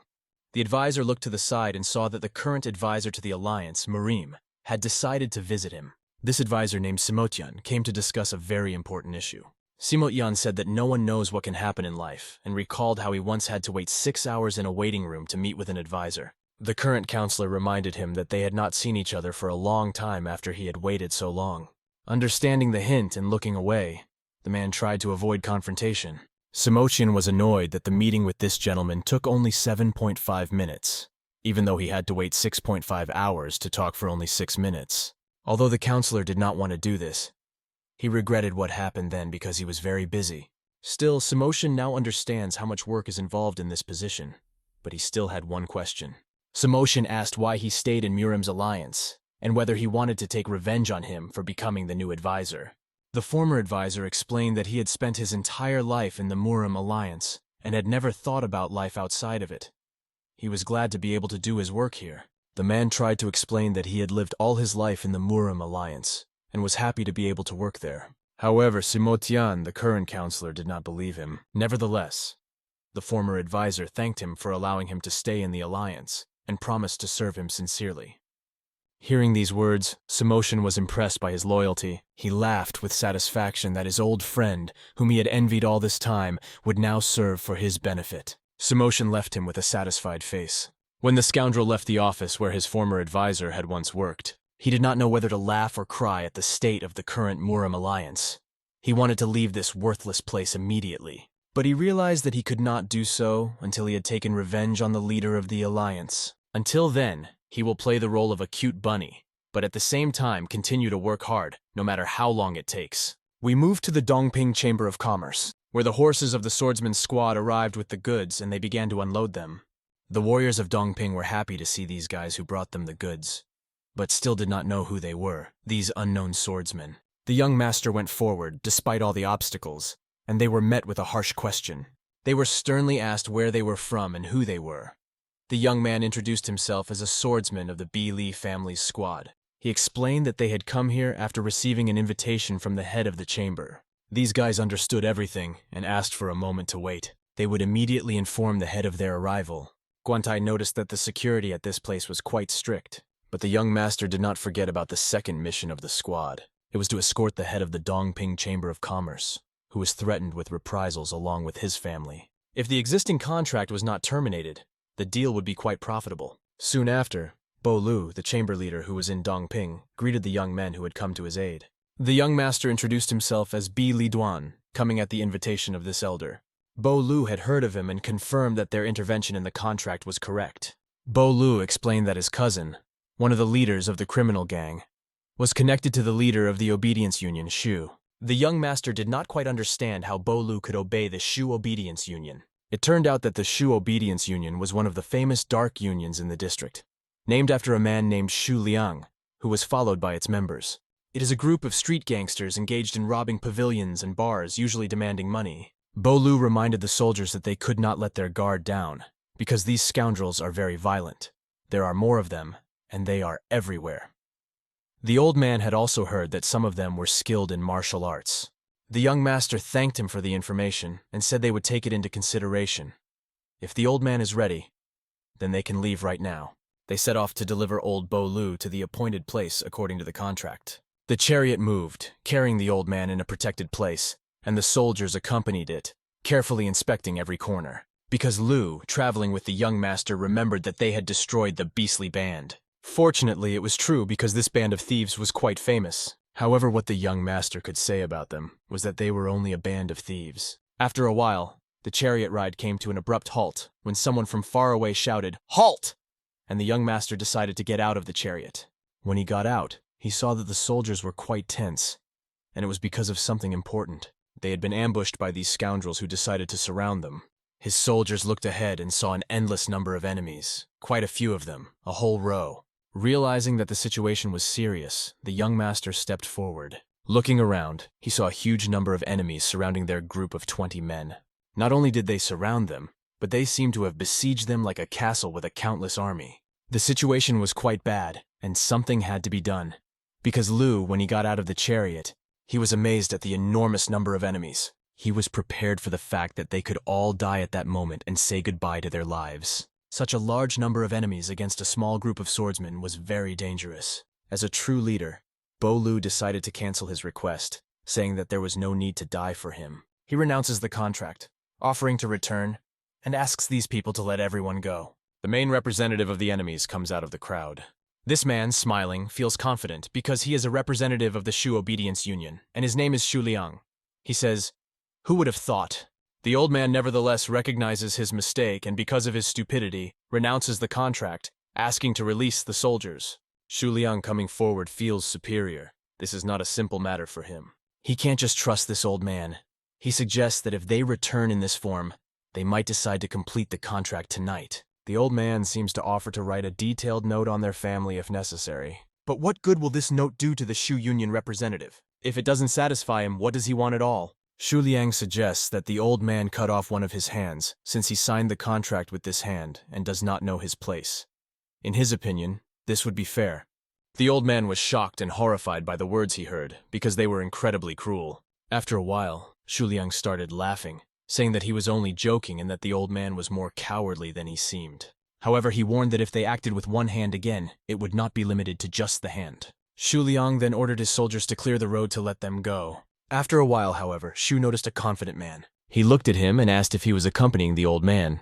He threatened that if he continued to behave like a Murim man and brandish his sword, Shu Liang would not hesitate to kill him. He ordered him to disappear today so that the elder could save his life. The young master did not seem to hear these words, and Guantu, looking at the crowd behind him, worried that they might not be able to cope. The old man quickly began to walk back to the chariot, emphasizing that they had to go back quickly, because these scoundrels might change their minds and kill them all. But the young master said that since they had hired them, they should trust them. The old man realizes that the young master seems to have lost his mind. However, it is clear that they do not look like they will act on his words alone. This is a counter to Shu Liang's words, and it has made him incredibly angry. The young master pulls out his sword and orders them to watch carefully how to deal with these scoundrels. He wants to show how a real person and a member of the Qianhu is different from all these scum around him, and in a fit of anger he draws his sword. His student Guantu supports his master. He orders the entire squad to get on alert, spread out, and form a battle formation. Shu Liang, seeing such stubbornness, decides with a spark of hatred in his eyes that if the young master wants to die so badly, they will fulfill his wish. His soldiers began to attack the swordsmen. The young master, holding his sword in his hands, prepares to confront all these scoundrels. He carefully analyzed the battle and realized that he did not need to make many moves. With a single stroke of his sword, he cut through the 3 villains standing in front of him. His swing was so powerful that it could kill many enemies, which amazed everyone on the battlefield. Shock could be seen in Shu Liang's eyes when he saw the scattered pieces of his men. Silence reigned on the battlefield after this blow, and the face of the scoundrel from the Union remained unmoved. Everyone held their breath and opened their mouths, not knowing how to react to what they saw. The warriors, including the swordsmen, and even Shu Liang himself, were shocked by what had happened. He looked at the ground and saw his soldiers lying scattered, especially those who had been the first to rush into battle. The young master looked more than just confident. He seemed to be able to move mountains, not to mention destroy their unit. Shu did not expect such a confrontation from the young opponent standing in front of him. His eyes flashed with even more hatred, and he was ready to sacrifice all his soldiers just to destroy them. The line that could not be crossed was broken, and the leader of the Union, Shu, ordered his soldiers to kill the young rival. But the boy confidently held his position, looking at the endless number of enemies. He began to blow their heads off like the wind, and they just watched as their comrades fell. Some soldiers tried to strike at the young master, but he skillfully dodged them. He ruthlessly wiped them off the face of the earth, so that they could never commit crimes again. These scoundrels fell at the feet of the young master. He calmly walked on, despite the number of enemies running at him. After a few swings of his sword, he just kept moving forward, and the enemies who attacked him fell. With his sword, he did not just destroy these villains, but he was erasing their existence as if with a pen on paper. They fell, scattered to pieces in various states like trash. Just like a littered clearing in the forest, these people were lying around like garbage. Seeing this, Shu was completely shocked. He ordered his soldiers, "Why are you standing there? Stop him!" But none of his soldiers, even after such blows, came out to defend their leader.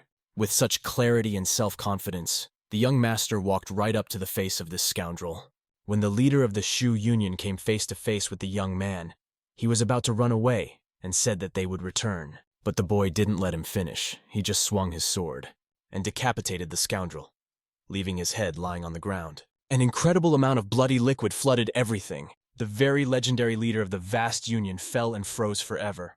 The warriors of the young master Bilidan simply froze in place, not believing their eyes. But the young master not only demonstrated seriousness and confidence, he also radiated an aura of danger. The enemies, seeing such a strong opponent, did not know what to do, but fighting was not an option. One of them ran forward, threw his weapon to the ground, fell to his knees and began to beg for mercy. Following him, the other soldiers also threw down their weapons, surrendering and bowing before him. They begged the young master to spare them, because they did not want to die, and their lifeless leader was lying before his feet.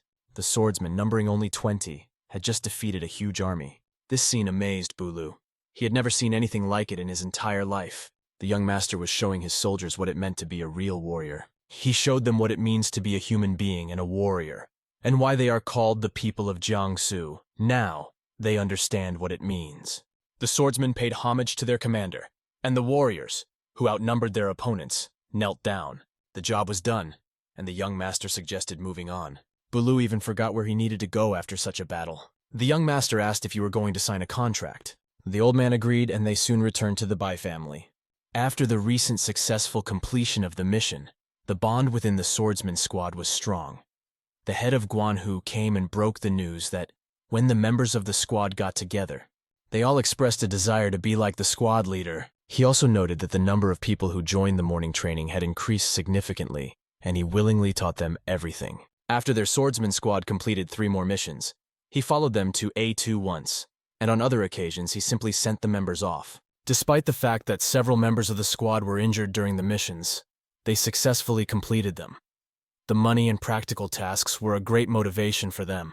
They not only gained real combat experience, but also felt a competitive spirit and a need to improve their skills. Everyone realized that the whole of Jiangsu primarily suffers from weak people, and from that day on, their small group of swordsmen became a level and stronger, like an army of 1,000. Returning to the Congo with important information, they made a big profit and an unexpected investment.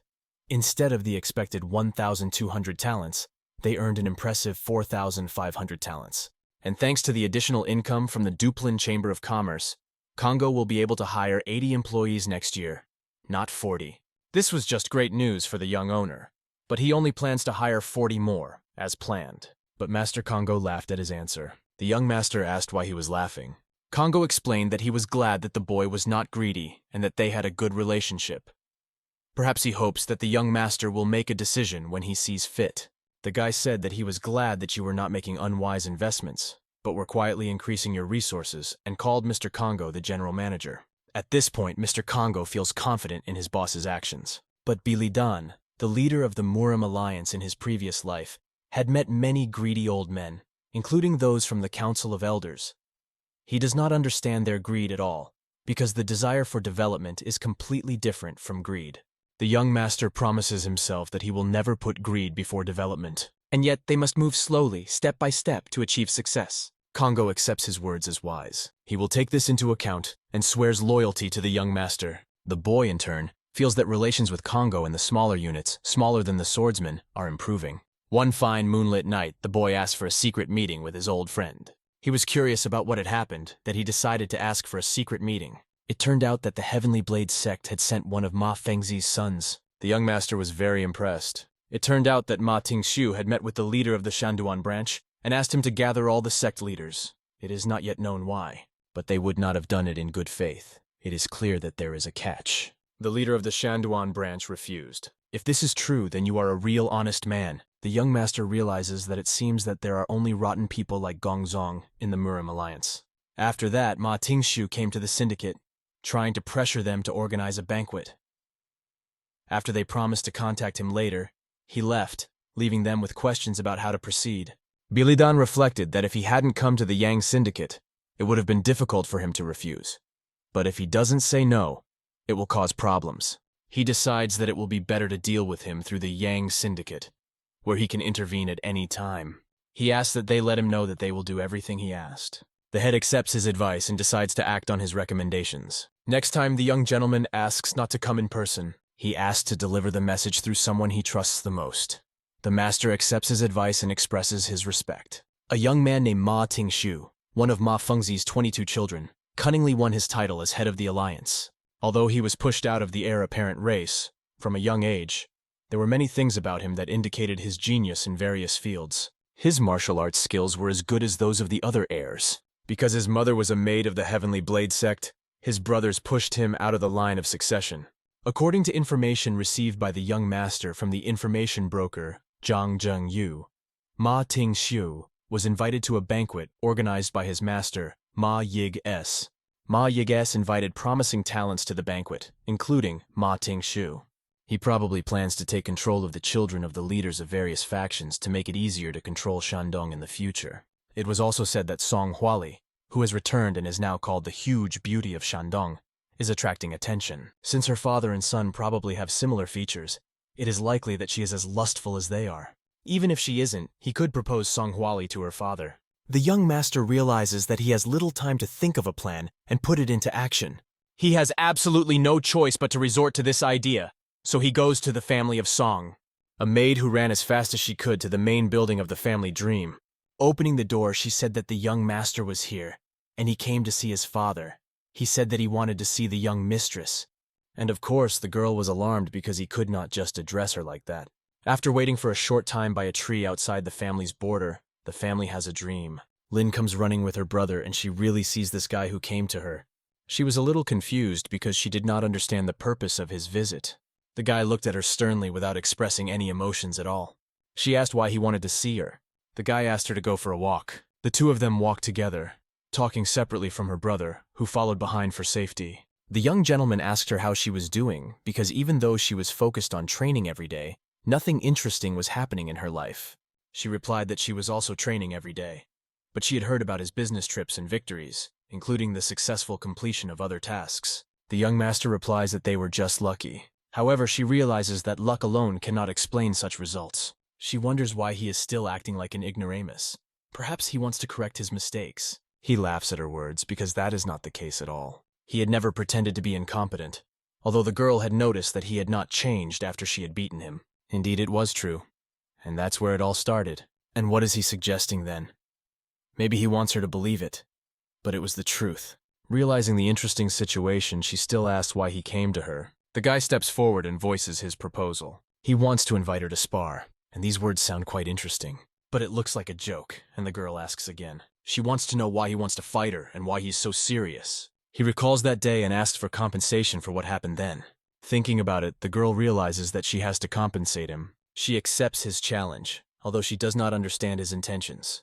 If he wants to spar, she suggests that they make it official. She offers to spar officially and follow all the rules. The young master has exactly that in mind. After a while, they return to the Song clan and stand on the training ground. The girl holds her sword and prepares to fight her ex. The young master is not worried about fighting a girl with whom he was once close. A sister or brother, I'm not sure, watched the fight and was impressed. Their fight was very intense and a bit uneven.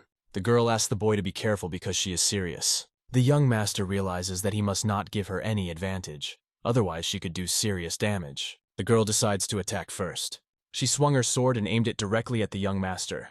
He kept one hand behind him and easily deflected the blow with the other, as if it hadn't happened. This did not please the girl, and she prepared for another attack. Despite several attempts, her blows were still successfully deflected.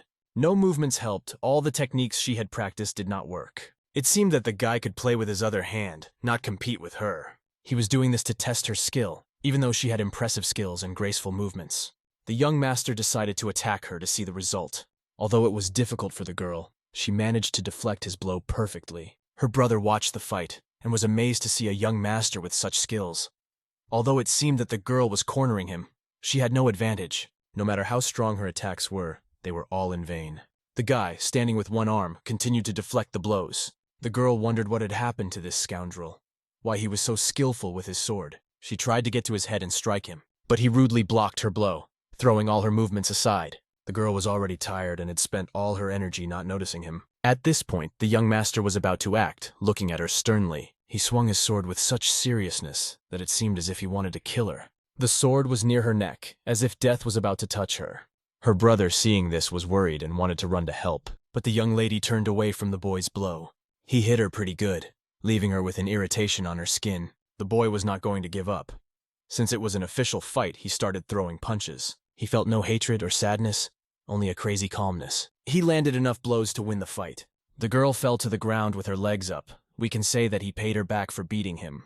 Her brother ran up to her shouting, "Young lady, are you okay?" The girl looked very bad. The young man had beaten her badly. Holding her sister, her brother asked if the guy was crazy, how he could treat her like that. If it was a fair fight, then if he thought he should have been gentler because she was a woman, let him say so.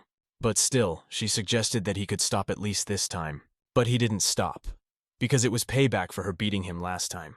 Song Hualin said that was enough, and she accepted defeat. Her body was tired, and her bruises would take a long time to heal. She wonders what the last blow he gave her was. Realizing that the girl felt strong gives a chance that she feels an inner energy that symbolizes her good skills. Thank you for watching this video.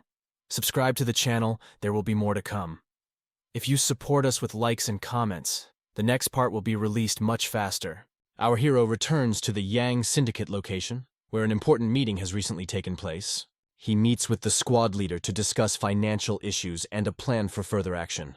The commander informs him that instead of keeping the money he has received in a bank, the enemy hides it in a secret safe in his bedroom. The safe is built into the wall in such a way that it cannot be moved, and the door is made of such thick steel that even an energy sword cannot pierce it. Billadan doubts that there is any way to solve the problem and asks if there is any mechanism to open the safe. The commander explains that the only way is to enter the correct password on the shields next to the safe. If the password is entered incorrectly 3 times in a row, the safe will be locked for the day. The commander adds that if the young master tries to open the safe by force, a powerful alarm will sound. Billadan warns the commander and syndicate leader Kata Zheng that he plans to leave the enemy without a single penny during the upcoming feast. The syndicate leader is shocked by Billadan's words. However, Billadan continues. If his plan succeeds, it could happen while he is still in the syndicate, which could lead to trouble. Billadan must be aware and understand the risks, but the leader assured him not to worry and to continue with his plan. He could never have imagined that the syndicate leader, Yang, would be so naive as to agree to such a risky move. In addition, the leader would be accompanied by a person who would monitor his whereabouts throughout the banquet. The leader also warned that there is a secret passage built by the previous leader that leads directly to the hiding place, and it would be better to use it. This turned out to be valuable information for Billadan, and when he heard it, he smiled happily. The night continued, and the plan had to be implemented as soon as possible. In the city where the feast was held, everyone was drinking and having fun, not thinking about any problems. One of the guests raised his glass, addressing everyone, and urged them to enjoy the moment with all their hearts. He was sitting in the center as the main representative, and next to him were high-ranking officials who were enthusiastically watching the performances of the charming dancers. The musical accompaniment created a magical atmosphere, inspiring everyone in the hall. The beautiful girls performed dances that captivated with their incredible skill, and fascinated everyone who watched. The young master sat on the sidelines, watching the enemy, who undoubtedly knew how to win the trust of young people with his banquet, and had invited disciples of prestigious sects. From the point of view of the people he invited, it seems that this man is very pleasant and looks good despite everything that has happened. Sipping his drink on the sidelines, the young hero pondered how best to implement his plan. There was a great deal of commotion in the enemy's circle as they discussed their plans and laughed out loud. The young master assumed that these people must have been tense before coming here, but after he entertained them, they began to let their guard down. The enemy continued to fill their glasses with alcohol, calling them to drink to him, and saying how glad he was to meet them. He approached each guest, demonstrating his serious friendship with individuals, and this certainly influenced others, even if he had no sincere intention of friendship. A person who holds to their truth often feels uneasy when they see others getting closer to each other. Billadan wondered whether young students realize this, and how quickly people learn about each other. While bad people only try to use others to their advantage, this man is cunningly manipulating everyone present. At this point, when the young master is tense, Ma Tingxiu approaches him, wondering why he is so tense and if he is okay. In order not to give away his true feelings, Bilidan decided to answer that he was fine, and asked how Mr. Ma was doing. However, Ma emphasized that there were rumors that young Madison had not come to the banquet today, and when he found out the reason, he discovered that Billy was the one who had knocked her down. In a playful tone, Ma asked why Billy had decided to spar with her. In his thoughts, Bilidan realized that, as expected, this bastard had his eye on Song Hyuelin. He was sure that Ma had even checked the truth. Madison really couldn't attend the banquet because of her injuries. The boy exhaled heavily and, deciding to be honest, turned to Mr. Ma. He said that he had a prenuptial agreement with Madison, but she was the first to suggest that the relationship be ended. Bilidan hinted at whether it made sense to do whatever she wanted, given that this union was created by two families, and this was unheard of for him. Mr. Ma even tensed up a bit at these words, and his face took on a sad expression. Bilidan continued. When he heard about this, he decided to go to Madison's to argue with her. But because of the alcohol in his blood, he lost the argument, and to take revenge, he offered to spar. This sounded quite funny to Mr. Ma, as Bilidan had been very harsh with Madison, though he was ashamed to admit it. These words made Ma laugh out loud, and he noted that Billy was a real man. Hearing such compliments, Bilidan asked not to flatter him, as he felt uncomfortable. Ma put his hand on his shoulder and patted it, expressing his support. After that, he walked past the young master and went on with his duties. Ma addressed the audience, saying that he wanted to show them something special. At that moment, Bilidan noticed an extremely important artifact. The artifact impressed him to the core and aroused his interest. Ma showed him a legendary sword that had been stored for many years and was of great value.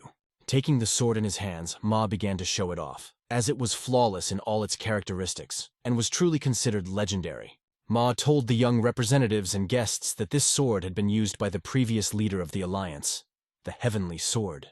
The young people were amazed to see this legendary sword in Ma's hands, as it was the weapon of the Alliance leader himself.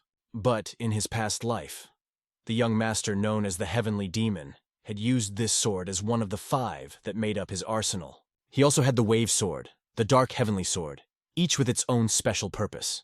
The Sword of Cold Snow and the Sword of the Hell King Shur also belonged to him.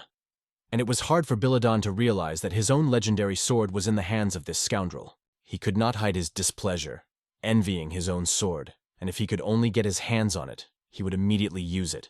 Meanwhile, Ma continued to talk about the sword, looking at its sharp blade, and said that his father had given it to him. Bilidan wondered if Ma Francis could have given him this sword just like that. In that case, Ma Ting-xiu obviously would not have done it himself, as he had intended to attract Ma Francis's attention, and it was he who had sent the enemy to this place. But Bilidan felt that there was some unknown reason behind it that he did not yet understand. With his sword in hand, the host decided to seize the moment and the opportunity to offer to organize more regular meetings for the youth. After this productive meeting, the young people were delighted with his proposal, feeling epically inspired. They didn't hesitate to agree, because they were so excited. Ma had a confident smile on his face as everything was going according to his plan. Raising his glass, he invited everyone to drink to the success of this venture. As everyone raised their glasses, the atmosphere was filled with cheers and a sense of pride. However, Bilidan stood aside and watched it all with dissatisfaction, because he did not like what was happening and the people around him seemed strange. He realized that he had come here not to drink and have fun, but to fulfill his task. We moved to one of the offices where very important things were kept. Ma's assistant was carrying the legendary sword back to the master's bedroom. When the assistant approached the door, he began to enter the password, watching the process intently. After a while, he heard the sound of the door cracking, indicating that it was opening. The safe began to open, revealing a huge amount of valuable items stored inside. However, as he was about to put the dagger in, he heard a slight noise behind him. Realizing that someone was watching him, he became alert and instinctively reached for his sword. He reacted quickly, but he did not expect what happened next. The incredible energy of Qi swept in his direction like the wind, giving him no time to defend himself. The powerful punch left a big dent in his face, knocking him unconscious. He fell to the ground, kicking up a cloud of dust like a weak foal. With one blow, Bilidan knocked out this strong warrior, breaking the floor with his body. Bilidan realized that if they had fought under normal circumstances, it would have been difficult for him to predict the outcome. But fortunately, his sudden attack had worked perfectly. He looked at the safe that stood open right in front of him and squinted his eyes. In it lay the legendary Heavenly Sword and several treasure chests glistening before him.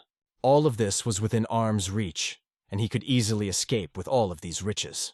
Biladan undoubtedly decided that he would take everything and leave Ma Tingshu without means, finding a better fate for these treasures in his own hands. After a few hours of feasting, the news of the kidnapping began to spread quickly. Everyone present was shocked to hear that Mr. Ma's treasures had been stolen. The young master acted discreetly, not drawing attention to himself, and continued to appear absorbed in the celebration. At the time, Mr. Ma continued to talk to the youth, expressing his political views. But suddenly, his advisors approached him with important information. They did not look happy, and there was not a shadow of joy on their faces. They informed Mr. Ma of an event he could not even imagine. Shocked, his look changed, but he could not afford to show it in public. The young master, without giving himself away, watched Ma's reaction. When the information reached Ma, he rudely ended the feast by quickly escorting all the guests out. The young people did not fully understand why they were being abruptly kicked out of the room. Meanwhile, Mr. Ma turned around and left with his political associates. Billy just took a sip of the delicious alcohol and realized that the real feast for him was about to begin. A smile appeared on his face, realizing that Mr. Ma would never be able to finish this feast. The next day, the boy was reprimanded for the unpleasant situation that had occurred. Billy's father was trying to keep his wife from lashing out at her son in anger. They were both very interested in why the boy had beaten Ladyson, and they demanded an explanation. The young master understood that they had learned about the situation, but he did not expect them to react so emotionally. Ladyson's father was also present at the conversation, and also wanted to know why Billy had behaved in this way. With a shake of his head, the guy admitted that he just wanted to have an official sparring match with Madison, but she was so strong that he had to give it his all, which led to these consequences. However, Ladyson's father did not believe that this was the only reason, and asked if Biladan could tell the truth. Biladan couldn't admit that he did it to take Ma Tingshu's attention away from Madison, because it was for her own good. So, he decided to tell Madison's father that that was the only reason. Ladyson's father laughed out loud, surprising everyone around him, but then said that his future son-in-law was quite strong. These words impressed Biladan so much that he did not know how to react to them. Ladyson's father turned to Biladan's parents and said that his daughter had achieved incredible success in martial arts, so it was a real feat to defeat her. This was unexpected information for the young master. He did not expect that Ladyson's father would praise him. It was beyond his imagination. However, Biladan's father was not particularly happy, and did not praise him for the injuries he inflicted on Ladyson, considering it more of a mistake than a sparring match. Obviously, the young master also received some injuries during the sparring, but does it matter if a martial artist is injured? He expressed this opinion to his father. Biladan was reprimanded by his father, who was not happy that his son had treated Ladyson so cruelly, and thought that he should be more careful and be punished. As a punishment, Ladyson's father decided to personally deal with Biladan and talk to him one-on-one. When asked if Biladan was ready to accept the punishment for his actions, he answered in the affirmative. As a punishment, he would have to spend time with Ladyson, and only when she recovered would he be able to leave her. It was Ladyson's father's decision. The boy was not happy about this task, because he did not want to spend time with her, but he could not refuse, so he agreed without hesitation. Ladyson's father patted him on the shoulder, expressing hope that Biladan would cope with this punishment. He offered to have a drink with Biladan's father, admitting that he had never expected his son to be so strong, and these events made his heart happy. The young master wondered if Song Yongjin was really happy, because what father could be happy when his daughter was injured?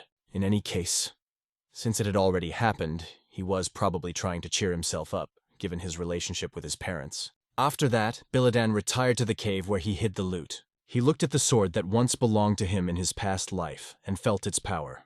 Making a few moves with the sword, he performed the combo he had done in his previous life. Holding the sword in his hands, Biladan felt more confident, because the last time he wielded it, he was still a heavenly demon. Although this sword was not his main or favorite sword, it still had tremendous power. He had only planned to use this sword for a while, as it was a valuable gift he had received from the previous leader. However, in his current state, he could not fully utilize the sword. He needed to refine it and change it. This would be extremely useful, as he still lacked the inner energy to fully control the sword. Turning around, Biladan saw a bag that contained a lot of money and jewelry. The banknotes looked amazing. The amount was incredible, about 82,000 thalas. In addition, the bag contained several important documents. However, one item in particular caught his attention. He picked it up. It looked like a book, but rather a box, which he began to open with curiosity. But when he opened the box, he could not believe his eyes. It was the very legendary divine herb with 9 leaves. It was an incredibly valuable specimen, much more powerful than anything he had seen before. Its effect was even stronger than the Millennium Herb he had previously used. If it gave him 10-15 years of internal chi, this herb could increase his strength by as much as 20 years. Feeling this herb in his hands, he laughed like a madman, delighted with the enormous power that was now available to him. He wanted to start training his energy as soon as possible to take advantage of the new opportunities.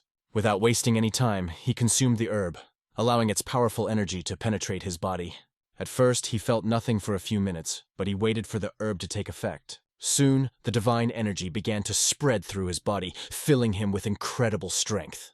Sitting in the lotus position, he began to feel the full power of this energy permeating him from the inside. Soon he completely rethought his state, feeling the energy flowing into him from every cell of the cave, giving him unlimited power.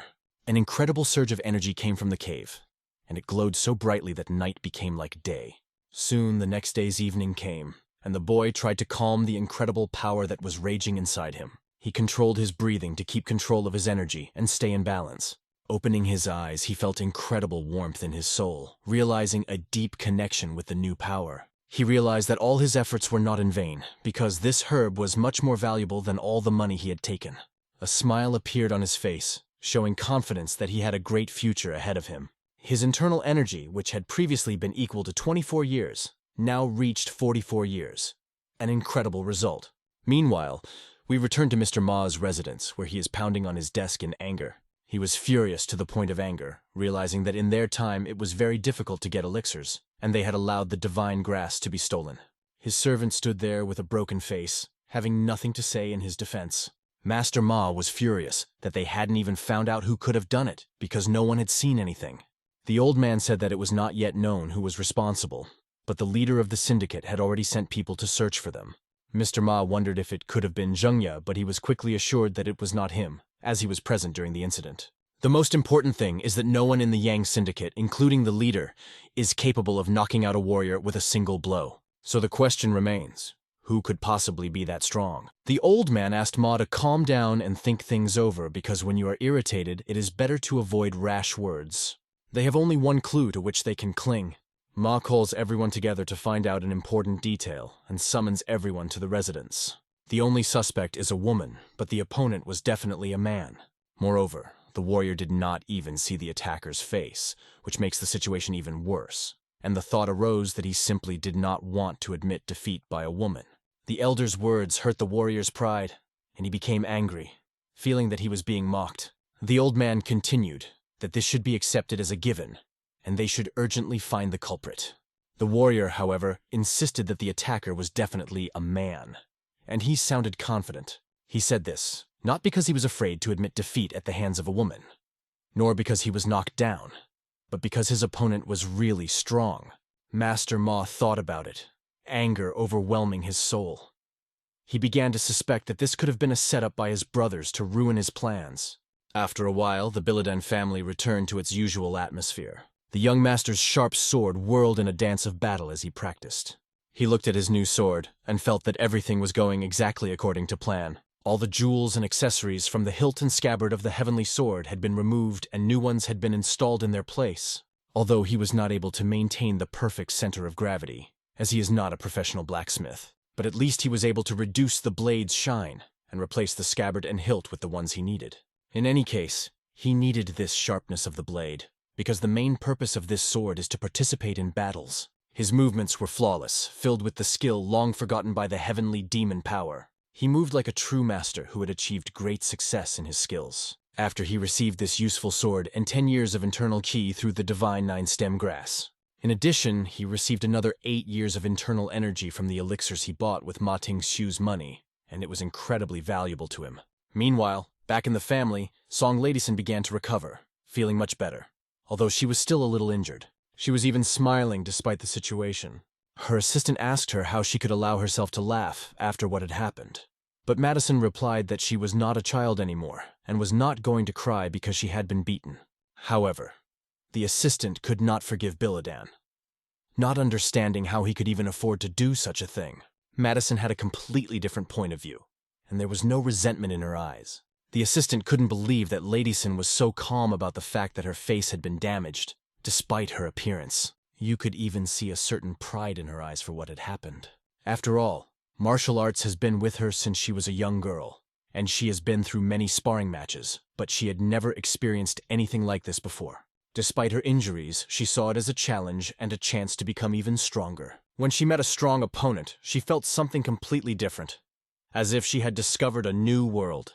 It seemed to her that it was a real fight in which she participated wholeheartedly. On the day Billadan beat her on the floor, she felt strangely relieved. The maid, listening to these incomprehensible words, could not say anything, because she did not understand at all what her mistress was feeling.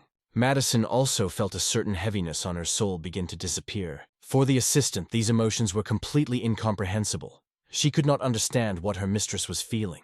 Looking out the window, Madison realized that no one would be able to understand her because she did not fully understand her feelings herself. Breathing in the fresh air, she enjoyed this beautiful day. The magical weather, full of pleasant warmth, gave her the inspiration to go on living. Soon after, Guang approached Billy Dan and began to tell him that after investigating the case as Ma Tingxiu had ordered, they learned that he had bought land on the outskirts of Jinan to build a martial arts academy. The contract for the purchase of the land had already been signed, and large-scale construction was to begin soon. However, Mr. Ma bought the land at a very low price. For Guan, this seemed completely absurd. Billydan could not understand why the owner agreed to sell the land for such a low price. Guan explained that the owner did not want to sell the land, but shortly after he refused, an accident happened. His youngest daughter died, and his house was burned down in a fire. Billydan began to realize the depth of this situation and could not ignore it. Guan continued that the following month, the owner's eldest son was seriously injured after falling from a horse. On top of that, his elderly mother, the landowner, had recently died after eating a meal. The general manager, who opposed the sale of the land, was nearly stabbed to death by drunkards in a brothel. They reported all of these incidents to the local branch of the Muriam Alliance, but they did not seem to be able to find any connection between these events. In the end, the owner was forced to sell the land because he had no other choice and leave Jinan with his family. At these words, Billydan clenched his fist, feeling angry. Billydan was interested to know if Ma Tingxiu had come to sign the contract in person. His friend answered that Ma Tingxiu had not come in person, but there were rumors that Huashongnode had signed the contract and managed the process. Billydan understood perfectly well who this scoundrel was, an old cunning fox who had always sought to win Mr. Ma's favor. Guan asked his master how people could be so greedy as to do such shameful things. Billydan believed that such people were no longer human, because a real person is not capable of such deeds. Guan wanted only one thing, for the young master to teach these scoundrels the lesson they deserved. He would have liked to do it himself, but he was not yet strong enough to act on his own. For Billydan, this was an incredibly important issue, and he could not let it go. The next day, as it was getting dark, Huashongnode was walking through the bamboo forest. He walked, thinking about the incident, confident that he had won Ma Tingxiu's full trust. Although he did not like the young, inexperienced Ma being left unattended, but he was still the leader of the Morima Alliance Syndicate. Huishongnode thought it would be useful for him to keep in touch with Ma Tingxiu in the future. However, something went wrong, and the old man sensed danger behind him. His senses were right, and he swung his sword sharply, piercing the bamboo forest. The shockwave spread throughout the bamboo forest. Many bamboo stalks began to collapse and shatter into pieces. Among the dust, bamboo fragments and stones, stood an unknown ninja with a glowing sword.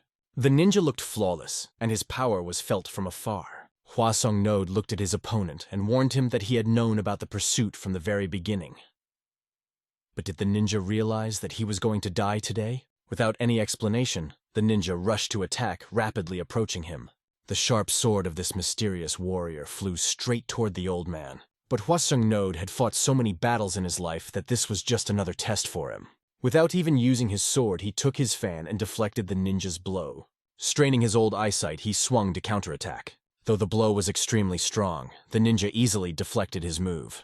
It had been a long time since the old man had met such a strong opponent who could so easily resist his attacks.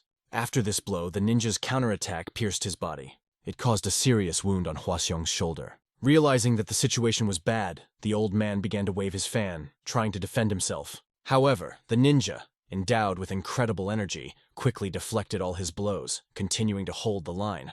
His flawless movements were like a sharp knife that destroyed everything in its path. Nothing could stop the ninja, not even the bamboo forest he was destroying with the old man. When the smoke began to settle, the old man looked at his opponent. The young master also looked at the old man. It was clear that the fight was taking on new strength, and the old man was not going to be coddled by this rascal. Like a maniac, he swept through the entire forest, kicking up huge clouds of dust and exerting tremendous force on every piece of ground. Powerful blows went everywhere, and the old man was sure that his opponent could not survive after that. Relieved, he stopped, exhaled, and waited for the smoke to clear to see the body of his defeated opponent.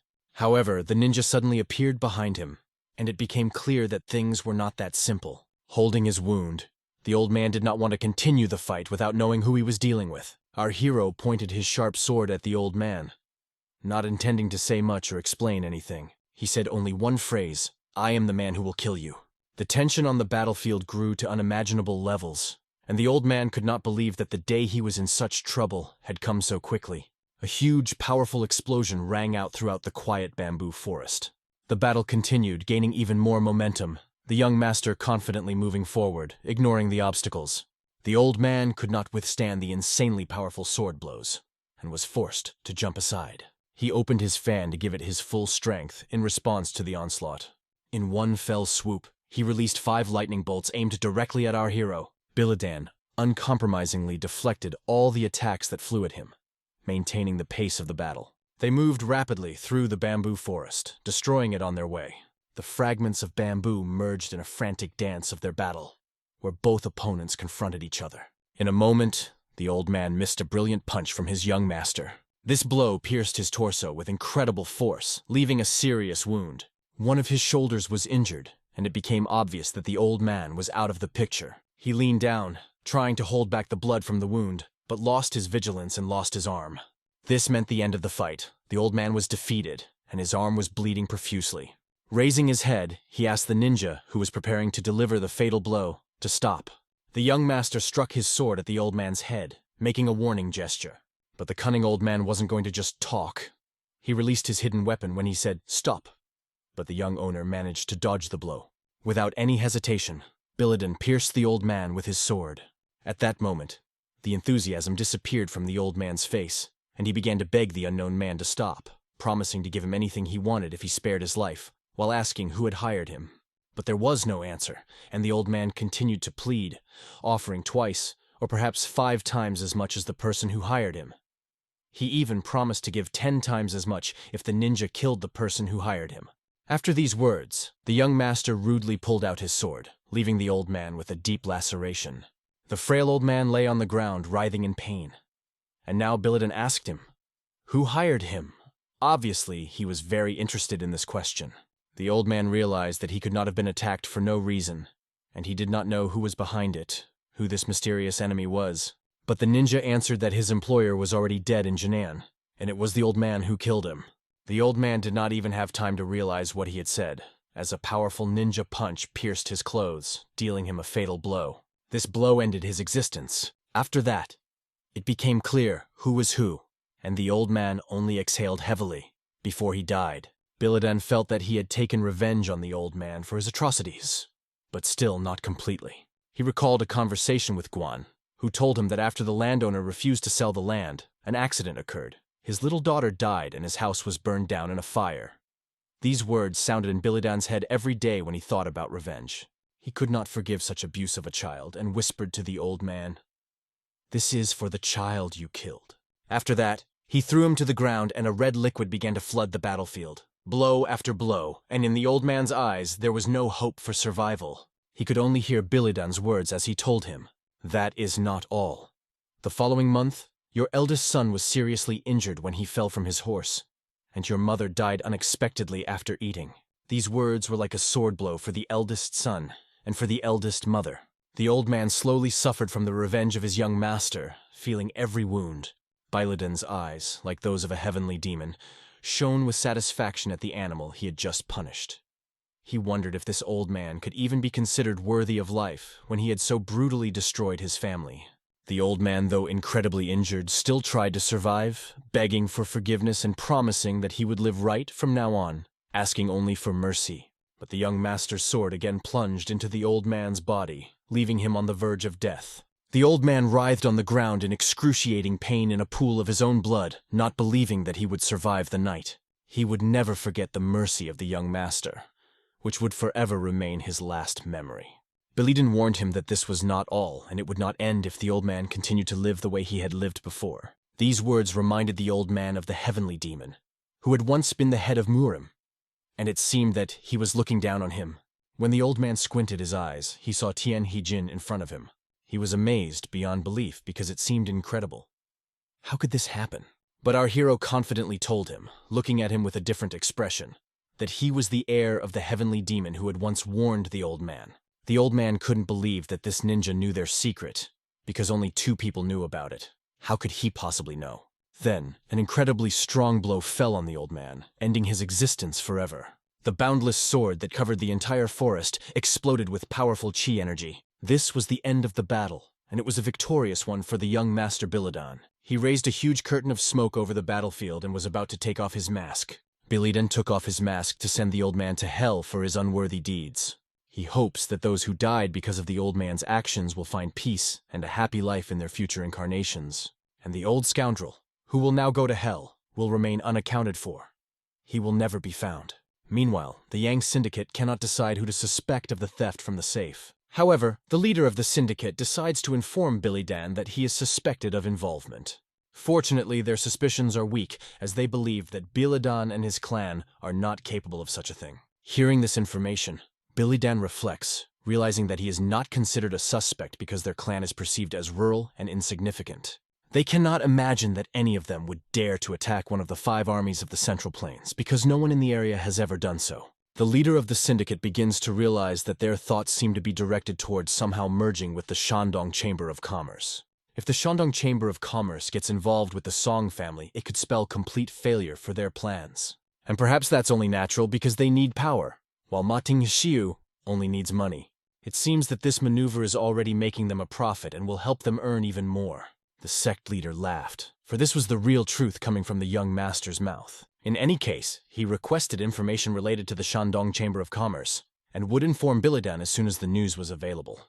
The guy thanked Jung Yun and thought that this act demonstrated true loyalty. Although Jing did not help him become the leader of the syndicate, his actions were too great to be considered mere valor. Despite the danger he was in, Jung still helped Billiden.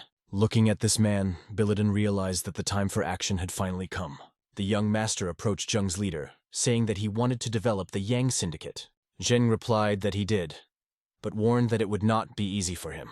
The young master's question struck a chord with the syndicate leader. Had he ever dreamed of becoming something more? Hearing these words, it became clear to the syndicate leader that the young Billiden trusted him more than he could have ever imagined.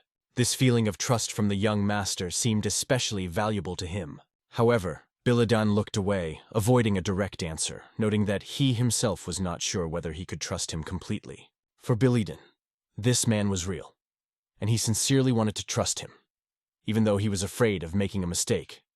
But he hoped he would not regret it. The young master's answer was so flawless that it shocked the syndicate leader to the core. At that moment, Mr. Ma was cleaning up and searching various places in his residence. The rooms were in chaos on an incredible scale. Books, scrolls, and other things were scattered all over the place. His assistant said that there were rumors that Huang Sung-node had not been seen for several days, and that his luggage had also disappeared. Judging by this, one could assume a certain picture of what happened to Mr. Ma's belongings. In place of the missing heavenly sword jewelry, it was obvious that the old man had probably broken into the safe and stolen all the money and jewelry that did not belong to him. This was very likely, as the assistant realized, because only such a strong blow could leave such marks. Mr. Ma could not understand why a person of such high status would expose himself to such enormous risks for a few tens of thousands of steel. This misunderstanding did not allow him to think calmly, because he was overwhelmed with anger. And there was no need to talk about other possibilities, was there? If there is clear evidence, Mr. Ma is willing to accept the truth, even if it is not in his favor. But first of all, they must find the old man, and under no circumstances must this information leak out. At this point, they leave the chaotically scattered place. Mr. Ma realized that if Huashong Node really betrayed him and his father found out, the problem would become extremely serious. It would be 1,000,000 times better if another person was behind it, because then Mr. Ma wouldn't look like a fool who had been betrayed by a close associate. Regardless of who did it, the situation needs to be resolved as quietly as possible. Meanwhile, the Billy family was discussing an important issue. The commander of the syndicate reported that Ma Tingshu's gang had plunged into chaos. In Billy Dan's opinion, the fact that the syndicate leader had placed the heavenly sword jewelry in Huasheng Node's room was a significant event. However, he believed that it was not that difficult, and it had to be done anyway. For Billy Dan, this was an indicator of incredible work. And in general, this path was not in vain. The decision had already been made. In his mind, Biladan expected that either he would follow him or become the leader of the Yang Syndicate himself. The young man explained his point of view, saying that as far as Biladan was concerned, he was a simple man with no special merit. Somehow, he became the deputy head of the Yang Syndicate. But later, he was thrown out like a useless dog. That's when he met the young master Biladan, and after that incident, he became the head of the syndicate. That's the story. The owner was worried about whether Biladan would be okay if he continued to hang out with someone like him. For Biladan, these words sounded quite neutral. He was not worried about it. And finally, the owner asked him about one important thing: what he really wanted to achieve, what kind of success he was interested in. The guy thought about what he really wanted. He realized that as a martial arts master, he wanted to ascend to the realm of the sword, as this goal was his pain and unrealized dream in his past life. Of course, there are other things he would like to achieve, but this was the most important thing to him. First and foremost, Biladan planned to avenge his past murder, as he was assassinated. He also dreamed of developing the Billy family of swordsmen, making it one of the best in the world, and wanted to be a respected son for his parents. Biladan wanted to turn his friend Guan and the swordsmen into great Murim warriors, and to capture Ipekpe. Now that he thought about it, he realized that he had a lot to do, but he didn't know where to start. The room fell silent, broken only by Biladan's faint voice. He said quietly that all he really wanted was to be happy. The answer was unexpected for the head of the syndicate. Biladan explained that he wanted to be happy, and he wanted everyone around him to be happy as well. He believed that if he achieved his goals, it would bring happiness to everyone else. This positive response made the syndicate chairman smile. He then apologized for his laughter, explaining that he did not mean to offend Biladan. It was just a really unexpected response. The head of the syndicate was expecting a completely different answer. Rather, he was nervous, thinking that the boy would say something in the spirit of world unification. Biladan apologized for possibly disappointing the syndicate leader with his answer. In his mind, he realized that he had already united the world once, and now he realized that the things he had just mentioned were no less complicated. He didn't realize it then, but now he was completely confident in his goal. The syndicate leader bowed his head to the young master, showing his respect and acceptance of his role. He solemnly greeted the young Biladan, swearing his loyalty to him. The leader swore before the gods that he would be loyal to Biladan until his death. These words sounded like honey to the soul of the young master Biladan. He picked up the syndicate leader and, holding his hands, supported him. Looking him straight in the eye, Biladan told him that from now on the syndicate leader was part of his family. Biladan now asked for help, as he was unaware of many aspects of management and important decision-making. From now on, they will work together to achieve their common goals. Meanwhile, an important meeting of the Director General of the Shandong Chamber of Commerce and Industry took place. A representative of Baijun said that he did not see the need to continue cooperation and asked to end it immediately. The other party, who had been listening to these requests for a long time, did not find these words convincing enough. However, judging by what the representative had seen, Ma Tingshu was a very dangerous man, and they did not want to make the mistake of letting in a tiger to drive away a wolf. After all, now this tiger could destroy them, and the wolf would have to die. However, the leader of the Chamber of Commerce, Gao Shunging, replied that he did not see anything wrong with this tiger joining them. The CEO could not believe the words of the alliance leader, wondering if the situation was really that catastrophic. For the leader, it was because of what had happened earlier in the Chamber of Commerce, and the Eshe family had decided to take revenge. Even so, it was impossible to raise the large sum of 100,000 tala at once. The leader planned to borrow the money from nighttime traders. The CEO realized that night traders are people who make secret deals. Although it was easy to borrow money from them, the situation was very risky and dangerous. After all, night traders lend money at huge interest rates. And the worst part is how ruthless they are with those who cannot repay the debt. He did not hide his point of view, believing that this is a real crazy and dangerous organization, and their butchers are terrible creatures. The most frightening thing was not their fighting skills, but their ruthlessness towards people who could not return the money. Many of those who borrowed from them disappeared without a trace, and the revenge of the night traders could last a lifetime. There were rumors that the butchers of the night traders were using banned and concealed weapons from Qianhu to massacre people from Murim. However, the leader only indifferently replied to his CEO that he had already borrowed 100,000 thalassa. Shock gripped the CEO's soul, and he begged the leader to change his mind. But the leader replied that they were already between a tiger and a wolf, so if a poisonous snake entered the fray, it wouldn't be any worse. Meanwhile, we return to the location where Biladan is. He looks at Mr. Ma, who asks him intently how he is doing. Ma wondered what he was doing and what he was planning to do. This sounded rather strange, so Biladan decided to ask a counter-question. "Are you doing well?" Mr. Ma replied that he was fine and nothing special had happened. But what brought him here? He said that he was on the road and decided to stop by to see how the young owner was doing. Biladan could see that Ma was in a good mood, but he guessed that it was because Ma had decided to take out a large loan of 100,000 tiles from the Shandong Chamber of Commerce. In response, Biladan invited him to visit his family's property. However, Mr. Ma refused, suggesting that he would rather go for a walk with Biladan.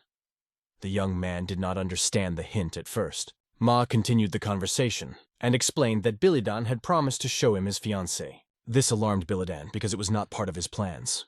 Mr. Ma waited for some time, believing that the girl's wounds should have healed by now. He sincerely wanted to see the most beautiful girl in Shandong.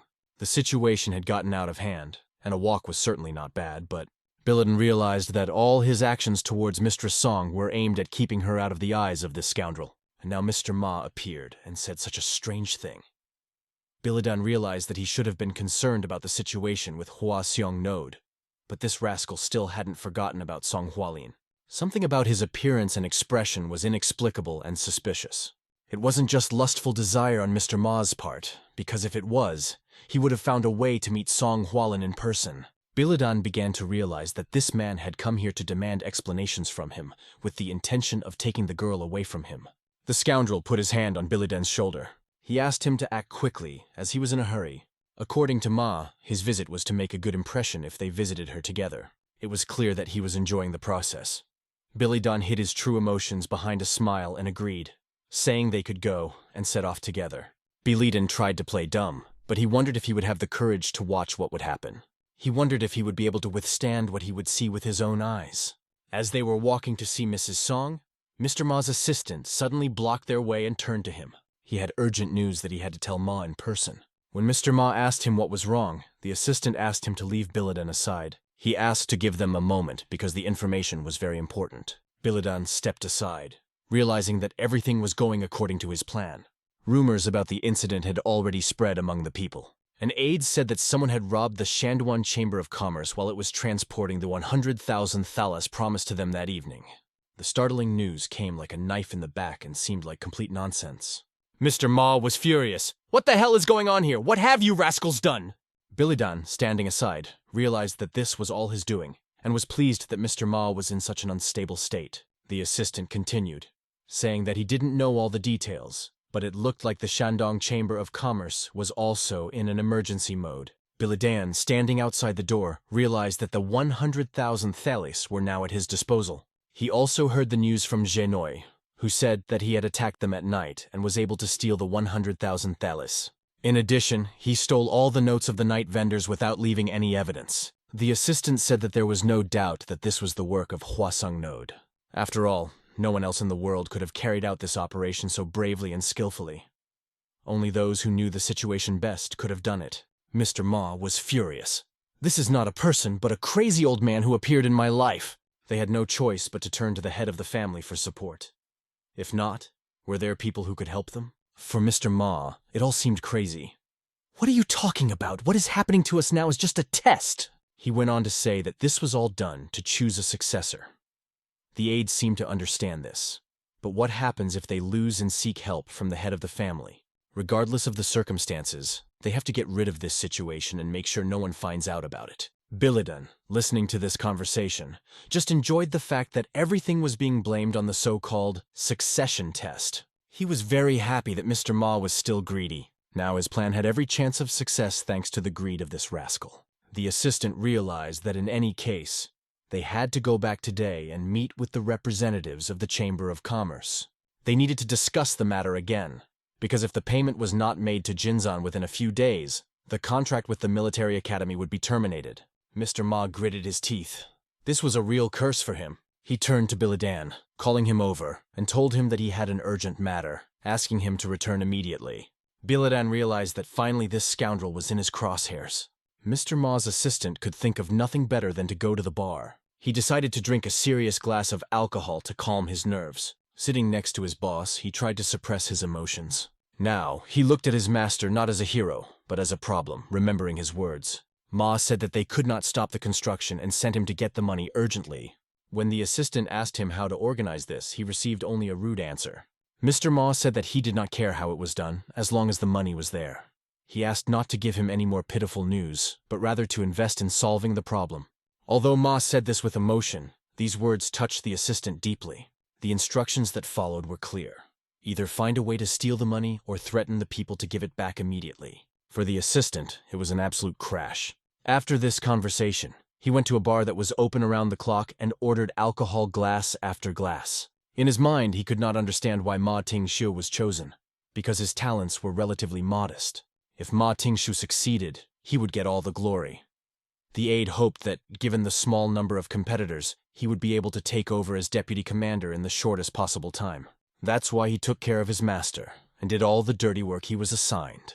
But damn it was all going beyond his patience, and he was just angry about it. Suddenly, he heard a rustling behind him.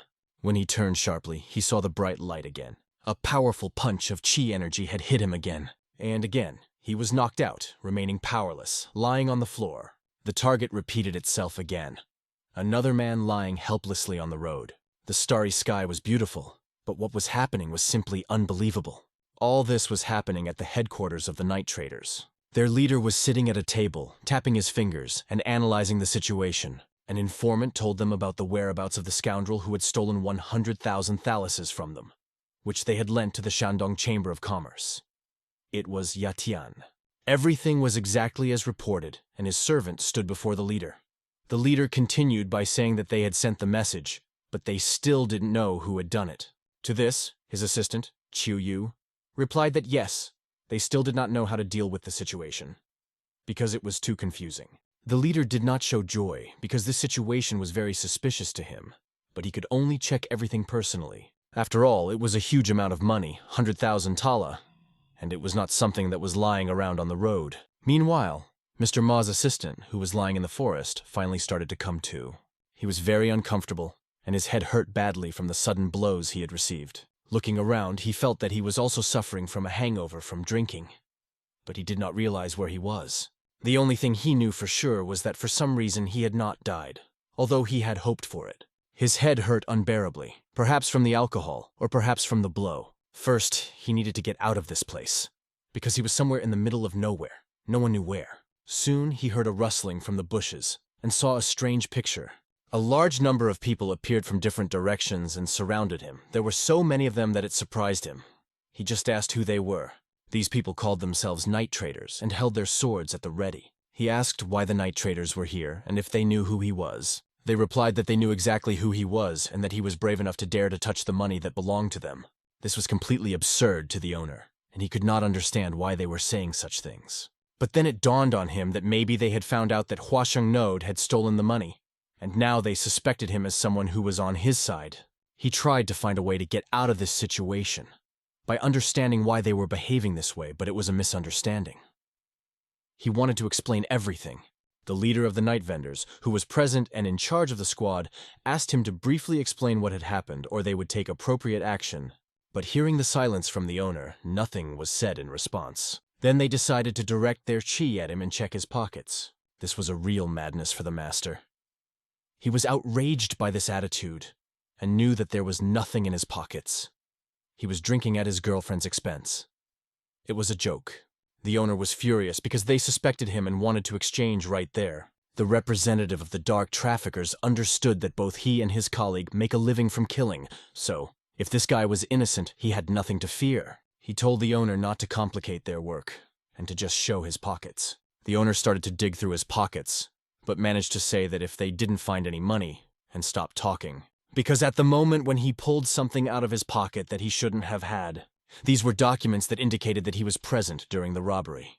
The man's face turned pale, and his fear betrayed his fear. The dark traders realized that this guy was guilty of the theft and had a lot of money. The owner realized that they were trying to set him up, because why would he, like an idiot, carry such documents with him?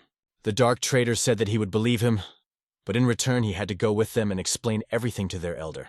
In his mind, the owner realized that this was complete nonsense, because if he went with them, he would probably be tortured and die. While he was still in good physical shape, the owner decided that he had to kill these guys and escape. Without hesitation, he pushed himself off the ground and rushed to attack. He pulled out his sharp sword and began to attack these rascals. The warrior traders immediately joined the fight because it was their job to protect their leader. However, the master quickly dealt with them, turning them into salad, and ran to their leader. The leader saw the incredible strength of this guy and realized that the situation was serious. But he was no pushover either. He swung his sword, channeling the chi energy into 4 streams. The owner saw this power, realized its danger, but managed to block the blows, even though he knew they were deadly. It was a hidden weapon, so powerful that only the best of these warriors used it. They continued to move toward him from all sides, trying to surround him. The owner clenched his teeth, trying not to feel the pain, but one of the blows pierced his shoulder, reaching his spine. These blows stunned him severely, and he felt unbearable pain. Despite this, he continued his efforts, trying to run to his opponents without giving up. He killed several representatives of the merchants. However, he let his guard down, and a dagger penetrated right into his shoulder, piercing it. He felt unbearable pain and saw a sharp blade in front of him that pierced him. The leader of the group said that he was a real fucking scoundrel, and this was for him for pointing the sword at them after he stole the money. His strength left him, and his desire to fight disappeared.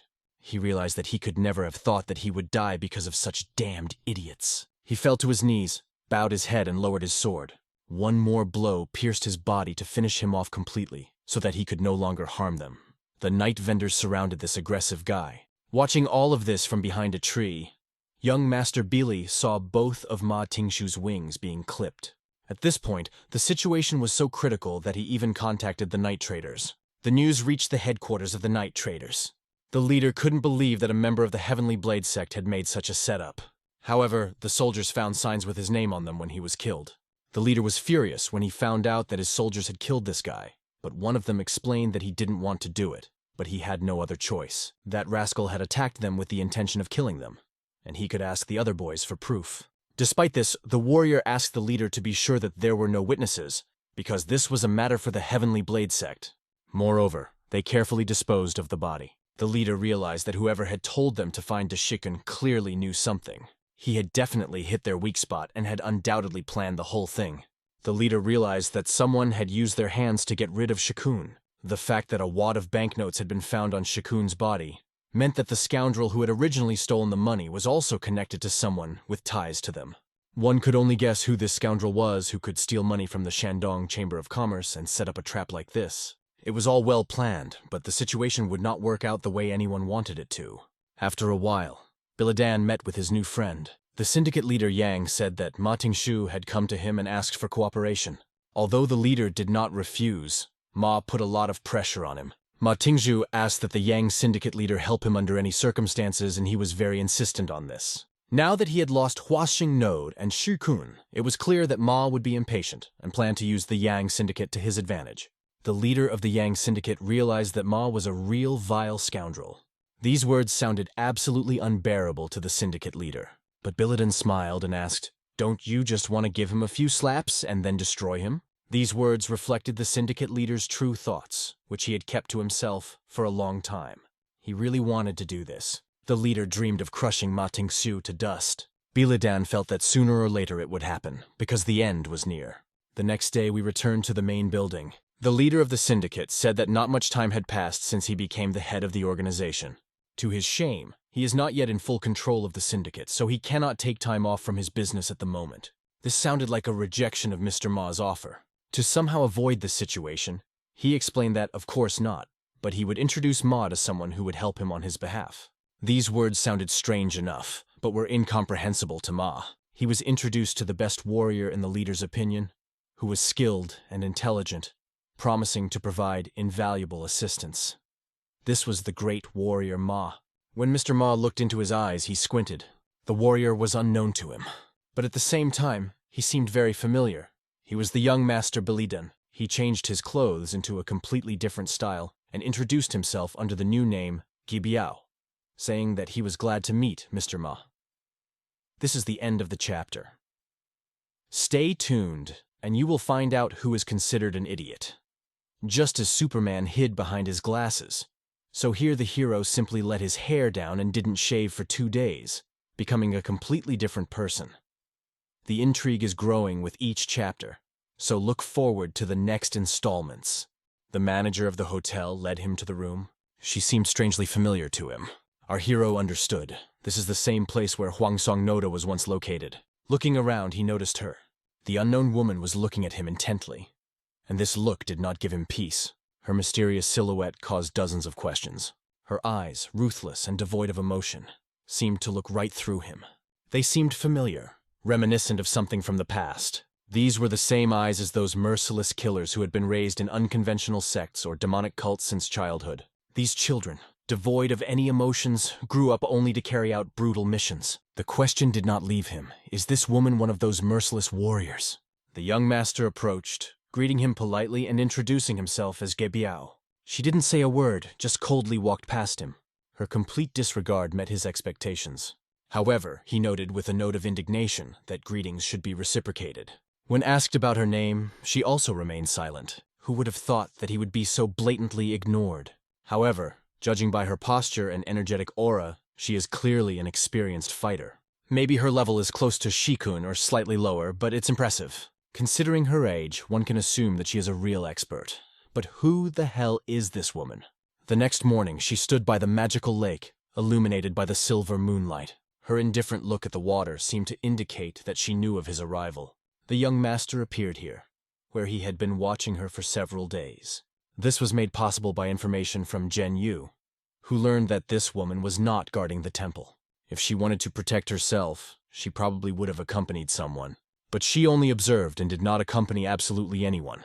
He did exactly the same when he studied her behavior. Why does she keep looking at this water? It seemed odd. She didn't seem to be listening to him even when he was talking. However, she finally spoke, her voice cold, not a gram. The young master finally heard at least one word from her. Well, everyone has only one life. Maybe living alone without connections with people is even more comfortable, he thought. She shot him a cold look after that phrase. It was clear that she was not going to give her name. She didn't seem to care. Names meant nothing to her. Instead, the host emphasized that names are always important. After all, this woman must also have a name. If she doesn't want to call him, he can just call her Hey or O. If she didn't want names, he could come up with a nickname for her, but she didn't respond to that either. He thought that this was a great opportunity. The woman didn't even pretend to know him. But what is so special about her name? In any case, it is her. A man approached the young owner and told him that Wang Yan was looking for him. But the night was dark, and he didn't understand why anyone needed his presence right now. He had to leave the woman, although there was a residue in his soul. Some indescribable connection remained between them, but he had to go. She just watched him with her piercing gaze, never saying anything. In the bar where he entered, the sound of a musical instrument was heard, dissolving into a loud noise. The young owner noticed the man playing and was impressed by his facial expressions and gestures. The stranger turned to him, inviting him to come closer and drink together. He poured him a glass of strong drink. At the same time, the man said that the leader of the Gen Syndicate praised him very much. However, the young master noticed that he still lacked something important. Perhaps luck or talent. It was clear that this man wanted to have a drink together, and it seemed that he had some kind of plan. The young master felt that there was something more behind this, because the man looked quite tense. He clearly needed the money, and he made no secret of it. The owner heard that the syndicate refused financial help, and even Gen himself did not support, as he planned to pay back the debts later. However, he asked for 10,000 thalis in advance. The man, however, noted that this amount was not enough. But how much is needed? It remained a mystery. He put the glass on the table, and he announced sadly that he needed 100,000 toils. It was a huge amount, and the young master could not hide his surprise. Such money does not grow on trees, and it cannot be scattered. The man added that he needed the money within 5 days. But 100,000 taels in such a short period of time. It seemed impossible. He asked the young master if he had any way to get such a sum. The owner expressed concern, reflecting on the complexity of the situation. However, he still decided to share his idea. The man was interested, because any idea or information could be useful in this situation. The young host spoke about the night traders, and the man had obviously heard of them before. Night traders were well known for borrowing money at high interest rates, but there were rumors that these people are quite cruel. These were the ones with whom it is better to avoid contact, because harboring malice, they would certainly kill their enemies. Their secret methods were considered extremely dangerous even in the Jianghu world. Contacting them was extremely risky, but the man still advised to consider this option. The young master saw no other way. The night traders were the only ones who could provide 200,000 thalers in 5 days. He understood that the commander must carefully consider this decision. However, rumors said that the night traders had amassed vast wealth through their mysterious deals with local merchants, and they could mobilize such money when needed.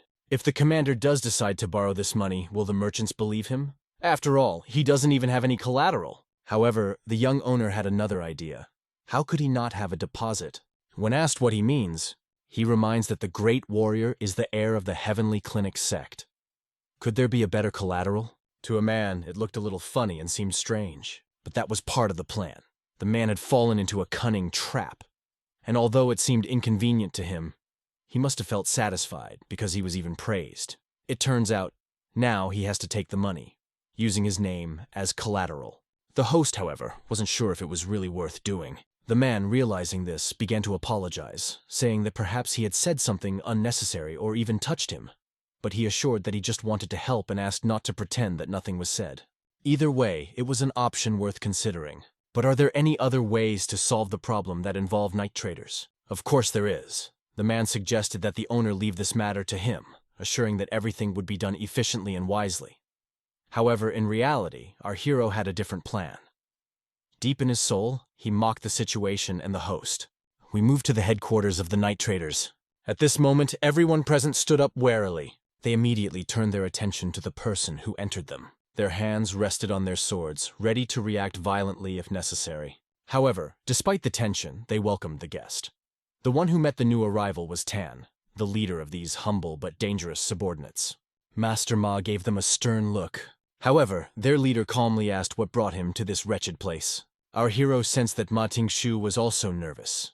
He ordered his attendants to stay away because he was afraid that rumors would spread that he was borrowing such a huge sum of money.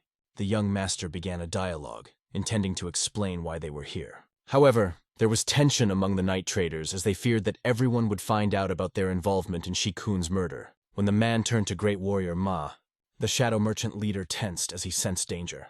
However, when he heard that they had come to borrow money, he visibly relaxed. When asked why he was so surprised, since this is their main business, the leader realized that they were not going to fight. But it seemed strange to him that such people turned to him, a humble shadow merchant, for help. Enthusiastically, he asked how much they needed. The young master calmly stated that they needed 100,000 taels. Hearing this figure, the leader almost gritted his teeth. The amount was staggering. A question flashed through his mind. What are they up to? Are they really just lending money? Suddenly, using the sound vibration technique, the young master turned to him. After killing the Heavenly Clinic sect member, shouldn't you be more worried? He hinted that the leader should lend them 100,000 taels and keep quiet about what had happened. Of course, they are ready to pay interest as it should. But the leader still wondered, why does the young master use sound technology and not speak out loud? Is he afraid that mentioning the death of Shikun, who was killed by them, could have disastrous consequences? After all, such information could threaten their lives. It was obvious they had killed a close associate of the Heavenly Clinic sect's young master. Did the leader think that he would stay alive if this news reached the head of the Heavenly Clinic? However, the young owner, despite everything, gave him a chance to correct the situation. This realization struck fear into the shadow merchant leader. He couldn't figure out if Ma Tingshu was the one who gave away Shikun's location. After all, now he not only uses them to get rid of a subordinate, but also tries to get money for his skin. Looking at Ma, they understood how hypocritical and corrupt he was. Those damn bastards, thought the leader. It turns out that even the so-called most prestigious family can be dirtier than shady dealers. The leader of the shadow merchants unexpectedly agreed to lend money, which surprised Mistress Ma. Ma reacted to this joyfully, like a child, believing that his situation was finally saved. Our hero set a condition. The money must be ready by tomorrow, without any compromises. With the successful conclusion of the case, they returned to the city in a chariot. During the journey, Master Ma recognized that the young master was simply incredible. He could not even imagine that such a trick was possible. Despite the fact that Ma had to borrow his own money, he still flattered the young master for his skill. In any case, Ma was glad that the problem was solved, and now everything depended on the actions of the young master. However, Ma noted that he only trusted those he could really trust, and decided to rely on the young master for this matter. In his thoughts, our hero understood that it was not about trust, but about Ma's fear. He sent the young master away because he was afraid of possible traps or attacks by night traders. Ma feared that they might try to kill him after the money was borrowed. Still, Ma's intentions were clear, and the boy just smiled. He thanked Ma for his trust, asked him to wait outside, and took responsibility for handing over the money himself. Master Ma was relieved to know that the young master had taken all the risks, leaving him safe. After some time, they met again on the same lake. The young owner admitted that he considered it necessary to stop the actions of this man. After all, he blackmailed night traders and demanded money from them. Although he had no other choice, he still understood how dangerous night traders were. The young master explained that there were reasons to inform the girl that Ma had put himself in a risky situation involving night traders. She must know that their plan involves pretending to eliminate Ma.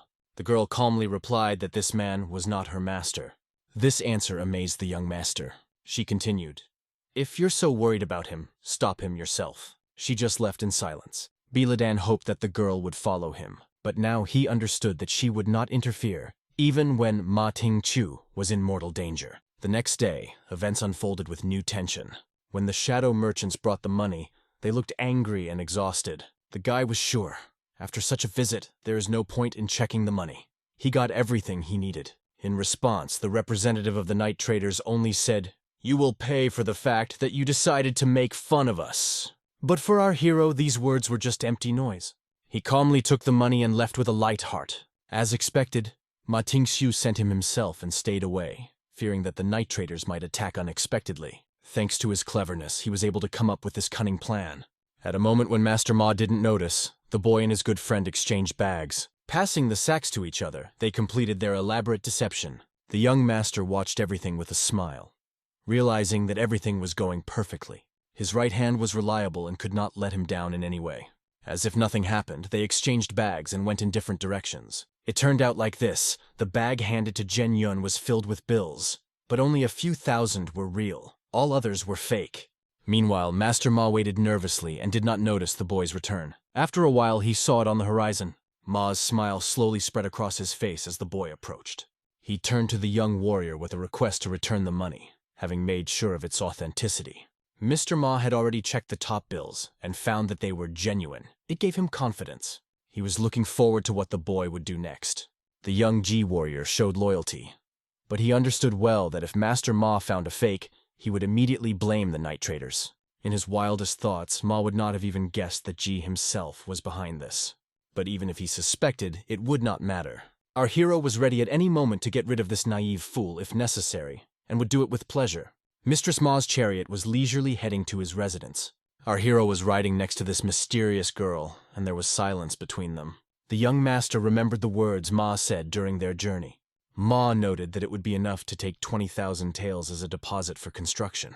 At the same time, he said that they, together with this bitch, would be an ideal companion. The hero imperceptibly watched her hands, noticing that she had clearly mastered fist-fighting techniques a long time ago. Usually, such techniques are not practiced, because unless they reach a high level, they are not able to confront enemies with weapons. However, he dared to ask if she specialized in fist-fighting. The girl, as usual, was silent, and the hero emphasized that it was impressive because it must not be easy for a woman. He remembered how he himself was fond of fist techniques. The idea of fighting with bare hands seemed incredibly attractive to him.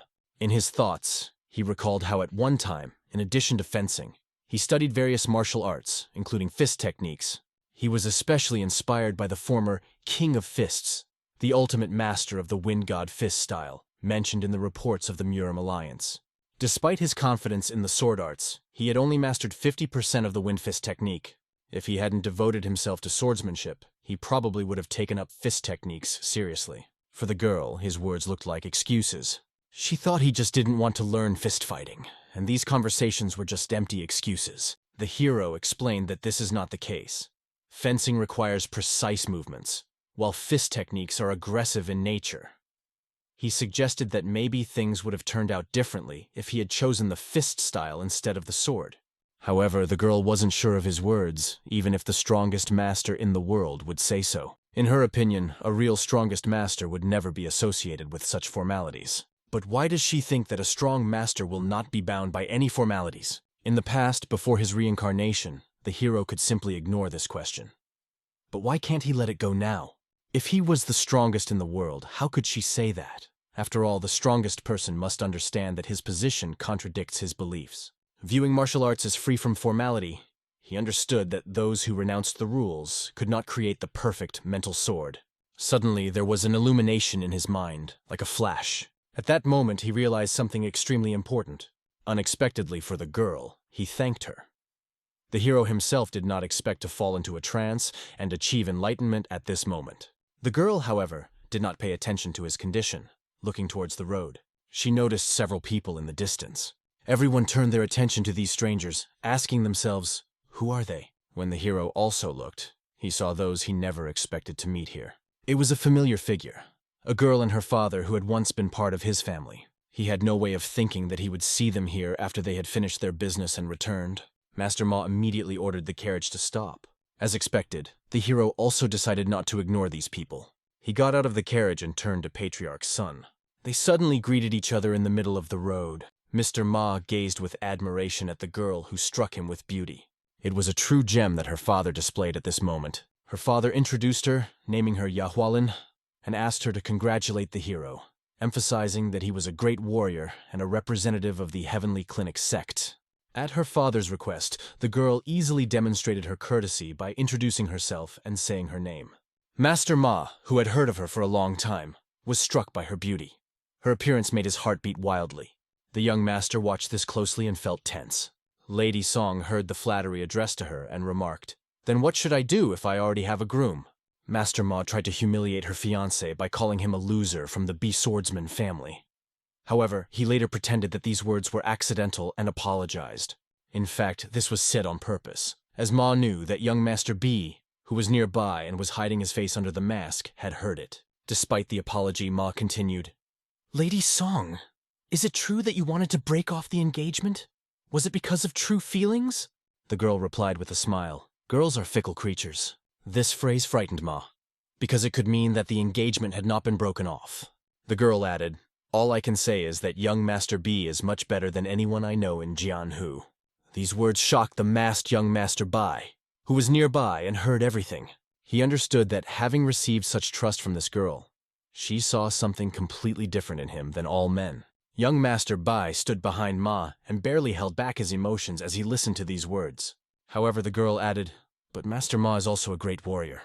At this moment, our hero remembered the rumors that praised Ma, but now realized that the girl was subtly hinting that these words were exaggerated. Master Ma tensed, not understanding exactly what she meant. She just looked into his eyes, and an imperceptible tension arose between them. The father decided to take the girl, saying that they were in a hurry, but next time he would invite Ma to his family. They passed the carriage, leaving Mistress Ma with an unclear and conflicted feeling about her. As soon as they passed, the carriage moved off, but there remained an invisible connection between them, filled with notes of distrust and tension. In the carriage, Master Ma started cursing. "Damn it! How can this girl look down on me?" The lady nearby remarked that Ma couldn't take his eyes off that girl and added, "He, as a man, always remains a man." But her words only caused Ma a sense of incomprehension, because she never explained exactly what she meant. Soon they arrived in the city of Jinan. When they reached the construction site of the palace, Master Ma received terrible news. One of the workers reported that some of the bills they were given turned out to be fake. Our hero, standing behind Ma, loudly protested, "It's impossible!" He added indignantly, "How could they use counterfeit bills? Why would they do it in such a way that it would be known immediately?" Mr. Ma also thought about it, but it turned out that out of 20,000 taels, 18,000 were fake. He suggested that perhaps they were replaced by the workers themselves. However, the employee assured that he would never dare to do such a thing. Young Jae warrior reassured Ma, saying that it couldn't have been prepared in advance by any of the locals.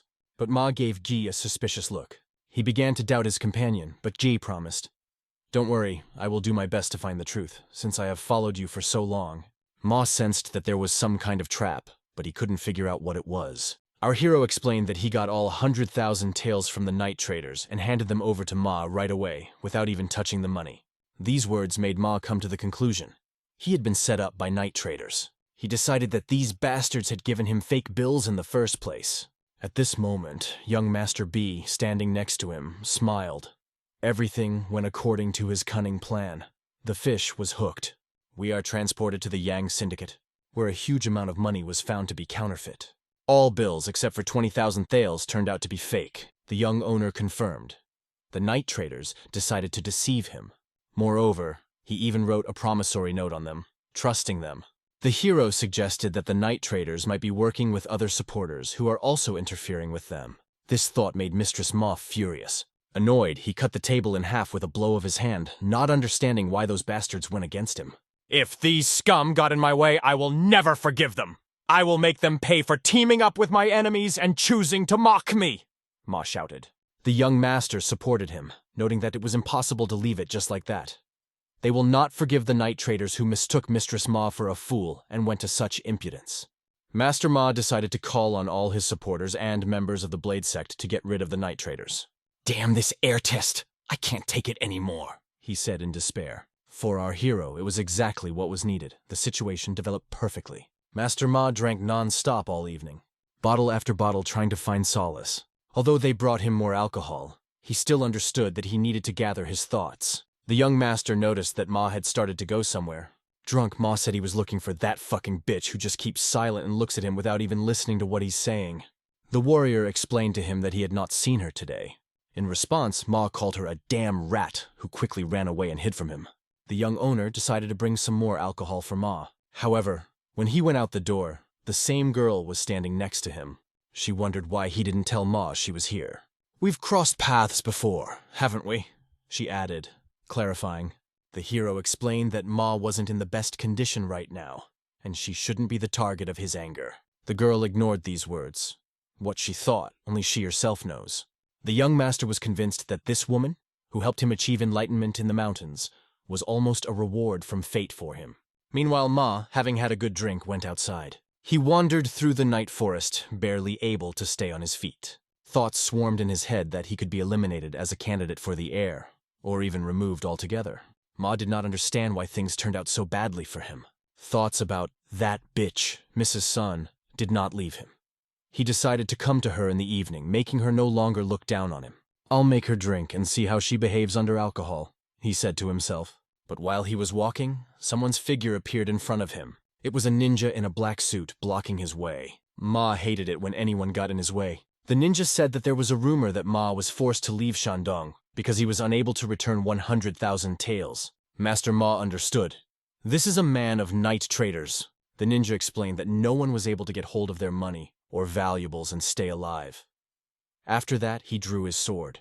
Ma called him a scumbag and said that these scum dared to come to him after giving him fake bills. In any case, Ma was not happy to meet even one of these bastards. He attacked the ninja first using his sword. Our hero noted that even when drunk and weakened, Ma radiated powerful chi energy that indicated his high level of skill. Ma attacked again and again, trying to overpower the opponent with his sword. He shouted, "How dare you stand in my way?" The ninja deftly dodged and counterattacked, showing exceptional skill. At one point, one of Ma's incredibly powerful punches was parried. He almost died, but managed to block the attack. Ma decided that it was time to teach his enemy a lesson and show that even when cornered, he was still dangerous. In the depths of his soul, he felt that that woman was watching the battle somewhere nearby. Despite this, Ma noticed that this rat was very good at dodging blows. A thought appeared in his head. Let him die soon, I still have things to do. Suddenly, Ma's sword lunged at his enemy with all his might. The blade pierced the ninja's body, and blood spilled all around. However, everything went wrong for Ma. He looked down and saw that his own body had been pierced by a sword. The blade went through with such force that the wound seemed mortal. Blood streamed from his mouth. The ninja standing over him said coldly, "You should think before you try to take over Shandong. And now I got a well-deserved beating," he added with disdain. Ma planned to gather all those who obeyed him and take revenge, but now he understood. This ninja does not belong to night traders. Although that didn't matter anymore when the ninja sword was still sticking out of his body. The ninja began to radiate powerful energy that was transmitted through the sword. The pain grew stronger with each passing second, tearing Ma's body apart from the inside. Our hero noticed that this scum dared to disturb Muram's peace. To Ma's question, "Who the hell are you?" the ninja replied that he was only embodying his hatred for Ma. The realization hit Ma, but it was too late. A sword full of deadly energy took his life. The moment Ma's body fell to the ground, his last gaze rested on Mistress B's eyes, which were calmly looking at what had happened. Mr. B completed his flawless plan. Having thought through everything to the smallest detail, he brought his plan to the end. "He who does not pay his debts to the night traders will die," he repeated, as if emphasizing the inevitability. Even with Ma Tingju's body, everything was resolved. He did not use Azura's sword art or the white blade technique, but used the assassin sword techniques he had learned in his past life. These methods proved to be sufficient to finally close the case. All this was watched from afar by the lady. She saw what happened and was a silent witness to this dramatic finale. The next day, the atmosphere in Mistress Ma's residence was completely different. Even though our hero got rid of that scumbag, it wasn't the end of his ordeal. Even more dangerous incidents await him in the future. He understood. It is necessary to become stronger in order to cope with this. Suddenly, she appeared on the horizon. Her gaze directed at him was so piercing, as if she was saying something in her mind. After a short pause, she decided to break her silence. "My name is Number 7, she said calmly. These words caused anxiety in the hero's heart. He realized that her name wasn't a name, just a number, suggesting that she might have grown up as a victim of some organization. Now that Master Ma was dead, the girl said that there was no point in staying here any longer and called her name one last time. The hero decided to emphasize that this is a beautiful name, trying to solve its secret. But her indifferent look did not let him understand what was really going on in her thoughts. He dared to stop her even for a moment. "May I have one question?" he asked without looking away. "Why were you always looking at that pond?" As always, the girl created tension with her silence. But leaving, she still answered, "They say that a lotus blooms even in dirt." Her words left a strange aftertaste, cold and incomprehensible, like the girl herself. After some time, the Muram alliance received disturbing news. The Lord's son was found dead. It was clear that he had been killed. Advisors reported that this was probably the handiwork of one of the succession contenders. The ruler was determined to avenge the death of his son, but the question remained, how exactly to do it? However, public opinion in Jianghu deteriorated significantly due to this incident. The advisor suggested recalling all the applicants whom the Lord had sent earlier. However, Volodar refused, even despite the objections of his children. He still left his men with the applicants so that they were aware of the current situation. The problem, the counselor insisted, was that they could not ignore public opinion. The Lord, although he understood this, still pondered whether he should change his approach. The advisor explained that all this could be just a misunderstanding. However, upon bringing up the subject, he asked several questions, including why the Lord had supported him as the leader of the alliance. The Lord replied that he had always considered the advisor worthy, but insisted that he should not speak meaningless things and name the real reason. After all, it seemed that someone could stand behind the advisor. The advisor with a confident look declared that there is no one behind him, and he wholeheartedly supports the Lord. The owner decided that this explanation was enough and let him go. The advisor thanked and expressed the hope that Volodar would have a good rest. Left alone, Volodar reflected. If all these people supported him, thinking that he was just an old womanizer to be used, then they had made a big mistake. Meanwhile, rumors from Shandong about Ma Tingxia spread throughout the county. It was said that Master Ma was trying to establish a partnership with the Shandong Chamber of Commerce. But in the process, he allegedly tried to steal money that the night traders had lent to the Chamber of Commerce. Rumors of Mistress Ma's death were never confirmed. Instead, he was said to have left Shandong and his plan to establish a military academy had failed. Peace has once again reigned in Shandong, but the two groups are in a critical situation. They were the night traders and the Shandong Chamber of Commerce. Chaos reigned among the night traders, for they had lost their influence because of their connections with that scoundrel in the Chamber of Commerce. The chamber itself also had problems due to its association with night traders. As a result, our hero emerged as the ultimate winner, earning 200,000 thalers with his mind. These funds allowed him to immediately increase the number of his squad to several hundred people. He also acquired some rare elixirs to enhance his power.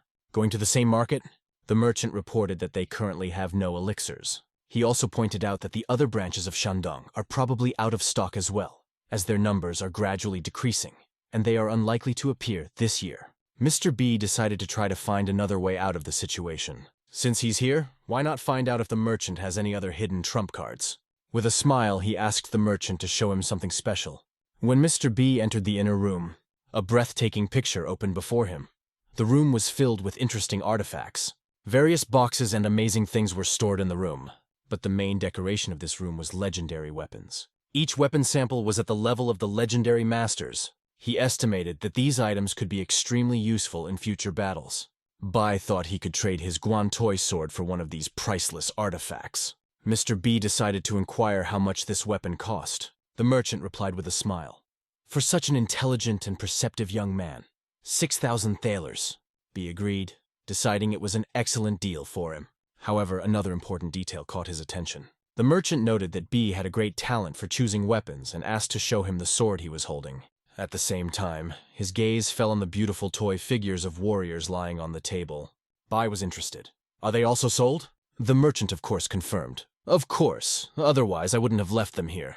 I've been meaning to sell them for a long time. He added that he had been involved in black market trading all his life and had rarely seen anything like this. Our hero stared intently at these sculptures, pondering whether they should be purchased. Bai didn't understand why, but these sculptures caught his attention. In the end, he decided to buy them. Strange as it may seem to him, he paid 2,000 thalers for the figurines. There is always the first buyer, he thought, and did not regret his decision. The same evening he went to the mountains. Having many figurines with him, he wondered what to do with them. An idea was swirling in his head, but its essence was still unclear. It might have seemed like fun, but B sensed that there was more to it. There was no doubt. These figurines demonstrated certain movements. He decided to try to reproduce these movements himself. Concentrating, he focused his gaze on one of the figurines. Then he began to maneuver, imitating her position and movements. Time and time again, he used it as a basis for training. After a while, he noticed that he was starting to come out. And he also felt why these figurines interested him so much. They were created by someone who truly understood the martial arts and encoded knowledge that could be used to improve the technique. Somewhere in the mountains, the boy continued to train tirelessly. Over time, he completely honed his movements, achieving amazing precision. If it were fencing, he would immediately understand the essence of these movements. But in front of him was a completely new martial art, which was significantly different from the familiar techniques, especially the atypical fist technique. Thanks to the modification of fist fighting, it turned into an art involving the whole body. Fists, feet, the back of the bones, elbows, knees. Everything was interconnected and worked harmoniously in this system. Even shoulders were used, adding new possibilities to combat equipment. Despite the difficulty, the boy realized the potential of this art. This discovery delighted him. He diligently controlled his breathing to achieve even greater efficiency in his movements. The fifth movement, depicted in 33 sculptures, was extremely complex and at the same time incredibly practical. The sculptures consistently performed movements that looked like a piece of powerful machinery. Although the boy knew a lot about cultivation and martial arts, he couldn't fully appreciate the power of these moves when viewed in random order. By placing them correctly, he saw the true meaning. Remembering the words of the merchant who said that the sculptures should lie in their original box, he decided to sort them according to the order of the moves. During this process, he noticed a hidden pocket in the box. Taking out a small leaf from there, the boy began to carefully study its contents. The record mentioned Mount Taime, located in Hebei province. He remembered how he had visited these places in his youth, traveling through the central plains. But why was the location of the mountain so secretly indicated on this sculpture and box? The boy understood that he needed to go there personally because until he saw everything with his own eyes, he would not know anything. At this point, we moved to B's family. The boy told his parents that he was going to Hebei province. Parents reacted to this with interest. Noticing that their son seemed to be starting to grow up, father decided to talk to him alone. He emphasized, "There are times and there are things that cannot be forgotten. There are secrets that should not be revealed," he added. The father asked his son to always show respect, even to those who are below him in status. The boy thought ironically that it was a pity that he was receiving such advice now. If father had said this before, when he was the leader of the alliance, his life could have turned out very differently. Suddenly, father remembered that Lin used to come when B. Lidan was not at home. "She just came to say hello, we had a great time," said the father with a smile. It turned out that Lin had stopped by to visit B's mother. But the hero did not understand why she needed it. The mother, in turn, asked Lei Dan what he really thought about Lin. However, the guy repeated what he had said before. Now he wants to focus on his goals, not on marriage. He added that he is doing things that are important to him and intends to continue doing them, even if it doesn't quite meet his mother's expectations. The young master felt passion for what he was doing. The mother noticed that her son grew older and became more determined. Liden looked into his mother's eyes, trying to show that the last few days were very happy for him. It pleased her that he actually looked happy. After all, if the son is happy, then the parents are also happy. The father also felt proud, seeing that his son was following the right path. At this time, events were happening in the Song family. Liden visited Master Song, who welcomed him with pleasure. The young owner asked how his old friend was doing. Song replied that there was nothing much to talk about, and suggested that it would be better to go to the training ground where Mrs. Song was now. Bai planned to go to Mount Time, but he was worried about the condition of Lady Song, who repeatedly urged him to communicate with his former bride more often. He was grateful to her for visiting his mother even when he was not at home. When the doors to the training ground opened, he saw Lady Song in a very different light.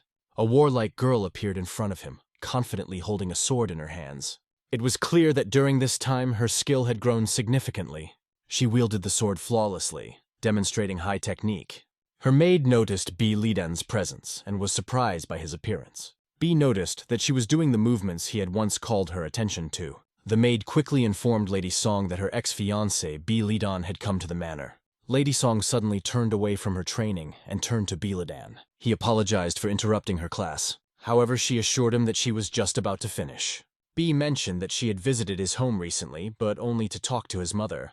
He thought about the fact that Song's mother had died when she was still a child. Lady Song asked to watch her movements. Of course, he could not refuse her this. Her maid watched the training closely. Sun held her sword with the confidence of a true master. She pushed herself off the ground, demonstrating the movements she had once learned from Lidan.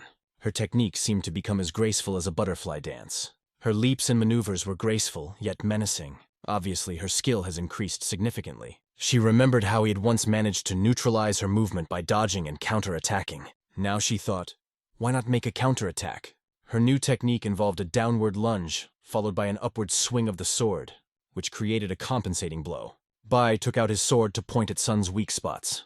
He parried her shot effortlessly, even though she had been practicing for a long time, and explained how her technique could be improved.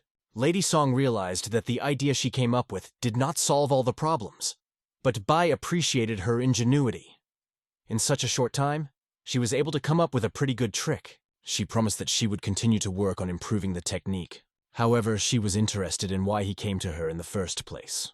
In fact, B had no particular reason. It's just that after he injured her in the last fight, the patriarch ordered him to visit her more often. Now, seeing her progress, he decided to leave. Without saying a word, he turned and left. But the girl suddenly stopped him. Next time, come not because of an order, but just like that. The boy understood her feelings, but did not answer. Without looking back, he left Lady Song's residence, carrying her request with him. Delving into the mountains of Xianhe Peak, our hero continued to overcome obstacle after obstacle. After reaching a certain point, he felt very tired. He wandered the place for several days, but so far he had not found any traces. It might take more time since he didn't use body relief techniques, but he was determined to find what he was looking for. He decided to devote this time to quiet research step by step. In the end, he came across an interesting location. Numerous mountains opened before him, among which a secret could be hidden.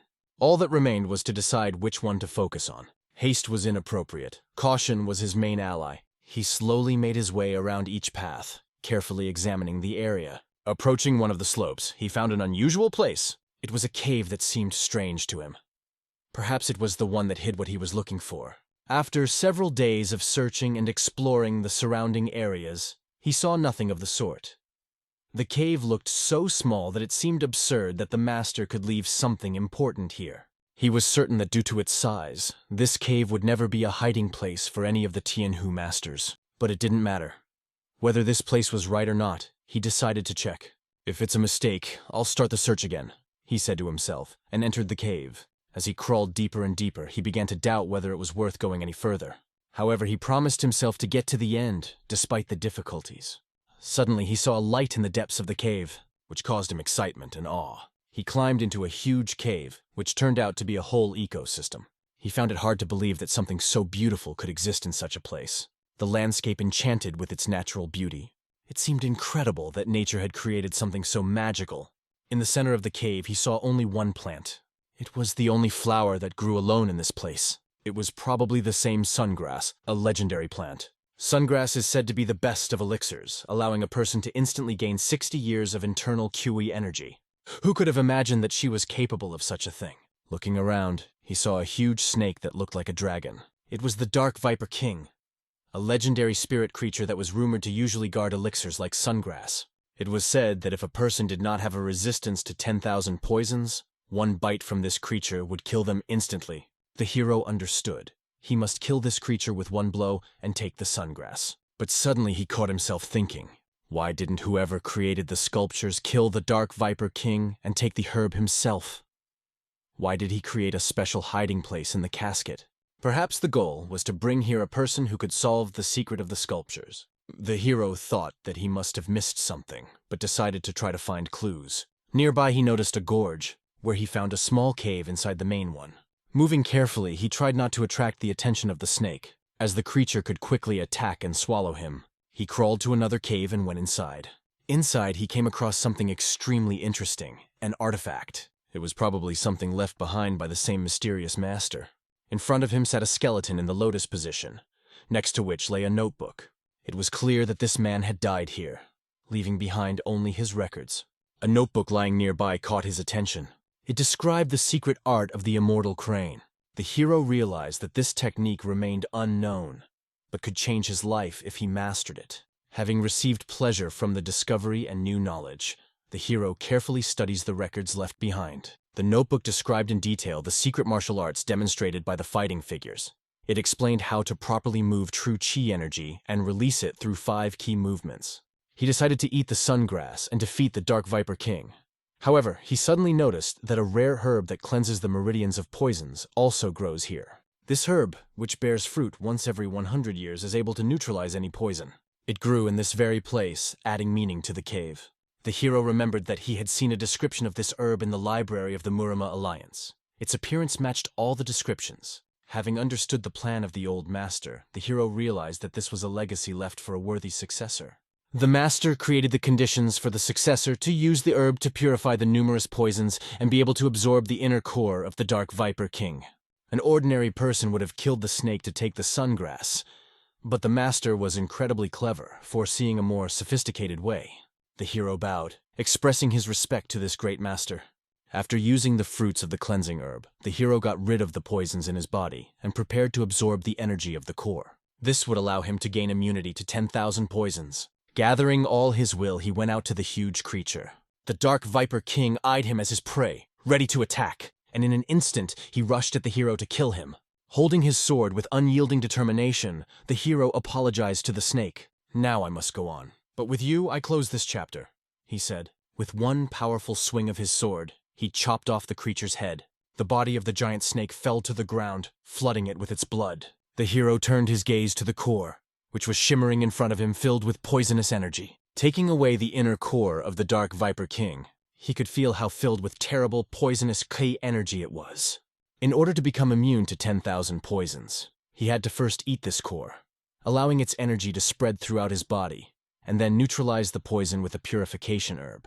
The risk was extremely high. It could take his life. But he could not miss such a chance. Collecting his spirit, the hero swallowed the core. His face contorted in disgust at the horrible taste and toxicity of what he had just eaten. The poison began to spread rapidly throughout his body, filling every artery with poisonous energy. His blood boiled, and his body and hands began to seem on fire. He curled up against the ground, writhing in excruciating pain as he felt the toxic energy tearing at him from within. What he felt was more than just pain. It seemed that his organs began to melt from the poison. He could barely contain himself, realizing that he had to eat the herb as soon as possible to cleanse the meridians of the poison. Holding on with the last of his strength, he wanted to fully experience the effects of this poisonous energy. His face changed beyond recognition due to the toxins that affected his blood. Even his vision became distorted. Everything in his eyes looked different. The light, like that at the end of the tunnel, gradually approached him. Suddenly he realized that he couldn't wait any longer. It was time to eat the grass. The poison had already reached the tips of his fingers. He tried to muster up the strength to eat the cleansing herb, but found he could not move his body. His arms and legs did not obey, paralyzed by the poison. The world before his eyes gradually faded, and the path to salvation became less and less achievable. At that moment, he found himself in a strange space full of memories. The day he returned from his first victory over the King of Fists was before him in all its brightness. Then he told his mother how he had defeated the King of Fists and what he had achieved. She sat at the table enjoying her meal and didn't know what to say to him. In those days, her face was less wrinkled and she looked younger. But he, focused on his achievements, did not even pay attention to her look. Busy with himself, he missed the moments when he could see her face and her love. She, as usual, poured him food, knowing that her son was incredible. "Eat and gain strength," she said. In this memory, he again felt the warmth of maternal care. Lying on the cold ground in reality, his hallucinations of his mother mixed with a sense of death. The cleansing herb fell from his hands. He couldn't even pick it up, but he refused to die so easily. There were still too many tasks ahead that he had to complete. His new mother appeared in the flashback, asking, "Did you do everything right?" This question made him grit his teeth, muster up the remnants of his willpower, and fight. He strained every muscle trying to get his arm to move. With great effort, he lifted the cleansing herb and rolled it into his mouth. Swallowing these fruits, he felt despair fighting with hope. It was his only hope of survival. His eyes closed, but inside him the struggle between life and death began. The warm air that seemed far away no longer reached the cold cave. After a while, he woke up as if from a long sleep. That meant he survived. The all-consuming pain he had endured and controlled disappeared, leaving only curiosity. How much time had passed? First of all, he decided to check the condition of his body. An incredible energy was raging inside him, which completely filled him. He realized that the experiment was successful. His body became immune to 10,000 poisons. None of them could harm him anymore. This is a state that cannot be achieved only through great inner energy. It was a level he couldn't even reach in his past life. Now, after the pain, it's time to claim your reward. He returned to the solar herb, which promised 60 years of extra energy. Without hesitation, he uprooted it. He began to chew on her with full determination to get all her power. The taste was rich, and he felt something special fill his body. As he chewed on the grass, he felt its power spread within him. However, the effect was unexpectedly weak. As if nothing had changed, he decided to sit down for meditation to better feel the energy. While meditating, he realized how the entire cave became a source of nourishing energy that began to fill his body. His cultivation method became even more perfect, opening up new horizons of power. After a while, a ball of energy began to form in his hands. True energy flowed along his meridians, which originally affected his body, making him not just a body capable of surviving many trials, but also a source of boundless energy. He filled up and absorbed 60 years of internal energy. Now that he had accumulated 121 years of internal energy, he could use the fourth movement. He stands up, rising from the ground. His face shines with an unfading smile. The immortal crane's secret art, which he had recently discovered, can give him unlimited energy. He begins to maneuver, performing blows, and the chaos around him rises from the power of his power. He parries like a butterfly, performing these tricks with ease. It was a demonstration of his strength, which he had developed himself, having achieved it through his own will. This martial art, where only the body is used to fight the enemy, is a type of physical martial art. The main attacks here are not punches or kicks. They serve more to deceive the enemy or to protect. At that time, the real death blows are done with shoulders, knees, and elbows, and they are applied with an elbow strike when the opponent is not waiting for an attack, or he can hit him with his shoulder when he expects a kick. It all boils down to one thing. The boy has an incredible advantage over other masters. Calmed down and filled with new strength, he was able to calm his energy inside his body. He hid this valuable book in his pocket. Compared to the incomparable wind god fist art he had studied before, this martial art was a level higher. It was similar to the asura sword art that he was mastering. When this master was able to leave behind such a powerful martial art, which was unknown and so deeply hidden from others, the boy hoped that now this master can rest in peace.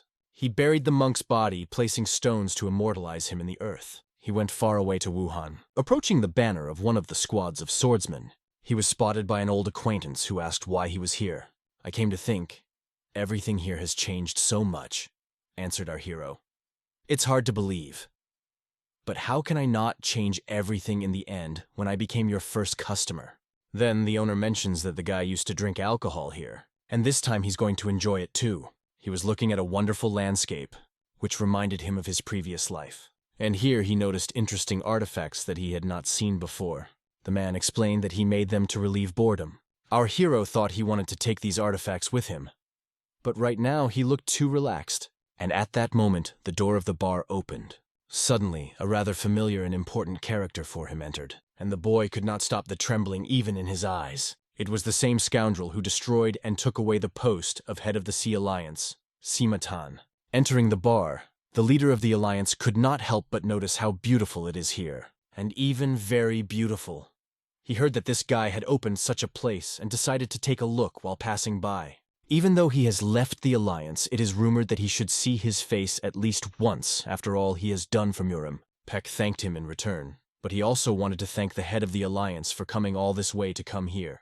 At this point, Xuan sits down. He wants some alcohol before the trip, since the owner and the waiter had already prepared his order at that moment. Our hero sits behind him, in disbelief that this scoundrel just walked in here. This guy always does only what benefits him. He only cares about his dogs from the Murim Alliance, and not about those who are no longer part of this world. Damn it. What is he doing here and what brings him? These questions began to bother our hero. Soon he was brought alcohol, and this man asked Puck if he knew Counselor Hall. The young master listened attentively and understood that Galsarian was quite well known to him. Pack replied that one day this guy came to him and gave him the opportunity to open his own business. The head of the alliance noted that he and Galsarian should probably be very close friends. Pack confirmed that everything was so. It was obvious that he was trying to get out, and he was doing it well. But he couldn't lie about things that might be revealed during the investigation. And a hasty lie can cause even more suspicion on the part of the head of the alliance, although Puck is very cautious. However, the situation as a whole has become quite tense. The head of the alliance stated that it was getting late, and it was probably time for him to go. He was very busy. Pack thanked him for visiting his place and wished him a safe journey.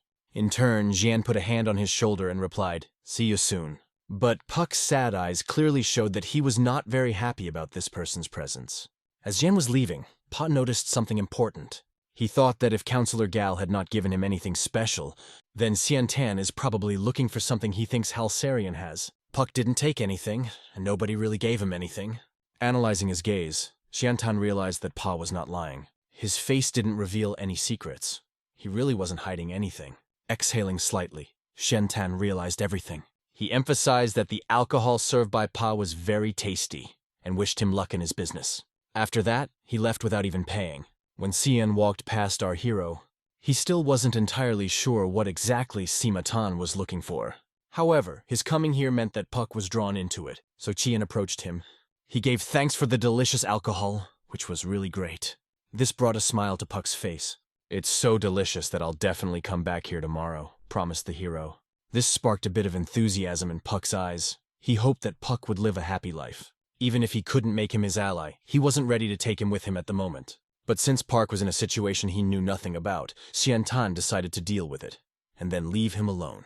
The person named Puck was indeed what he expected when he first saw her. This meant that Puck did not receive Azura's royal sword of wisdom from Halsarian, which once belonged to the previous Murim Alliance. Xiantan guessed right. He remained calm when he finally asked him an unexpected question, which sounded like he was just repeating it, ready to give an answer in case the same question came up again. As expected, the head of the Murim Alliance turned out to be very perceptive. However, it is strange why he hid such a valuable sword. But why he is loyal to the Murim Alliance, this does not bother him at all. Maybe he has some ulterior motive, and his people will see to it. In principle, this is good. He leaves this matter to this healthy man. Let him remember. If this man was once the Murim Alliance's best bodyguard, he is extremely dangerous. But this giant will take care of everything. The young owner could not sleep all night in the hotel. The very thought that he was looking for Simadan made him uneasy. Maybe he's looking for something that belongs to Halsarian or some of the other things? But still, since he was not in the habit of collecting things, he had nothing important. It wasn't because he had some precious elixir or treasure. He lived his life relying only on his one sword. And that can only mean one thing. Azura's Sword of Wisdom King is sought by that scoundrel. He remembered that in his previous life, he had only used the Wisdom King's sword. And they had a stash for many valuable swords, but at the same time, he would not give them back after a few months of use. And holding this sword, the head of Murim did not believe any facts. He had no idea how important this sword was to him. But it was extremely valuable to the old man, and now it seems this sword has become his own alter ego. If he dies, he has to take care of this sword and give it to someone who will be worthy. And this awareness of memories inspired the boy to think that Halsarian stole the sword of Asura's wisdom and is now in Beijing. Simatan will not give it up so easily, and will continue to search for that cursed sword without stopping. Peck warmly greets the returning customer. The guy explains that he came too early, not ready to open up yet. "Let him in," he adds. And here our hero notices a night-crying insect. Commonly used by groups of ferocious tigers, this creature only wakes up at night. It is mainly used for night surveillance, because it hears the approach of people and serves to prevent night invasions. This means that Peck must be prepared to be awakened. He apologizes for the mess, but the young owner has to apologize himself because he didn't come on time. "If there were more people like that, I'd be rich by now," says Peck. Beely replies that he comes here every day to make him rich. At this point, Peck starts laughing. "Sit down. Give me a minute. You just sit here and enjoy the view from the window." No one forbids him, so let him sit in his place, looking at the wonderful landscape. He always felt warmer when he was around his friend. Maybe Peck dreams of opening a similar tavern, and perform difficult and dangerous missions as an escort. If that were the case, this city would become the best for his soul. But looking around, the boy noticed an important detail. They were very strange artifacts, and he thought that Peck must not be telling him what was true. A sword only gets to know its owner when they spend a lot of time together, forming a special bond. It literally feels and understands the emotions of its owner, reacting to them with amazing accuracy. The sword can tell if its owner is angry, and even how much. When his energy and emotions combine, the weapon becomes even more powerful. Earlier, the sword of the King of Wisdom Asura reacted only when the hero released his energy, activating his strength. However, it is not known now whether the sword will be able to recognize this energy, because the body of the hero has changed, becoming Bi Lidan's body. With the heavenly mind circulation martial art still intact, the hero decided to see if he could reconnect with the sword. Fortunately, Peck was not home now, which made it possible to act without interference. Bai Lidan stretched his hand to the sword carefully, as if checking whether they had a connection between them. As his hand touched his hand, he felt an incredible flow of energy that pierced his whole body. As if passing through an old wooden statuette, this power seeped into his palm, filling it with indescribable power. But suddenly he felt him repelled by an invisible force, forcing him to retreat. This only confirmed his guess. This sword was the legendary sword of Asura's Wisdom King. He even rejoiced at this thought, because such an artifact was hidden in a simple wooden case. As they say, if you want to hide something, hide it in the most prominent place. But at that moment, our hero noticed how Pekpei unexpectedly entered the room. Bai Lidan quickly explained that he noticed these sculptures only now, because during his first visit, they were not here, and he added that they perfectly complement the atmosphere of this place. Peck, understanding the situation, nodded and explained that these statuettes were his work in his spare time. The skills are still far from perfection, but he tried to do something special. He even put alcohol on the table for the hero, and then quietly went on his business. Our hero, remaining alone, began to think. He realized that the legend of a sword looking for his chosen owner is true. This is the sword of the King of Wisdom of Asura.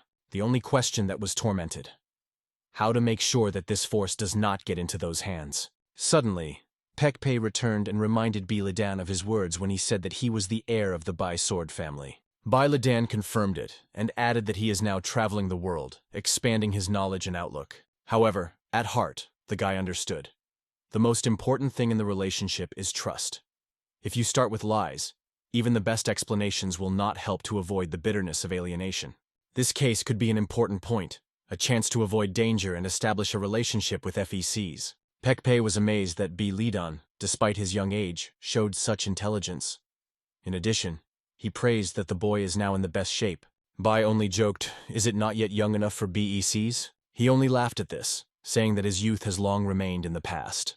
However, the hero emphasized that age is not as important as wisdom and intelligence. Peck was unable to disagree with this thought. Bai only hoped that in his own words he did not offend his age, because he was still young. However, Pekpei was not offended, but only noted with a smile that young Mr. B was not like an ordinary boy of his age. Bai joked that maybe Bekpai meant to say that he looked older, but Bekpai immediately denied that he meant something else. He could not pick the exact words to describe it, but believed that there was something special in white. Our hero realized that Peck really saw something unique in him, even if he was not aware of it. B took these words as sincere praise.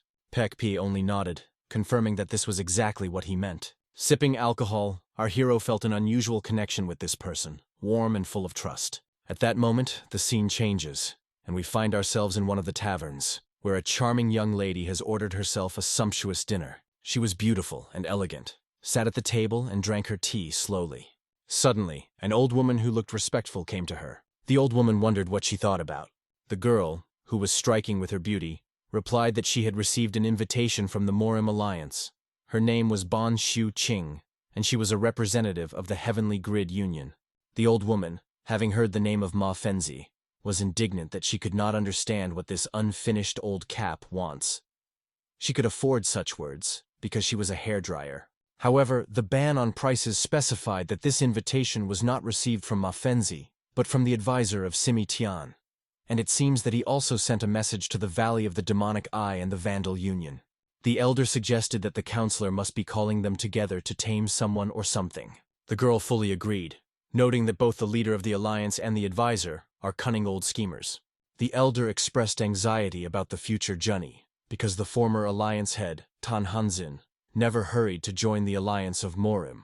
The ban on prices, thanks to its long-standing friendship with the Pavilion of the Righteous, was honored to personally get acquainted with the chief advisor. Their meeting took place in an extremely respectable and polite atmosphere. However, against the background of this, a new one-sided message seemed rude and disrespect. She understood how strange it was, an invitation that raised more questions than answers. At heart, she was sad because she had to cross her own principles for the sake of circumstances. The elder carefully asked if she knew anything about the person. The girl asked in surprise what exactly the elder meant. The old woman clarified that it was about the former chief advisor. The girl was upset by these words, because she knew that he had been demoted to an ordinary advisor. The elder realized that it was a real disappointment, and did not press further. She slowly left the room, leaving the girl with her thoughts. Soon, one of the assistants appealed to the banks, saying that she urgently needs to go to the department. This unexpected news worried her, forcing her to get together quickly. The scene changes, and we are transported to the Wuhan branch of the Heavenly Grid Union. The head of the alliance, a ban on prices, came a man in a bandage, which was carefully monitored when he was accepted. Her voice came from behind the wall, asking the guest if he had come to sell valuable information. The man confirmed this, but we know that this is our hero who has reincarnated into another person's appearance. He realized that even with her changed voice, Bang Shuqing was without a doubt the leader of the Heavenly Grid Union. This organization, one of the most powerful reconnaissance services, has become known to him only thanks to a representative of Hansarian. The ban on prices suggested that the information he brought was left by the previous alliance leader. The man confirmed her guess, noting that this information had never been made public before. Bang Shuqing knew how important it was to be careful in such matters, and she wondered if this information really belonged to Tian Hujing. The man pulled the envelope, explaining that in it, she could see a familiar handwriting and thus check his authenticity. He swore that everything would be done in her presence, and this would finally confirm the truth of his words. The girl understood that this agreement was extremely important and could change the course of events. The elder standing behind came forward to pick up this letter. He took the letter from the austere man, giving it a careful look. The old man opened the letter directly in front of them, carefully studying the familiar handwriting under the magnifying glass, because he remembered the style of writing a former leader. After careful examination, he confirmed that the handwriting was indeed that of the previous leader. Our hero, sitting and watching this, was aware that forgery was absolutely excluded. After all, he himself wrote this letter, thinking through every detail. He even made sure that the paper and ink looked old, as if the letter had been written many years ago. The elder rolled up the letter and suddenly declared that it was a fake. This statement caused tension, but the girl decided that she should be convinced of the authenticity of the document. She asked the man if he would mind if she reviewed the letter in person. The man calmly replied that he trusted the reputation of the Heavenly Grid Union, and was sure that they did not interfere in the personal affairs of their clients.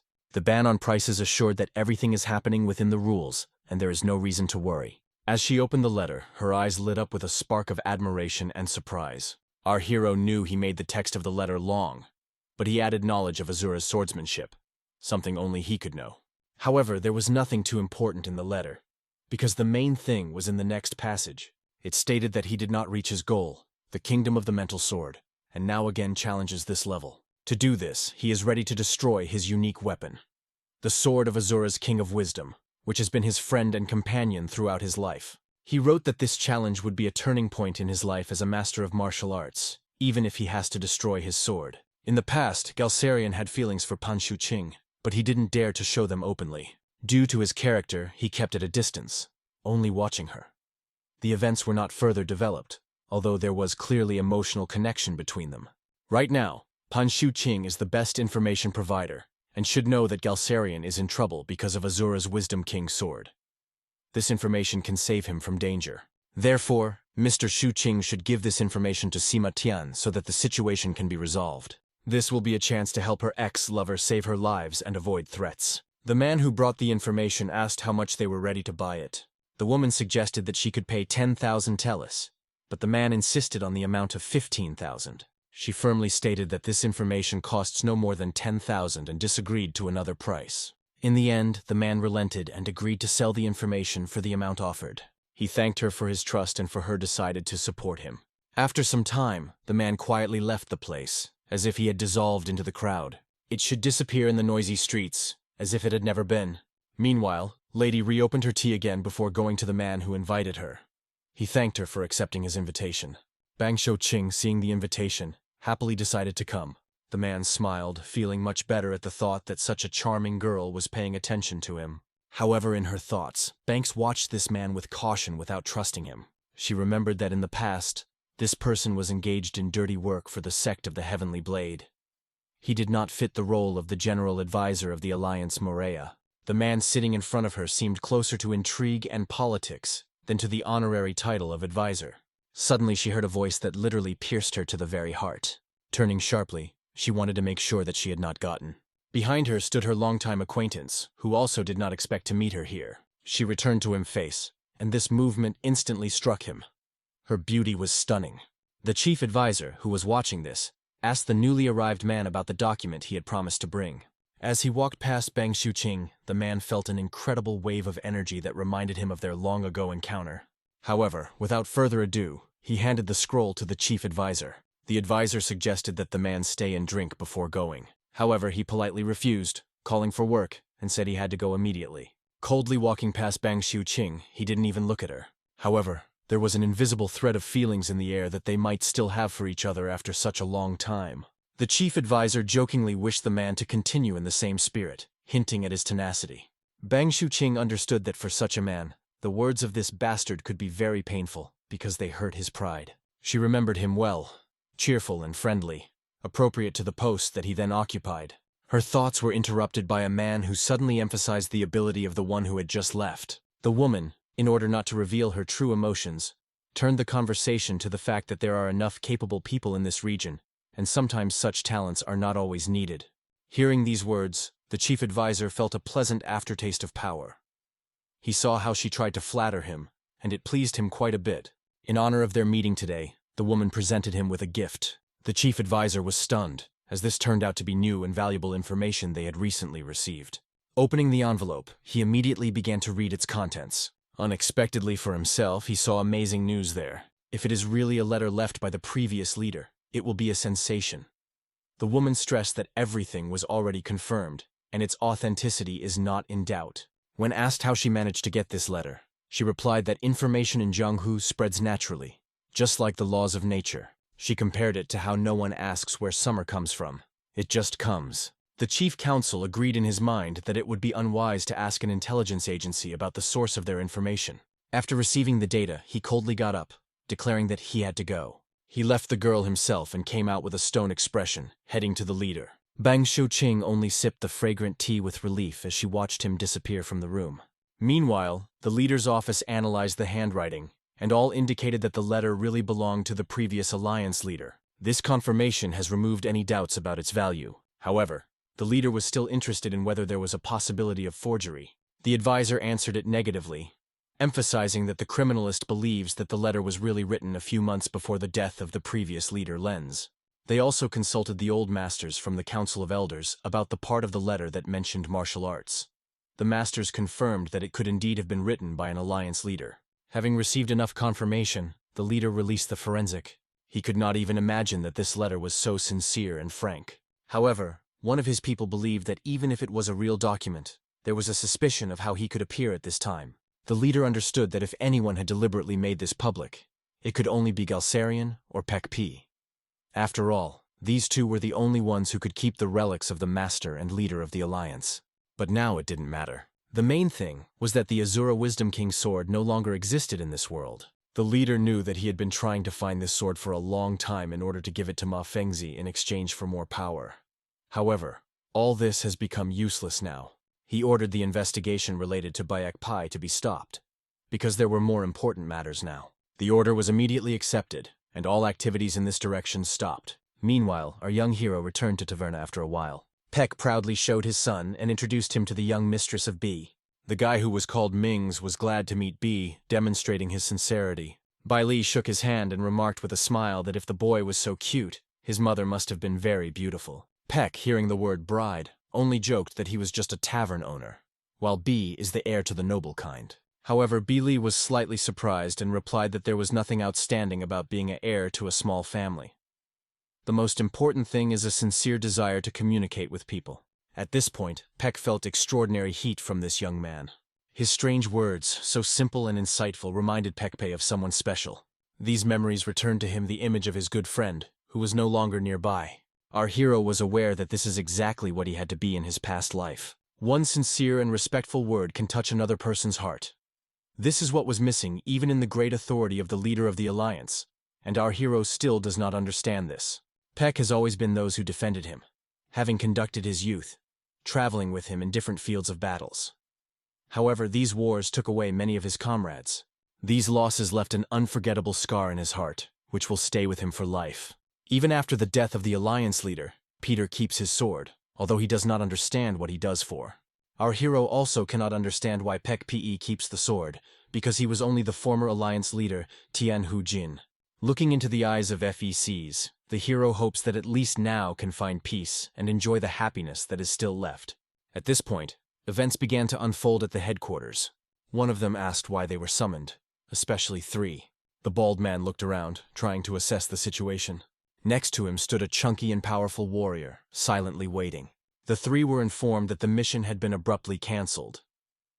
When they asked about the reason, it was explained to the soldiers that the official mission was no longer relevant, but that one of them would act independently. Colleagues did not understand what was going on, and tried to find out the details. However, the man threw a large check on the table with a considerable amount, silenced unnecessary. He ordered them to find a place to rest somewhere nearby using the money. Soon, you'll all have something to do, he added, making them anxiously await further instructions. For now, this mercenary scumbag brigade was given a break and had a temporary freedom from duties. That same night, the gang of mercenaries went to the tavern to discuss their plans. They talked about their target being the former leader of the Tiger Sect. He once led a powerful group that protected the leader Murima. According to their analysis, this person must be incredibly strong. They confessed that even three of them could not overcome it. However, since this person is on their boss's list, he will be killed, as always happens with his targets, even if no longer the leader of the Tiger Sect. The boss will somehow find his weak spot. This statement seemed to them undoubted truth, but they did not even suspect that they were eavesdropped behind the door. Behind them was a young master Bi Li, who heard every word. In the end, it was about how they are going to find a weak place of Peck. Our hero realized that Pek Pei's weak point is his child. He really wanted to kill those bastards right now, but he held back. If he let his emotions get the better of him, it would make John suspicious and even Chobek herself. Even if he killed them along with Cho Bayek, he had to make sure that Bayek Pai or Galsarian would not come under suspicion. That's what he was, a strategist who always thought out his every step in advance. In the meantime, these guys enjoyed the attention of the courtesan, spending the day in luxury and entertainment. Our hero, following them, carefully observed their behavior. He was surprised how they thoughtlessly splashed their money, spending huge sums in a few days in such a high-class establishment. This was money that ordinary travelers could not have. Even Chobek, Cho's right-hand man, couldn't afford such a luxury. Chobek undoubtedly had a solid and hidden source of funding. Today they went to some unfamiliar place. Our hero knew that there could be no such entertainment in this place. They came to one of the courtyards, which looked rather mysterious. Stepping forward, they put their hand on the guard and he allowed them to enter. The guy watched them closely without taking his eyes. It seemed to him that this whole situation looked rather strange. He moved quickly and was absolutely invisible to a regular warrior. When the gang went inside, they were surprised by what they saw. They noted that their business is booming, and the boss is literally raking in money with a shovel. At that time, they noticed a group of old men surrounded by courtesan, who were obviously part of this business. One of them noted that the baby grew up so quickly, and it is probably it. Another confirmed that she was indeed, emphasizing that she was already cut the whole family for her sister's tooth. At that moment, the old man waved his hand, thanking everyone for their patience. He reported that they had a new girl who looked frightened and did not understand where she got. The old ones looked at her with a lusty, greedy views, from which her fear only grew. The rascal seller started the bidding, starting with 500 glyan. One of the old men raised his hand to offer the 500.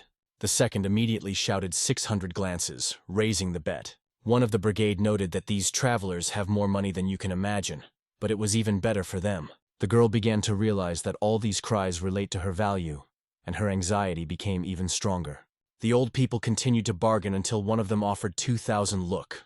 Colleagues just shook their heads, not daring to interrupt such an amount. No one was going to offer more because 2,000 looked at the price too high. The winner, confident in his victory, gladly looked at the defeat of competitors. The dealer announced that if no one raised the bid by the end of the countdown, the last offer would become final.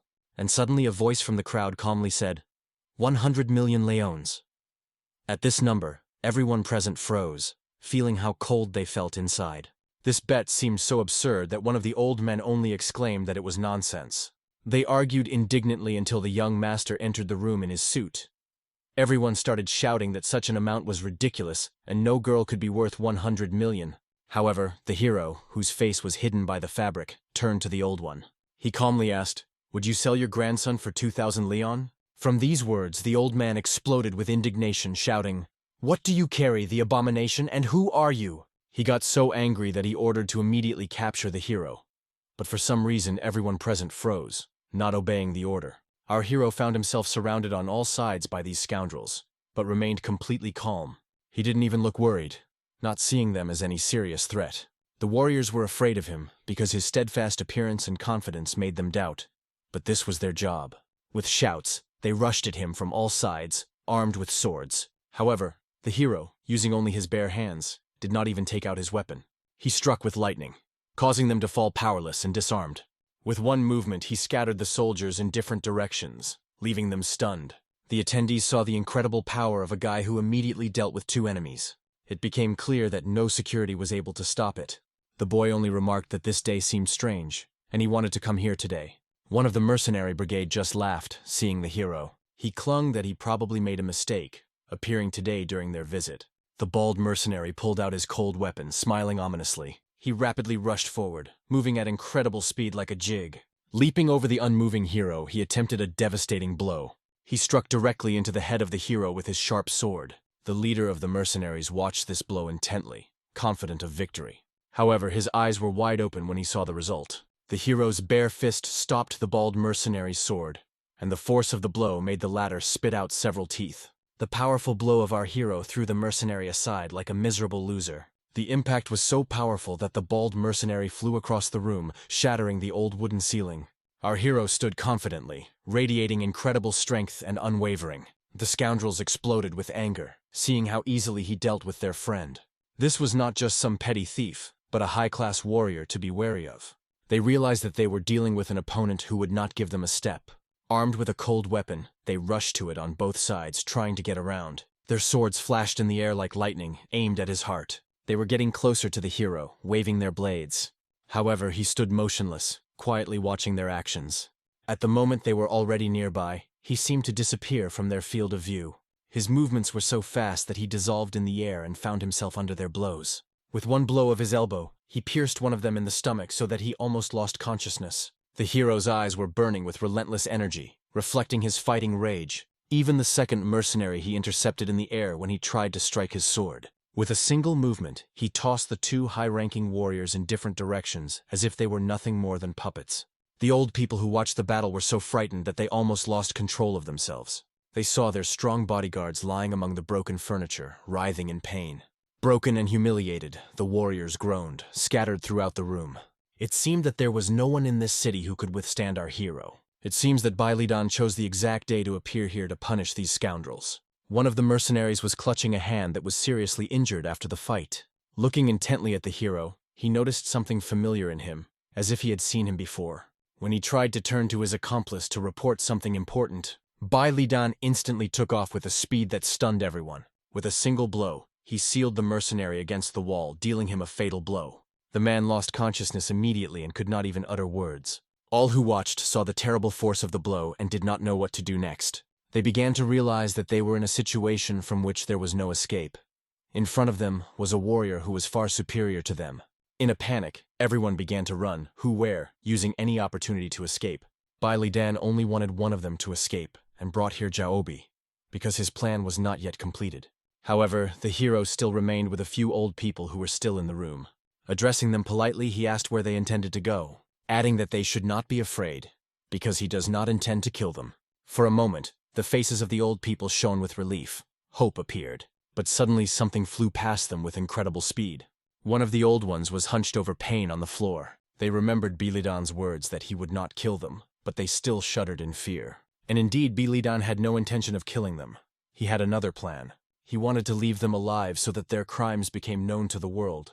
One of them started to panic a lot and begged the hero to stop at least for a minute, but Bilidan has already defined him in his experiment. The hero intended to convey to their families all that these old people were created here. These scoundrels will spend the rest of their days in their disgrace and rotten shame. For all their crimes, Bilidan broke their teeth, condemning them to eat liquid seaweed soup for the rest of their days. Their life will be worse than death. He wanted to make them end with him because of the pain and shame for everything they had done. The courtesan who watched what was happening began to cry from hysterics and fear. The young girl who had only appeared here today was trembling with terror as she watched all of this. Her gaze settled on Bilidan's bloodied hand, and this only increased her fear. The hero forced everyone to suffer, leaving them to suffer on this earth, deprived of any hope. With an indifferent look, in which there was only a shadow of pity, he looked at the girls who were crying, unable to bear what they saw. The girls were covered by fear and did not know how to behave in the presence of a hero who had just dealt with their tormentors. Bai Lidan calmly asked if they missed their mothers, reminding them of home. At this point, the girls did not restrain their tears, barely holding themselves from bitter crying. Our hero decided that he would send them home, away from this terrible place. He understood that the fact that these girls had survived would leave deep scars in their hearts for life. They will never be able to forget this terrible experience. However, he hoped that watching the punishment of these scoundrels would at least help them to heal their mental wounds a little. He was ready to show them justice in all her cruel reality. Suddenly, the hero felt that the main villain had entered the room. He stood and silently looked at the hero, freezing for a few seconds, assessing the situation. Bilidan noted how his view studied his every movement carefully and wary. The man looked around, seeing all the devastation that the hero had left behind. At first, he thought it was just some kind of wandering who likes to raise a noise. But after what he saw, he realized that a real master, like a ninja, was in front of him. The guy in the mask calmly explained that he just passed by and accidentally came across this dirty place. The man asked him if he knew who his boss and how powerful he was. "But does the boss know who stands in the existence of this place?" asked the hero, hinting at something more. The main villain understood the hint and felt that the situation was out of control. He offered the hero as much money as he wanted, just to end this conflict. The boss even promised to give 20, maybe even 30% of all profits of this establishment, if the hero names his price. Bai Lidan only exhaled hard, preparing to voice what he really wants. It was difficult to choose the words, so the hero decided to act, demonstrating his intentions. He charged forward with bare fists, straight at the leader. The leader, seeing the attack, became angry, and decided that this arrogant freak deserves death for his boldness. He threw a hero some unknown substance. Bai Lidan immediately realized that he was poison, and did not stop, rushed directly at him.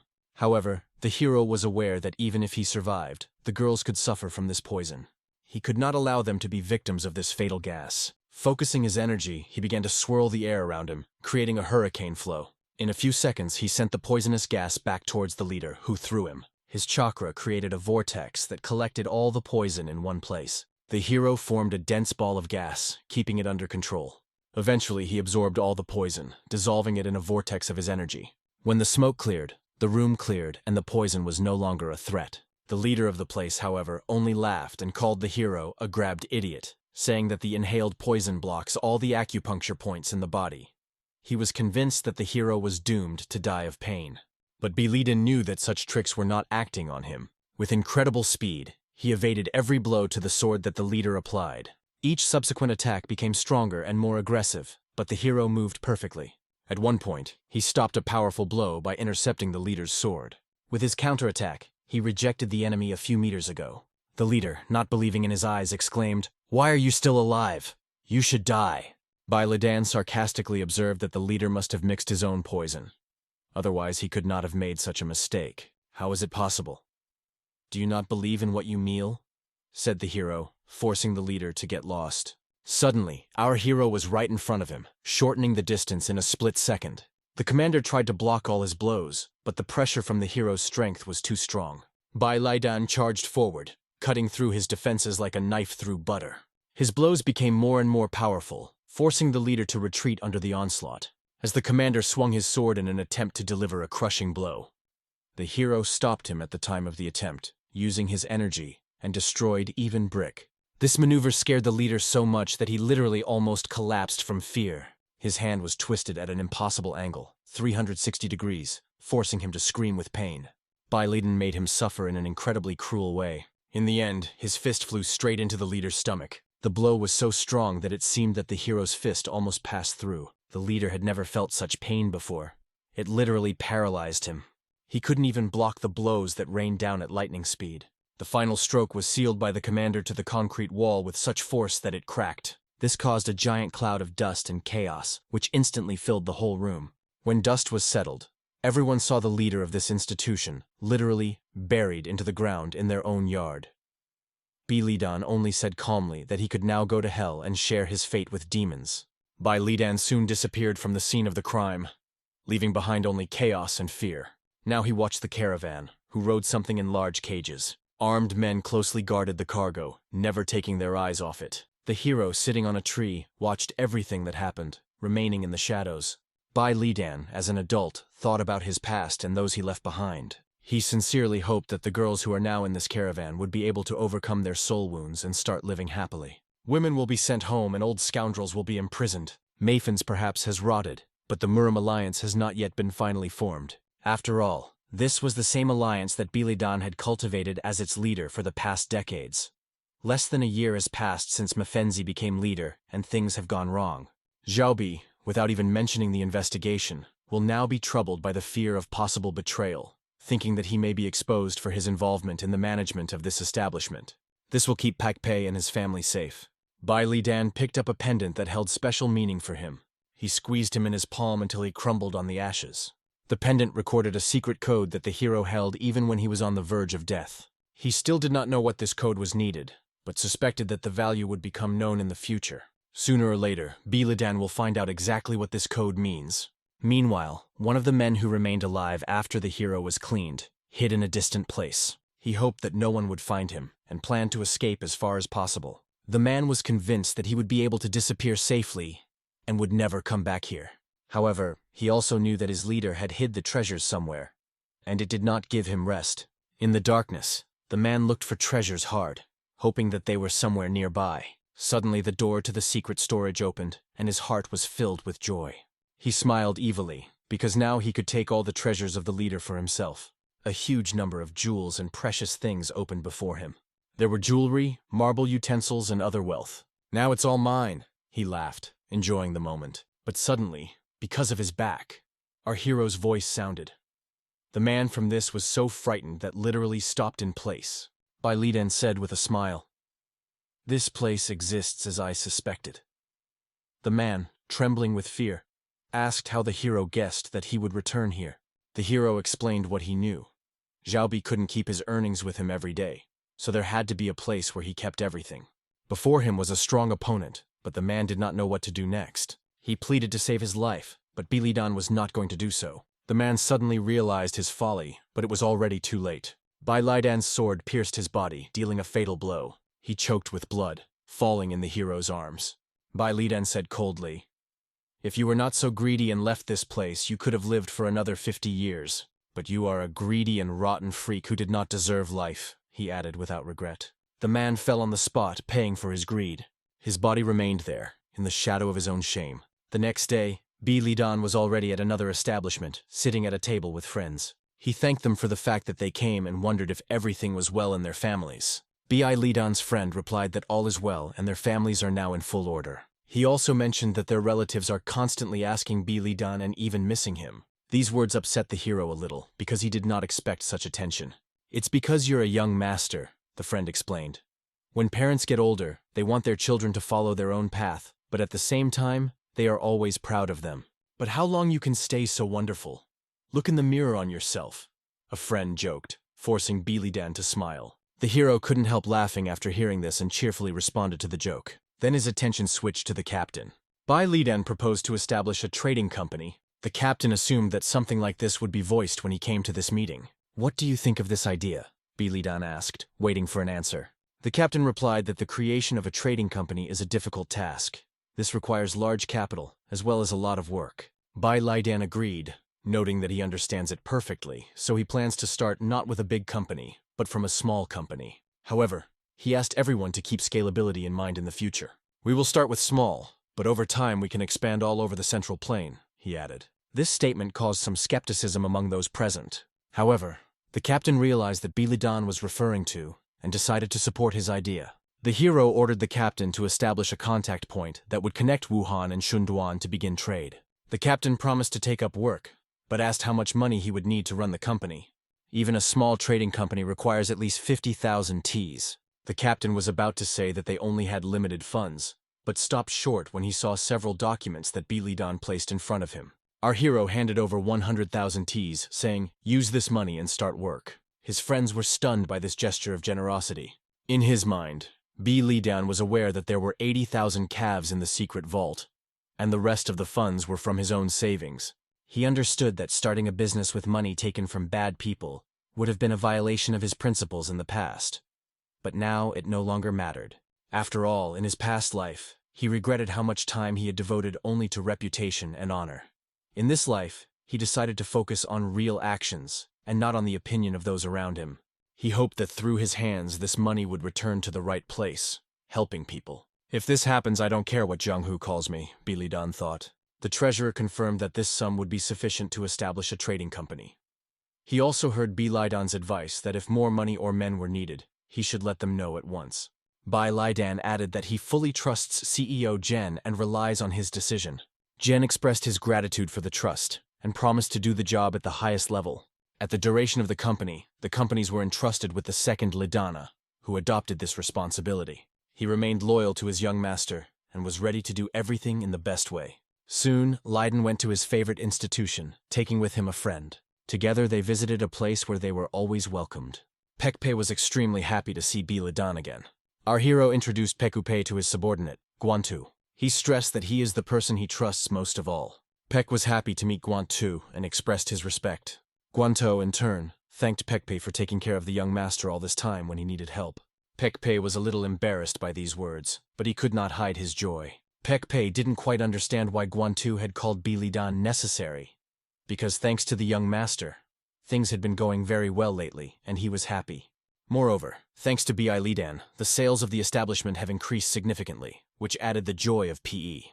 In his thoughts, Lidan was aware that the moment of presenting someone to whom he fully trusts was of particular importance to him. In his past life, it was a Pek, a person who remained true to him until the very end. In this life, such a person became Guantu, his new reliable ally. For Bai Lidan, it was like a reflection of his past, where the events of two lives were intertwined, united by the loyalty of people who stayed close. Bai Lidan decided to stroll through the forest along with Guantu, remembering that drinking at the hell of FEC was incredibly delicious. It was hard not to agree with this. Even the most picky would be satisfied. During the walk, memories of the past arose in the hero's head. He remembered the good time they had in the tavern, enjoying each other's company. Bai Lidan was surprised at how often Pekpe had been smiling lately. It seemed that he had not seen at all that he would smile, especially when Pek was the leader. Guantu interrupted his thoughts, remarking that he now understood why he liked the tavern owner. Bai Lidan explained with a smile that it could look like it as if he was favorably treated. However, he quickly changed the topic, reminding that he just introduced them, drank, and turned back. He tried not to show special emotions and attitude to the Peckles, but Guantu noticed that it was not quite true, and wondered why he was thinking so. Guantu pointed out that Pekpe was not at all like an ordinary innkeeper, and it was difficult to explain in words. Just being around him is very comfortable and enjoyable. He's not like any other innkeeper I've ever met, he added. These words struck Bilidan, because he himself felt warm feelings and respect for this person. He always knew with love and sincere emotions that Peck was special. Then Bilidan decided to share the secret and said that the former leader of the Sphiripi Tigra group from the Alliance Murimi, Guantu, was shocked by this unexpected information. After all, this person led the group of the Alliance, which was responsible for the protection of the leader of the Alliance, Murim.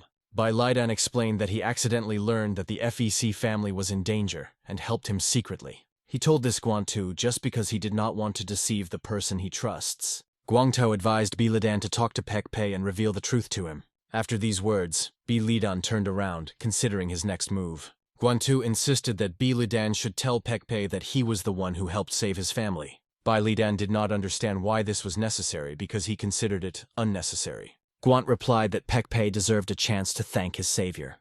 Why not give him that opportunity, he added. Bilidan only smiled, dismissing the idea. I'm not a collector to collect thanks, he said. But Guantou countered that without this conversation, Peck Pei would never know the truth. Guant noted that Bilidan does not like to take responsibility for such things. But the world is different. If you don't tell him, these people will remain ignorant, Guant added. Bilidan believed that it was better to do the Guant of the two, not he. He was informed of this news. Sighing, he realized that he was brought here for a reason, and it was all planned. Bilidan only laughed, but Guant addressed him seriously. Please, master, tell him everything and invite him to join you, Guantu insisted. Bilidan was amazed at the honesty of his ally. Guant noticed how the hero looked at him with unusual warmth. This look was filled with kindness and sincerity that it was impossible not to notice. Apparently this look is warmer than the one you look at me, Guant made jokingly, causing a light smile to Bilidan. However, Guant was a little discordant through his words. I am not sure if I can judge it objectively, Guant added with a slight smile, causing laughter at Lidan. Despite these jokes, Bilidan could see that this was a difficult topic for Guant to talk about. He understood that Guant wanted everyone to receive the attention and care they deserved, even if it seemed difficult. Still, despite his hesitation, Guant decided to support Bilidan in this matter for his own good. Bilidan promised to think about it, although he has not yet made a final decision. He understood deeply in his soul that he was obliged to do it. Staring up at the sky, the hero reasoned, if it was Galsarian, he would not hesitate to recruit him when the time came. But he still had doubts about Peck Pei. He wanted Peck to live happily with his family, not return to the cruel realities of the past.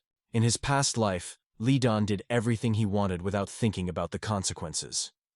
He was fully focused on becoming the strongest in the world and ignored everything else. His life was not easy, and he understood that if he looked back to the past, he would never have reached his goal. Having become the Alliance leader, leading war against the unorthodox sects and fighting with the hidden forces, he was constantly in chaos. This life was far from normal. Now everything has changed. He is no longer focused only on his own emotions and desires.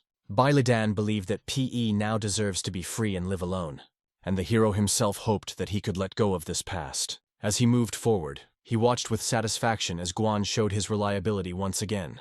Guantuao looked at his young owner silently and went in the direction of Taverna. He was going to talk to the general advisor. However, Bilidan noticed that Guan looked a little thoughtful. However, he did not make any appearance and tried to hide his thoughts. He restrained his emotions without letting himself reveal. To change the topic, Guan asked a counter-question when they leave after eating. The treasury explained that they need to go to the Venshun Chamber of Commerce before you go on. Guan noticed that this guy is really a hard worker, because he does a great job with many complex tasks. Over the past few days, they have visited various shops, chambers of commerce, transport companies, and information centers, and the job has been done flawlessly. Guan did not see anything wrong that such active activity would gradually become a common part of his life. He noted that the most interesting thing here was that he was a warrior, but asked not to call him so. Just call me a brother Guan, he said.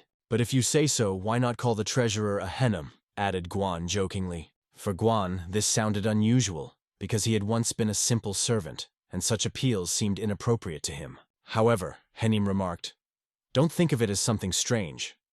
It's just the assessment of someone who has been used to doing something useful since childhood. What really makes a person unique is the ability to do something they haven't done before, and at the same time overcome their fear, he added. Guan was embarrassed by this compliment and remarked, if it wasn't for the young master, I would still be sweeping the yards. But for Henim, they were both amazing people. From these words, Guan was even more upset. His face even blushed. However, Henim assured, there is nothing in these words to be ashamed. There was a short silence between them, which was filled with warmth and mutual understanding. Guan then remembered the main controller, Kong, who looked like he might be in some trouble.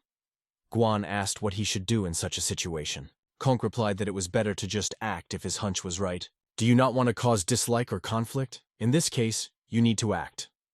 Minus said Kong. If something worries you about the future, the only way out is to act, he added, confident in his advice. Premonitions or fears are only shadows of the past. They are not always true, Kong said, encouraging Guan. Just work, do not be in spirit, and everything will be fine, he finished his advice. From these words, Guan again embarrassed, but it originated with confidence. Suddenly he stood up sharply from the table. I'll be back soon, he exclaimed, turning to the Kong, and hurried to go out. Kong felt that Guan finally managed to start acting, and it reassured him a little. Meanwhile, Guan went to Little Tavern with secret intentions. Pek Pei, who was in the tavern, did not expect guests and looked a little surprised. When he went outside, he saw Guan, who waited for him. Guan stood in the great Chinese straw hat, which protected from the sun, looking quite unusual. Pek Pei was puzzled by his appearance and why Guan was behaving so strangely. Guan explained that he had come to drink with him.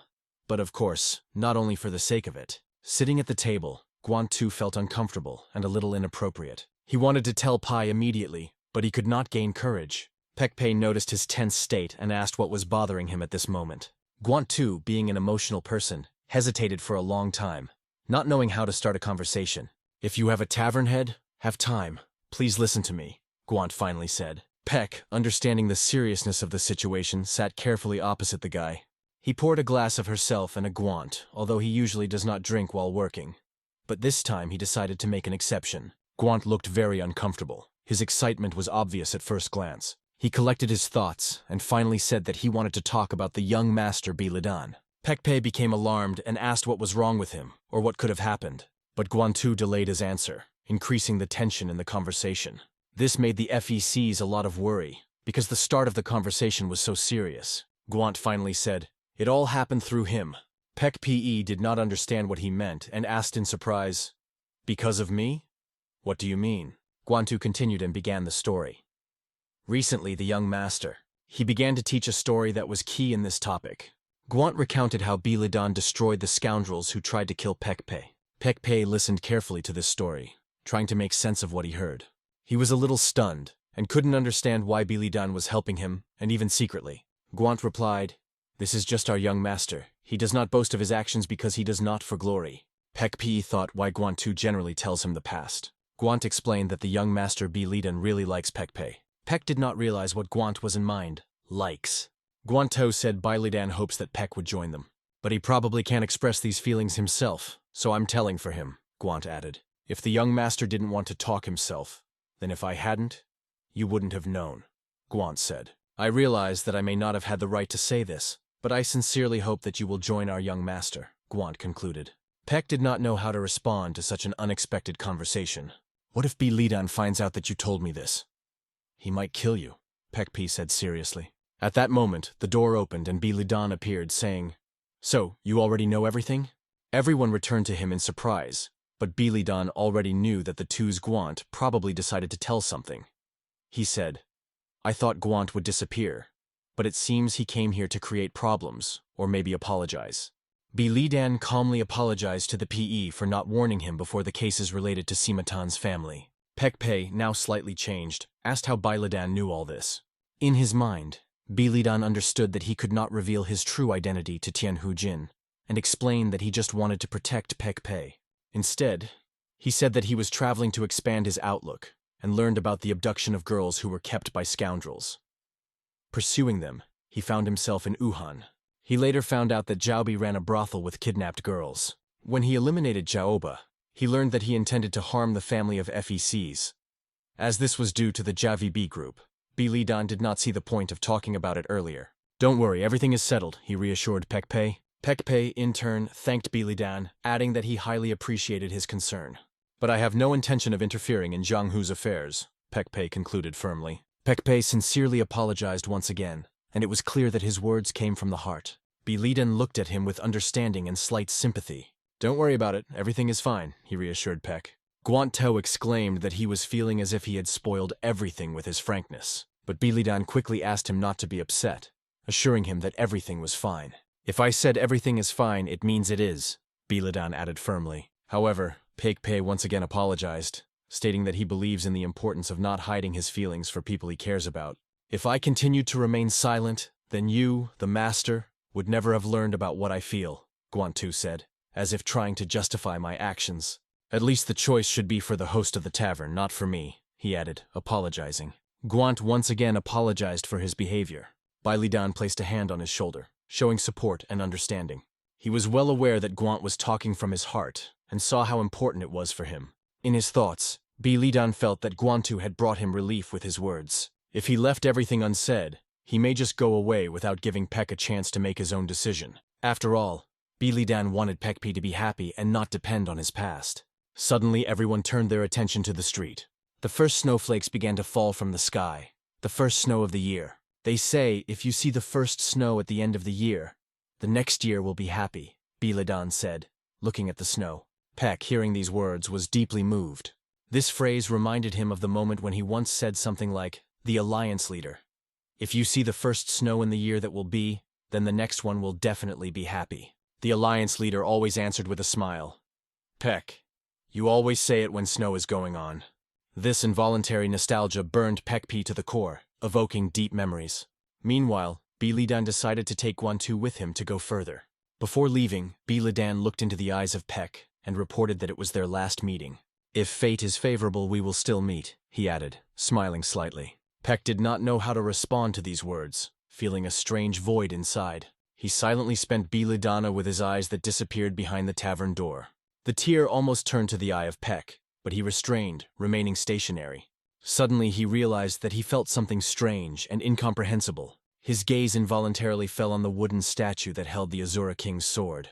He felt that the sword was crying, as if demanding attention. Peck focused his attention on the swords, feeling something should happen. Suddenly the wooden shell around the sword began to crack and break. The sword literally exploded, flying around the fragments of the tree.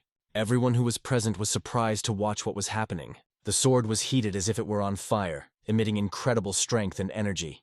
Bilidan looked carefully at the sword, and realized that the sword of the King of Wisdom Asura was calling him. Everyone kept breathing, not understanding what was happening to the sword. Peck did not find a place trying to understand why this sword was crying. Guanto also could not understand how inside the wooden decoration could be a sword, and why it produces such a strange sound. Bilidan was aware that he could not give out his emotions, and tried to look calm. "Calm down, it's okay. We have to get out of here as soon as possible," he said firmly. However, the further Lidan leaned, the louder the sound that heard from the sword became. Guantu even covered his ears with his hands, trying to drown out the harsh sound. Peck looked at Bilidan and could not understand why the sword was responding to him. His suspicions grew stronger. How was it possible for the sword to respond to the young master? He felt something wrong. In his past life, the sword never cried or behaved like that, even when Peck was left alone. But now he woke up. Why? It was incredible, and Peck did not know how to react or what to do next. Bilidan, watching the sword, realized that at least as he tried to ignore it, his sword was calling him. "It's a sign that something is wrong," he thought, feeling an invisible connection with the weapon. Peck was silent, watching what was happening. Realizing that it is no longer possible to ignore it, Bilidan decided to approach the sword. He cautiously put him in his own hands, trying to feel connected with this amazing weapon. Everyone around them held their breath, watching what would happen next. The sword radiated the powerful energy that Bilidan has accepted as her new owner. The sword seemed to want to say that it had accepted Bilidan as its new master. The sword seemed to see again the one it had been looking for a long time, after many years of separation. Over the age of 17, Hujin has never felt such an emotional connection with the sword of the wisdom of Asura. Bewildered, Peckpi asked, "If you took this sword, who are you really?" The fact that a sword that has never cried in the past now cries testified to something great and incomprehensible. Perhaps the heavens themselves speak through this sword, Peckpi thought. He now realized that his fate, like the fate of the sword, was now inextricably linked to Bilidan. Bilidan looked into the eyes of Peck and finally said that he was the heir to the swordsman. "I am the one who did not have to become a leader, but was forced to accept this burden," he added. He explained that after becoming the leader of the Alliance, the world of martial arts was plunged into great chaos. Peckpi listened carefully, feeling that Bilidan's words carried great meaning. Bai Lidan finished, saying that he was about to put the edge of this chaos and asked if he was ready to join him. It was an incredible question that raised even more questions and doubts about FECs. The next day after the events that happened, we returned to the tavern. Guantu was meticulously wiping down the tables after dinner, working intently. His actions were so diligent that it attracted attention. The advisor wondered why the guest was removing in the hotel. Guantu replied that the trader arrived.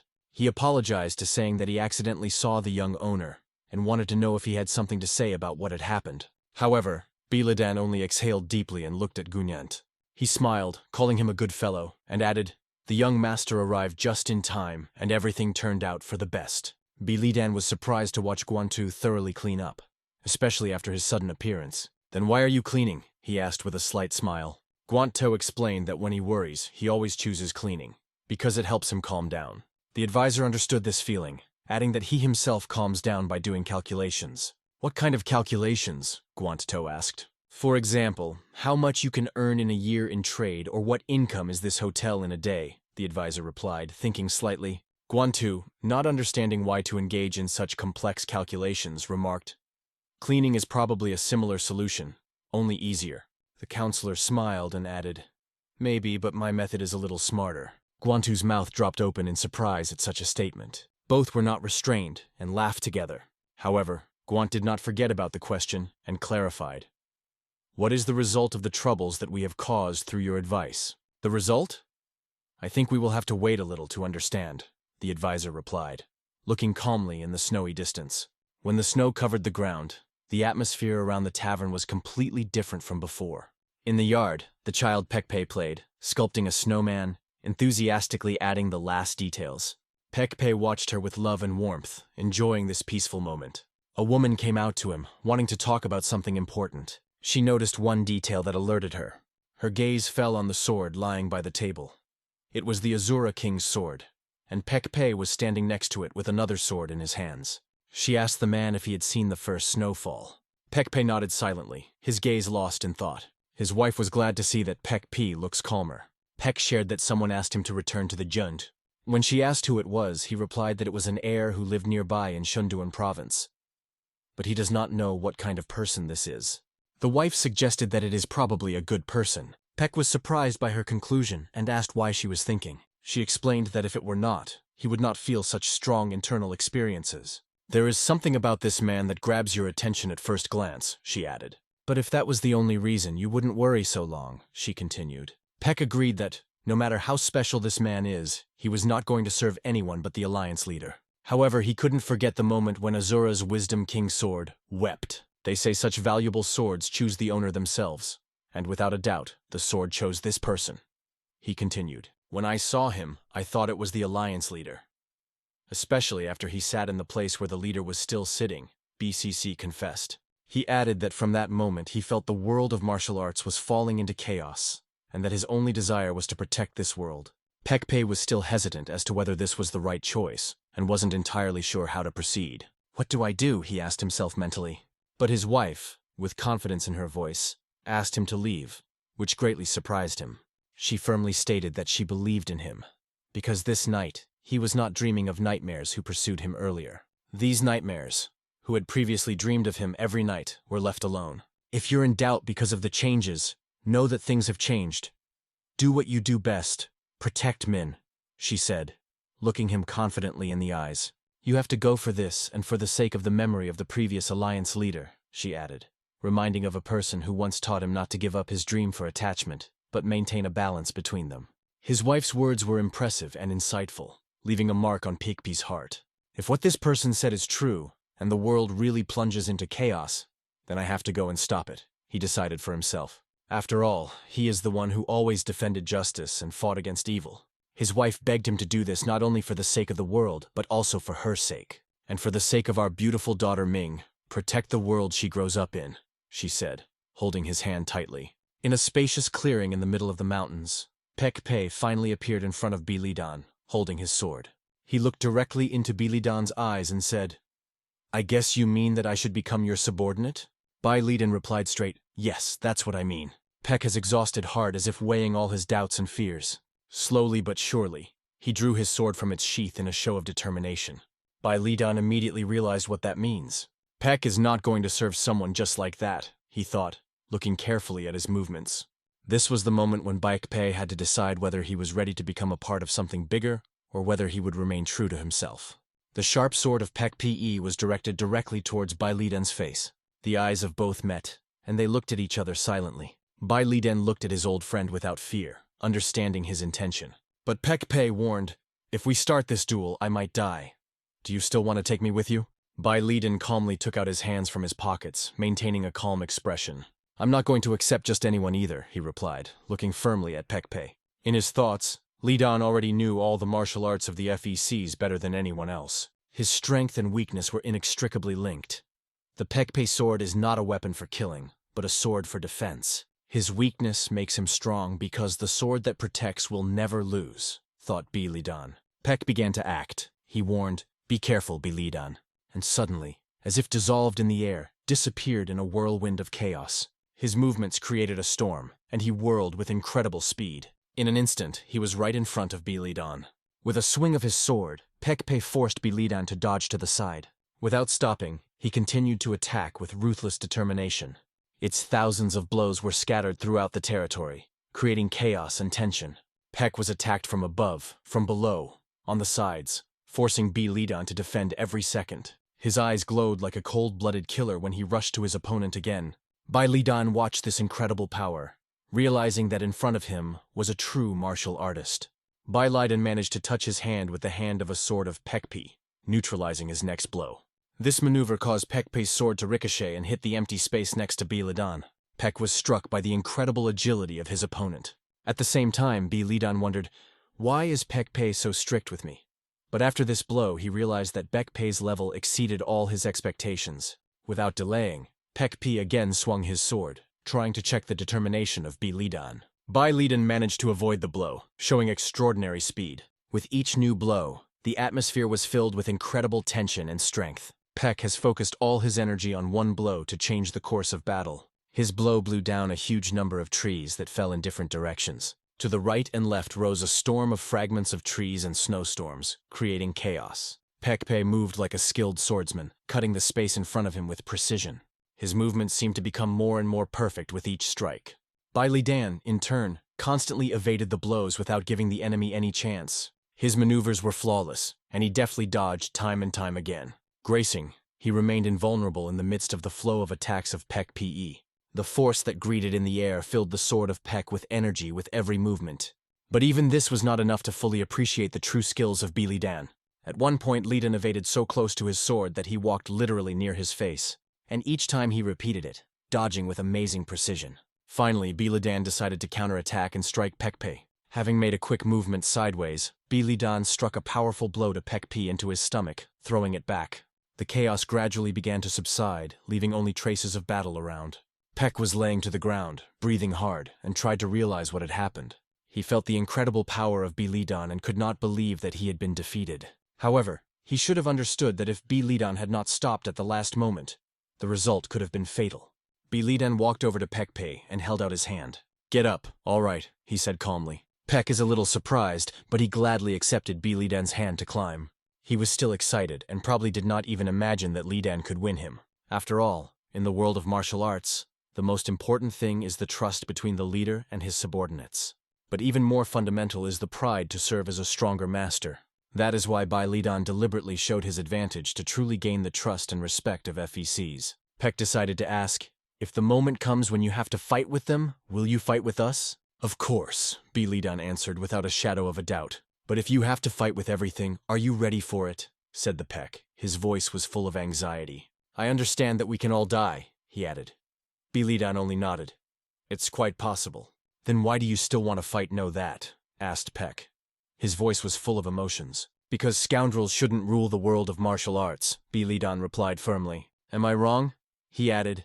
His words sounded like a challenge and a sincere appeal to Peck Pei. After understanding the deep meaning of these words, Peck Pei was immersed in memories for a moment that made him think about who he was and why he was fighting.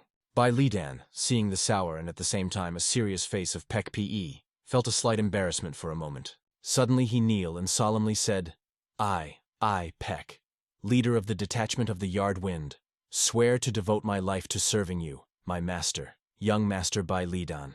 His voice was full of determination and devotion, and he asked Bai Lidan to accept him as his loyal servant. It was clear that these words came from the heart. Peck was removed from his pocket by a sword wrapped in an old cloth. It was the exclusive and priceless armament of the former leader of the Alliance. This sword is one of the most important artifacts in the world, and now he has chosen you, my owner. Take it, Fel added, stretching the sword of Bai Lidana. Bai Lidan looked carefully at the sword and, hesitating slightly, took him into his hands. There was an incredible, deep atmosphere of trust and mutual respect. Peck felt his soul filled with warmth and peace. Bai Lidan accepted the sword, attaching it to his belt to keep it with him at all times. At this point, the connection between them has finally recovered, as if time and space were no longer important. Peckpei's loyalty was impressive.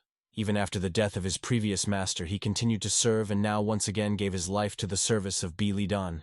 This devotion forced Bai Lidan to think about the depth of the relationship between them. To live together and die together is my wish, Bai Lidan said, looking straight into Peckpei's eyes. These words deeply moved Peckpei, and his heart was filled with gratitude and respect. It was an unforgettable moment of friendship, mutual respect, and strong union. I will be with you in life and in death, Peckpei replied, his voice full of confidence. Bai Lidan realized that after this snowfall, he had gained another ally, more loyal than any army. This day marked the beginning of a new chapter in their lives, where they will face chaos and injustice together. Bai Lidan, being interested in history, asked Peckpei how this tavern came to be. Peter said that he had often visited this place with the former Alliance leader. It was their favorite rest. He liked more and more with each visit. After the death of the Alliance leader, he could no longer remain part of the Alliance. Peter believed that his inability to protect the leader was the cause of his death, and it did not give him rest. Bai Lidan looked at him and thought, did he care so much about his leader? Peckpei decided that he should not continue the conversation in such a sad tone, but admitted that it was part of his story. For Bai Lidan, this story was a perfect reminder that their enemy was not the current leader of the Alliance. It would have been scarier if they hadn't mentioned the former leader of the Alliance in this situation. From that moment on, Peckpei was no longer ashamed to mention his late leader. It was a man I respected above all, he confessed, and in his voice was a pride. Bai Lidan was glad to hear this and understood how important this connection was to Peckpei. But if there is someone who will be a key part of our work, continued the Fel PE, it is a former advanter of Gausarian. He needs to be recruited to our army. Bai Lidan thought about it, realizing that the involvement of such an experienced advisor could be decisive for their cause.